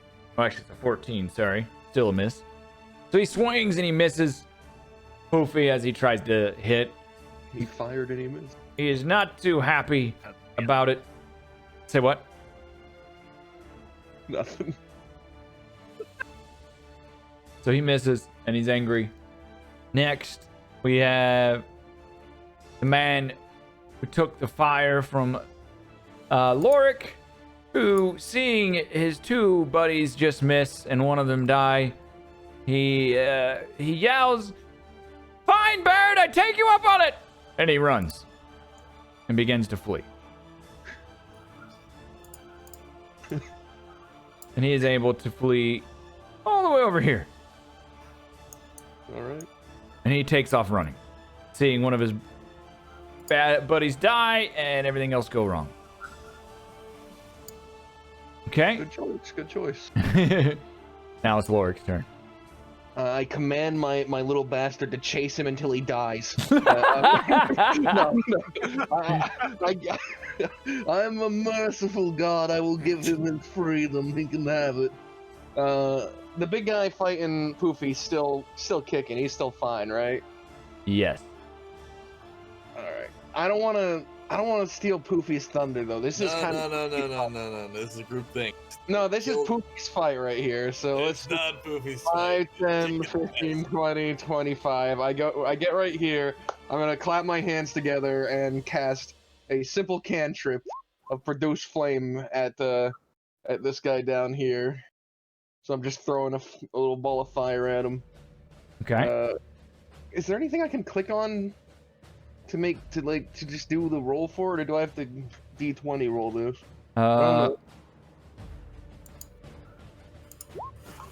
So 14. Produce flame. You could probably add it to your thing. You just haven't. 14 would hit. All right, and it just does a D8. Ooh, 8 points of damage. Oh. To this bastard right here. Okay.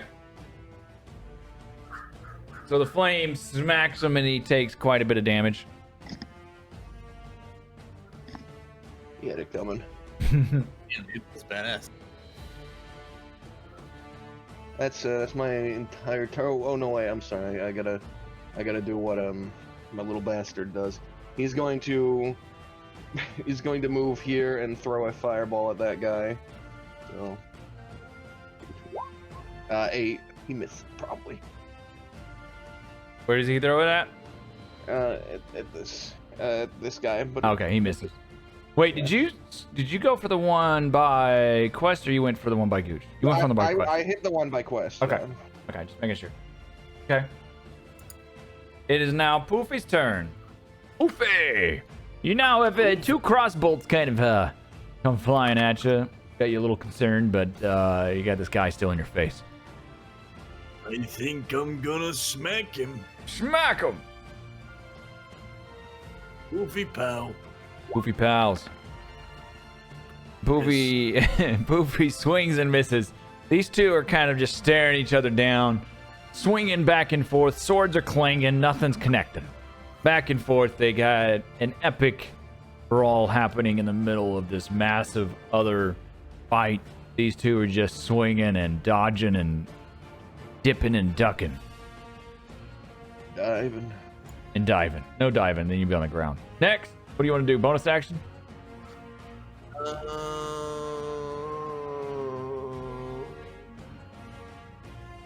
No. Okay. It is now Crossbowman's turn, who once again readies another crossbolt. Once again readies another crossbolt, and he loads it and lets it fly.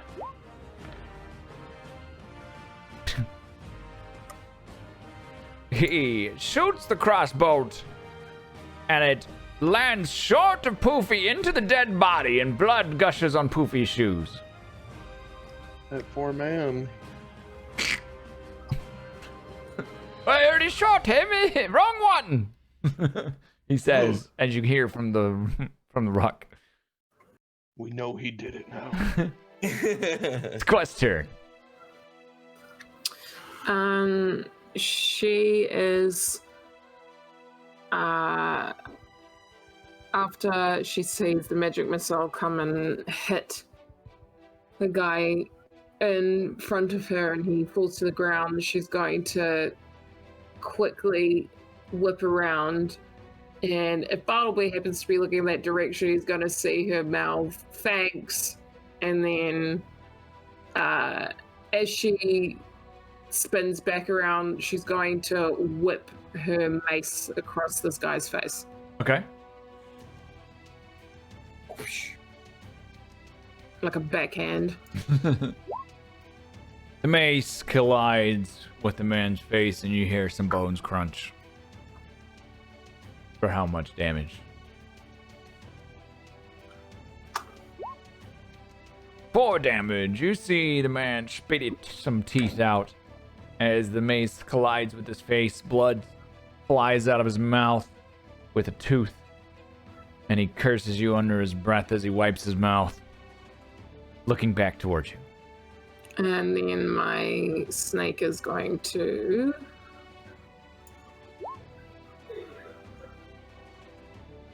And that's it.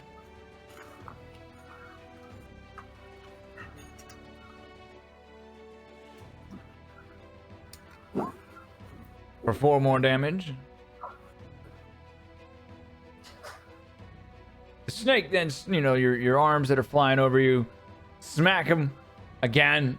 I like to think they followed the mace in succession across his mouth. As he wiped his brow of the first hit, the snake comes across his mouth and smacks him again, knocking another tooth free and more blood flying out of his mouth. And you see a little bit of desperation and fear in his eyes. Ooh. And then, fuck it. Why not? I'm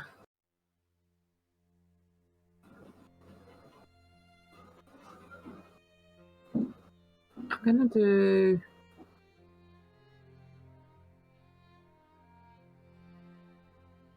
I'm gonna do a key field attack. Oh. But wait, she's not done yet. More power. But wait, there's more.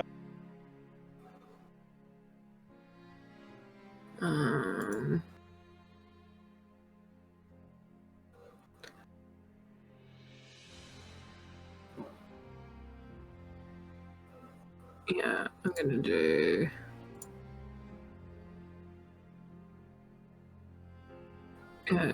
Key field attack. Okay. And I'm going to hit him with my mace again. Okay. When you do your key, I have a question. Does anything, like, is there anything visible that happens with you?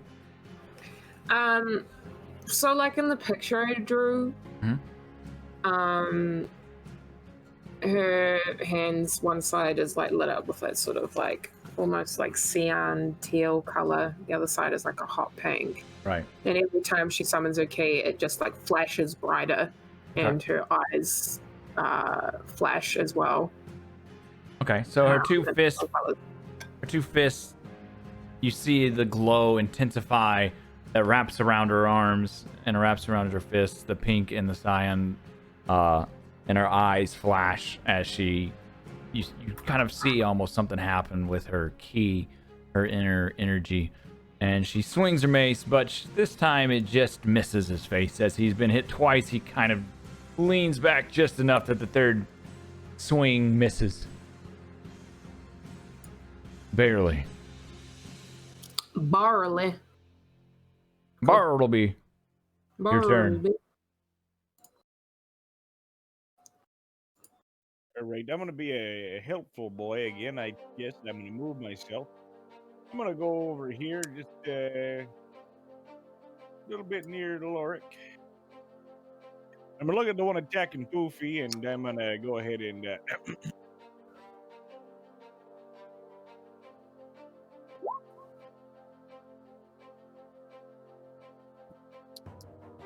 gonna blind him, motherfucker. I'm gonna blind him this time. He's not gonna be deaf. Okay. Which one? One next to Poofy. Okay. Let's see, what do I roll? I roll a Constitution saving throw. One momento. Yeah, he's got a spell save of 13. Yeah. You blind him or you deafen him? Which one? Or both? Blinding the motherfucker. Huh? Blinding him. Blind him. All right. So Bartleby turns to him and he says, "Hocus pocus, something, whatever." Focus, focus. Your eyes can't focus. There you go. Hocus pocus, your eyes can't focus. And he flings his spirit fingers towards him. And the man, like he has sand thrown in his eyes, can no longer see. Ah! And you hear him yell, and he's kind of frantically like rubbing his eyes while he's holding a sword as well. And so he can no longer see. Okay, so he's blinded. Hey, you're welcome. Enjoy. You son of a bitch! Okay, it is now. That's it? That's your turn? Yep, that'll do it. Okay. Now you got guard back here. Oh, look like I got this under control. I'm just gonna keep hanging out back here. Don't mind, I'm just making sure all of our goods stay safe. Good job, fella. All right, now it is the gentleman's turn next to Quest. After being hit twice in the face and then also burned with fire, he's desperate and he's angry and he swings as hard as he can to connect, and he rolls a 10 and he misses. He can hardly stand anymore, let alone swing the sword with full force into Quest's direction, so he swings and he misses. Fuck you. Now we got the blind man trying to do something, and he rubbing his eyes furiously, and looking at. Let me make sure I understand exactly what the condition of blind does. Attack rolls are going to have advantage against him, and his attack rolls will have disadvantage. But now, knowing exactly kind of where Poofy is, and Poofy being the big target, he feels confident enough to still try to swing out at him wildly, hoping to connect. Oops. That is not right. You are lucky. You are lucky. Another crit inbound. Nope. 7. So he swings and he misses. Save Poofy. Yes. Focus, focus, That would have let's been get a focused. crit on Poofy, and he swings and he misses, clanking into Poofy's sword. Who Poofy really doesn't even have to move. He just still has it, hold it out where he held it out last time. And the swords clank, sparks fly. The guy yells, "Ah, this isn't fair!" The man that was running continues to run away, go further and further. Let's see here. Yeah, that works. So he gets about there as he sprints away. And Bartleby gets play the game. And he's running off, trying to get away. All right, Lorik, our wildfire druid. Lorik's gonna 5'10", move forward again. He's gonna peer at the people who are currently engaged, and then at that faraway bastard who dare remark that he already shot that innocent man. And I'm gonna second level spell this Who? guy. Fuck Nani? him. I'm getting rid of him. Another scorching ray, so I'm just gonna make 3 attack rolls on him. Okay. 1, 2, 3. Okay. 2 hits. All right. God, I need to crit with one of these. He takes 17 fire damage. All right, so your rays of fire come flying across the battlefield until they crash into this individual, causing 17 fire damage. They hit him hard, and he staggers back and reels in pain. Okay.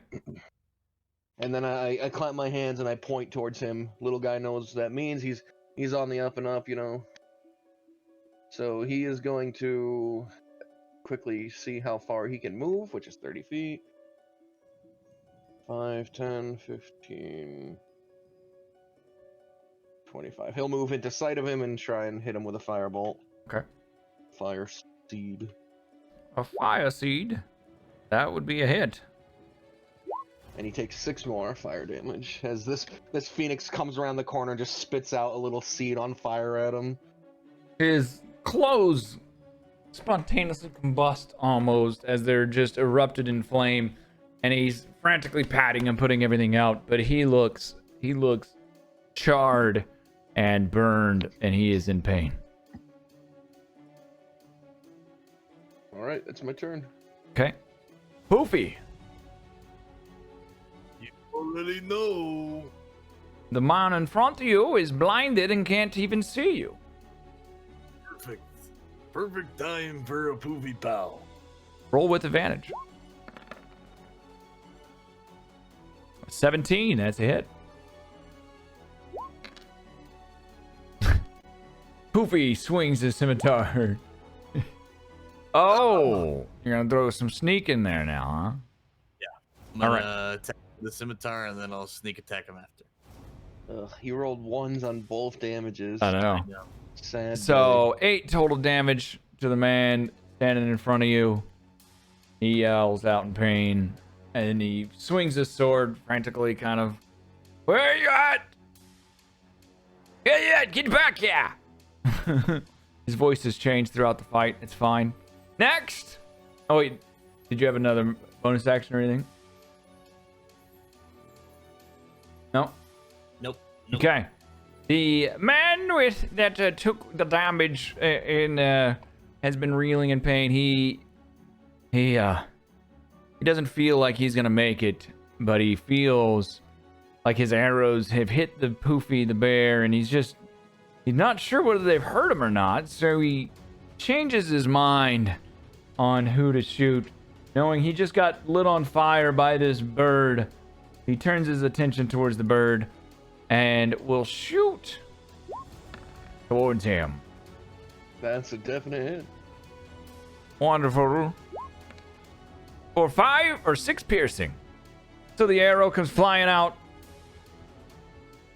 from him towards Lorik and sinks into his feathers. Whereas Poofy is a king and doesn't show pain, Lorik howls out in agony. Yeah, I'm the king, and I did show pain. Oh, it's got Ow. thick fur. All right. It is Quest's turn. So I She forgot. I'm going to is- move the guy. He moves back. He runs back before his turn is over. she is going to hit him with her maze. Yay! Tonk. That is a hit. And then 8. As she smacks this poor peasant in the face, the bloods crack. His jaw loosens from socket and turns slightly to the side. And he looks at her one last time before he just collapses in a heap on the ground. Dead. Very dead. excellent. I love that for me. Then she is going to cast a ray of frost at old mate with the crossbow over here. Oh shit. What's the range on that thing? Yeah, 60. Damn. Okay.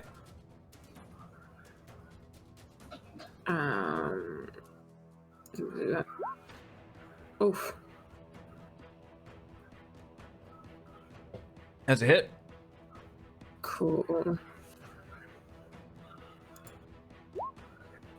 For 7. How does the ray of frost look coming out of her hand? So so when she does it, I imagine that she like claps her hands together in front of her and then almost like flips her hands on top of one another. Does that make sense? I'm trying to describe this.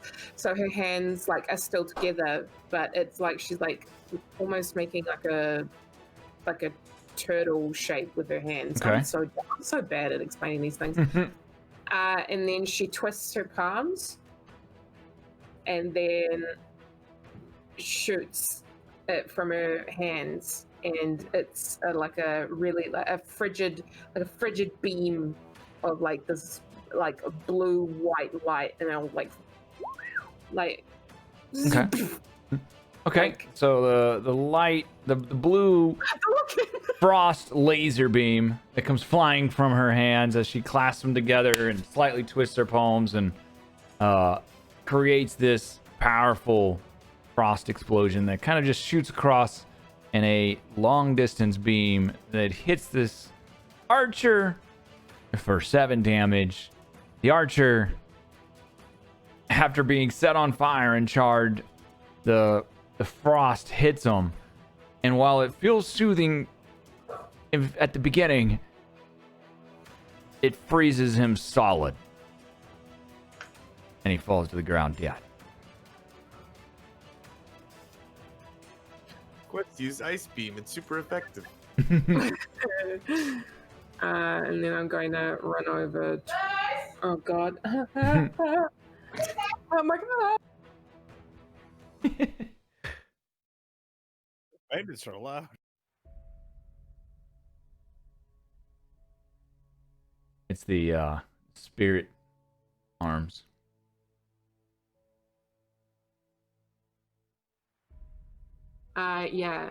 She is going to run over to. Oh my god! She is going to run over to everybody else. Okay. All right. Now it is Bartleby's turn. The enemy's laying shambles around you. There's one still. The leader is blinded and frantically trying to fight. One has seemingly ran as far as he can away from you. Now what do you do? Well, since I can do it again, I might as well. I'm gonna go ahead and try to fucking smack this idiot with some harpoons and magic mist. All right.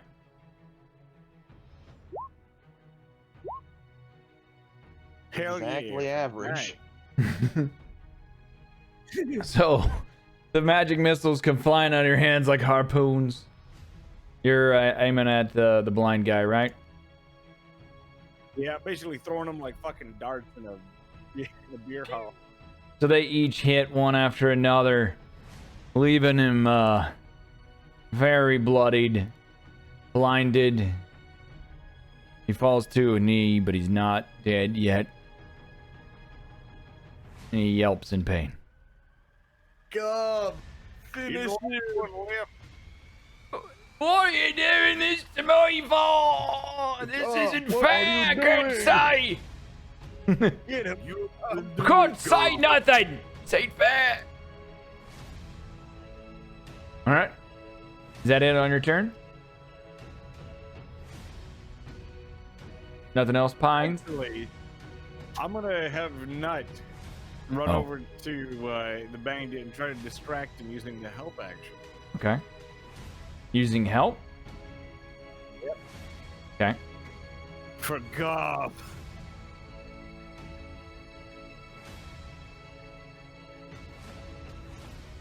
So Nut uses help for Gob.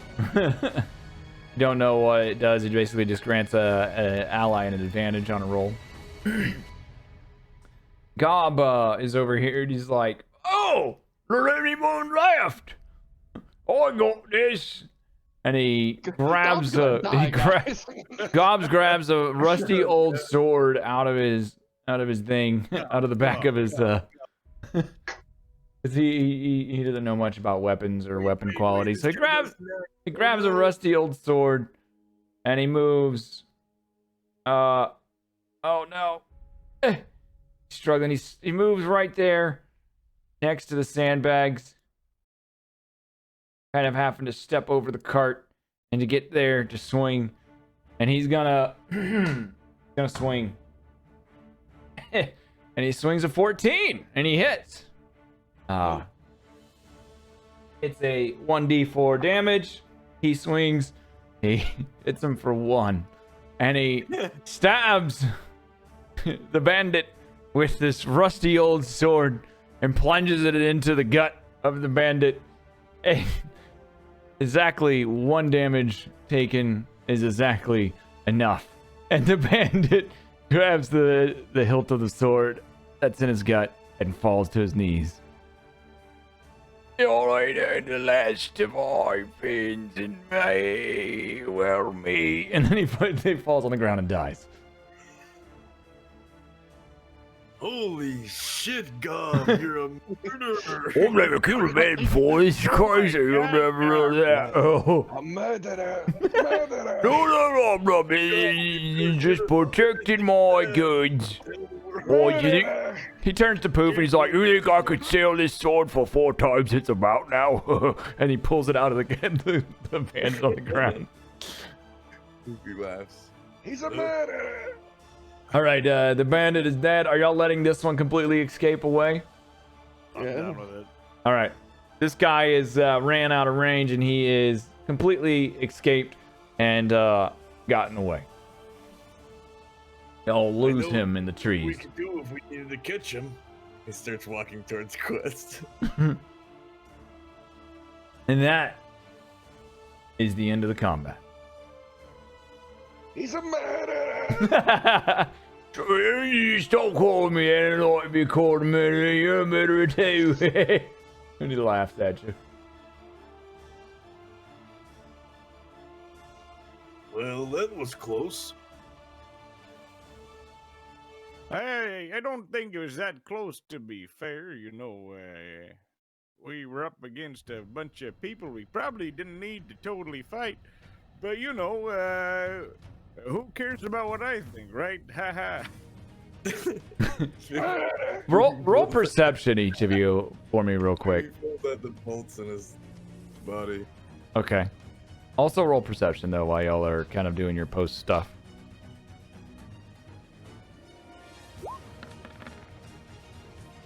I think 2 of us are seeing 3 of us. 2 18s. Beast, Oh, be the last one. Perception check, real quick. You muted? You might be muted. She might be talking to somebody. Yeah. Okay. It's fine. Y'all would notice that these guys that y'all fought, they are kind of they don't look like they were your typical bandit.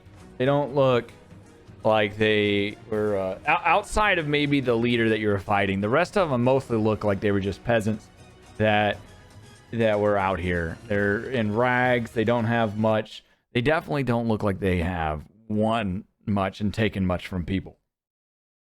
They look very, if they were bandits, like for their life, they've been very unsuccessful ones. Good thing we just protected this entire area from these terrible bandits.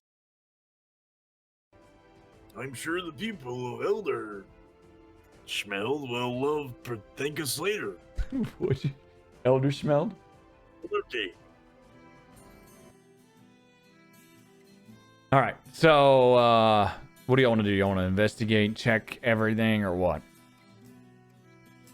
Marley's gonna try to check the body he killed personally, but he's gonna do it with a very sad demeanor, like he's disappointed about the whole situation.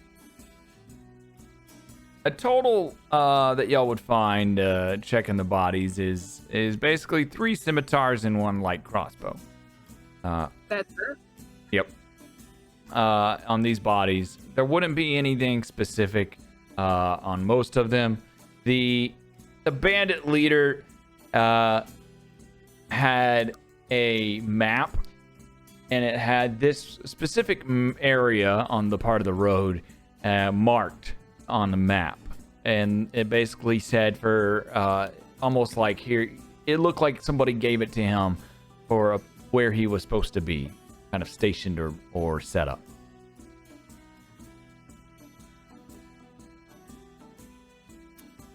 Well, good murder, guys. What? The one I fought, I actually let go. Oh, that's good. At Maybe least cleaning someone's his, here, right? wounds in this water here. Okay. Cleaning out your wounds and stuff. Yeah, I'm just gonna Okay. wash some of the blood off this next to this bridge. Outside of checking and investigating the ones y'all have injured, do y'all investigate anything else in the area or check anything else in this area? Yeah, I'm gonna look around and see what I can see. Okay. What am I looking at here? Let's see. I definitely want to check the wreckages of all the Yeah, I'll see shit. like the weird cart wreckage on the side of the road. Okay. What do you want me to roll for that investigation? Investigation, yeah.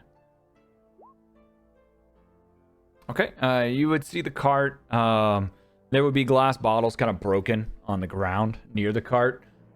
You would find maybe two, let's say 2 health potions that were still inside the chest that were not broken. Oh, look at The that. cart itself, not a whole lot was in the cart. It was mostly emptied out already. Just empty crates. If y'all want to each add one of the scimitars, so like three of you can add a scimitar to your inventory, and one can add like the light crossbow if you want to, or you could try to sell them to Gob, and Gob could take them. Gab, you can add this. Oh, no, you want me to take all the weapons and you're okay with that?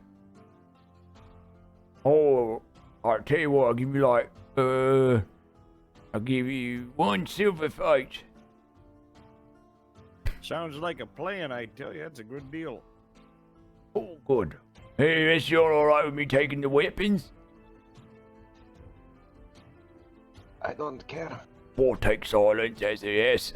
Gob starts to collect the scimitars off the weapons and the crossbows, and he puts them in his cart, and he gives each of you 1 silver coin.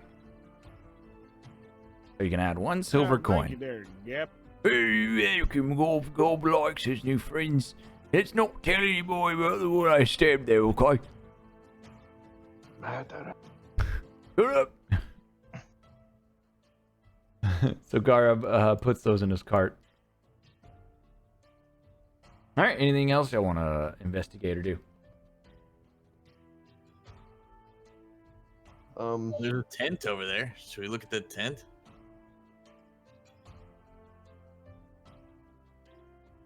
I mean, yeah, it's up to you. Boofy's gonna finish cleaning his wounds and walk over to Quest. Hey, what'd you find?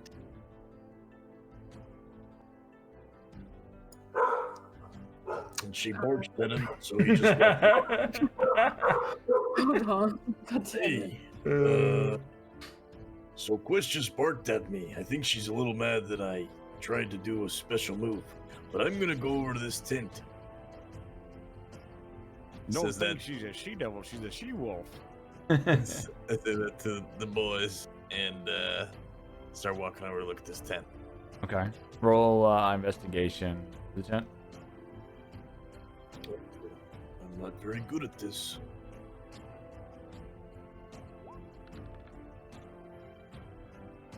Okay. The tent would look like it has been there for a while. It doesn't look like it's been set up. It's worn, and time has made this tent tattered and destroyed for the most part. There's some broken weapons around the tent that you can see, but it looks like it was just a basic person. Nobody rich or famous is all you would be able to tell. You would also see a musical instrument leaning against the log. A what? A musical instrument laying against the log. A lute, let's say. I'm gonna gently pick up the loot. Okay. And I'm gonna bring it back to the boys. Hey, check out what I found. Oh, that's pretty neat. I'm currently I just do not holding know my what that phoenix. is.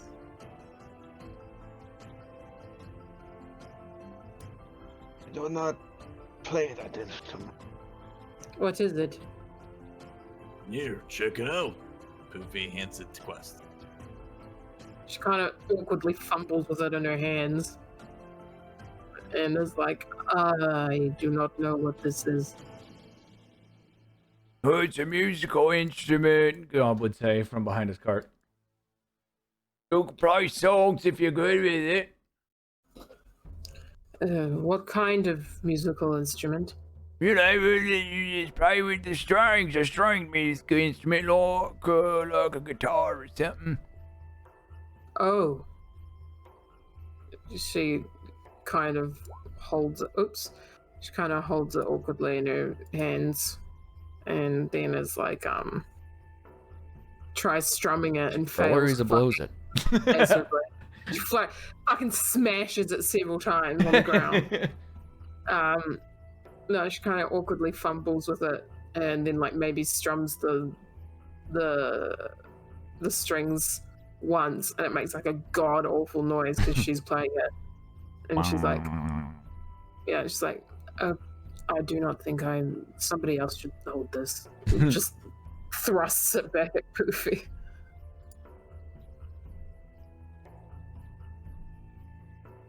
Well, anybody else want this? I think you should keep it. You could do whatchamacallit, what the thing the pirates do, shunties. Pillage. Maybe we'll hold on to it and see if Pirate jingles? Lita wants it. What perhaps Palpatine? Or you that guy that's sleeping that is in the car. The one sleeping in the car. And Lita, we'll see if she's, when we see her maybe next time. The one riding beside us in an extravagant carriage. All right. Y'all been on the road for a good day, and it's well into the night. It's getting dark. You've kind of searched the area, found pretty much most everything that you can see. I would say go up and let's move just a little bit further down the road. I don't want to sleep here around all dead bodies in case monsters come. So he encourages the group to kind of maybe set up camp further away, if they would want to. Yeah, wherever we think is a safe spot, maybe away from all these dead bodies, would be a good idea. Yeah, I reckon. I tell you, that'd probably be a good idea. So the group travels. You find a nice spot, and we'll go there. There we are. Group would travel down the road, and they would see a small clearing off to the side that they would kind of come into, and you could set up camp here, basically. If Quest wanted to search the area or look, or whoever else wanted to as well. Yeah, I'll do a search around the area.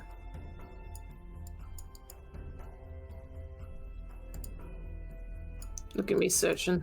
That's a pretty good search. Area I'm doing seems good pretty searching. clear, and so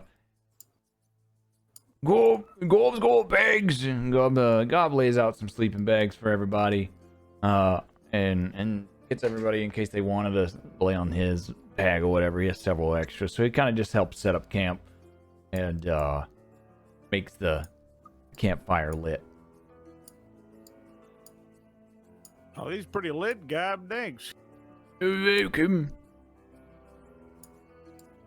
You gonna come over here by fire? You gonna stay way over there?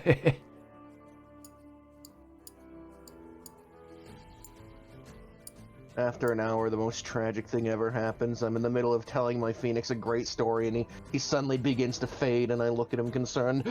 No! No! And he disappears. Ah! What happened? And then you started yelling in the story? Keep going. I was listening to that. It's over. You should probably focus more on him, to be honest. Make him last longer, like Nut here. Well, is any of y'all able to watch through the night? I can take first watch if need be. Well, I can take it, because I got to do some studying anyways, refresh myself on all that hullabaloo I just did. All right. Well, I need my beauty sleep. God don't look this good just by not sleeping. You should sleep forever. That's rude. Very rude. I thought it was funny. Gob stretches out and goes to sleep. Quest is going to take off her pin that holds her robe and fold up her robe and place it next to her bed, and then take her jewelry off her horns, and she is going to clasp them both very fucking tightly in her hands because she doesn't know she can necessarily 100% trust everybody here, and she doesn't want these items stolen. And she's just going to clutch them very tightly and have them basically completely enclosed on her person, so nobody will try and take them from her hands. Okay. Anybody else do anything before going to sleep? Studying. Poofy's just kind of laying there. He probably took off the necklace at some point, or is just messing with the tooth, running with paw over it.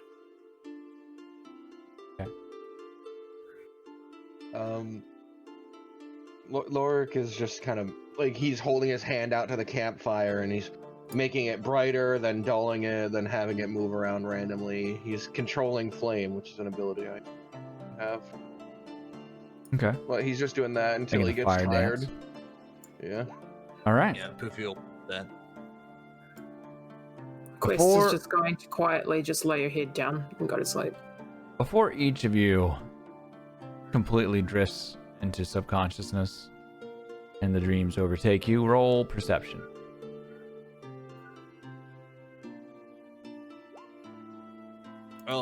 See, real quick, should we take turns, and do we trust going to sleep next to Gob? I trust Gob. Bartleby is taking first watch, it said. So no one said Yep. second watch. I can take second watch. All right. Is it just should we do 2 and 2, and everybody gets half? We just let the watch go a little longer so people can get a full night's rest. Up to you. I'll stay up with Bartleby for the first watch. Okay. As you start to drift off to sleep, most of you are exhausted. You've been on the road walking all day long. You just got into a long fight and aren't feeling 100%. A rest is going to make you feel better and whole again. And everybody drifts off to sleep except for Bartleby and White Fur, who are on the first. Poofy. Sorry. I need to change your name back to Poofy again on the token sheet. Poofy and Pines. Poofy Pines are on guard duty, and one is busy studying. The other, I imagine, is rummaging through this knapsack and looking for food. And Quest, as she closes her eyes to sleep, she hears in the distance a lad howl coming out. Just singular howl that sends somewhat chills down her spine as she tries to fall asleep. And that will do it for this week's session. And I can't wait until Gob murders all of us. Now that he's a hardened killer, he's gonna be like, now if I dip this weapon in champion's blood, it'll be worth tens of thousands. No. He dips it into the blood of heroes. What was this howl in the night?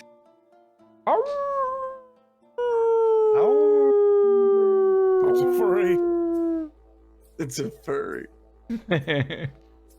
Gob's actually a furry. You figured out the whole thing. We wake up tied up and he's yiffing. Oh no. No ERP, please. Thank you. Thank you all for coming and hanging out. Session 1. Hang around in Discord. We'll chat right after. Yeah. Episode 1. Episode 1. I'll have it uploaded hopefully by tomorrow sometime onto YouTube. For anybody that wants to watch the entire episode from beginning to end in one full swoop, it'll be on there. Otherwise, you can watch the VOD here on Zeus Lair or the Gooch TV's live Twitch channels. And thank you all for coming and hanging out. Much appreciated. Any character art and stuff like that as well. If we get any, we'll show it periodically throughout the episodes or at the beginning of the episodes, things like that, scenes, and we'll kind of showcase some of that at the beginning, I think, of each episode. I think that's a perfect time. So I did 3 whole arts today. 3 whole arts. Oh yeah. Oh yeah. 3 whole arts. All right. Thank you all for hanging out. Have a wonderful night. You want to see him right now? 3 whole arts. Yeah, why not? Yeah, I put him in the arts tab in Discord. One's Bartleby. Pretty great. I don't know where he got that wand, but I dig it. I need a wand now. Bartleby. And then I drew old mate fucking Poofy at the top. One And I second. drew Lorik as well. He's a cutie. Look at his mangled wing. His mangled, jangled wing. We got Bartleby with the mustache. He's like, we got the jangled, all the 4 wings super jangled. We got the Gooch, the polar bear, Poofy, El Poofy. I like the detail of the whale tooth on that one. Yeah. Very nice. I like it. Awesome. But yeah, We so love more art. Share all the art. yes, 100%. Anybody that out there that just kind of likes to doodle and draw, if you doodle and draw anything that's related to the campaign, we'll 100% showcase it during the episodes, and then also on the YouTube and everything, and maybe even throw some of it into the episodes. So thank you all for hanging out. Have a wonderful night, everybody. Take care of yourself.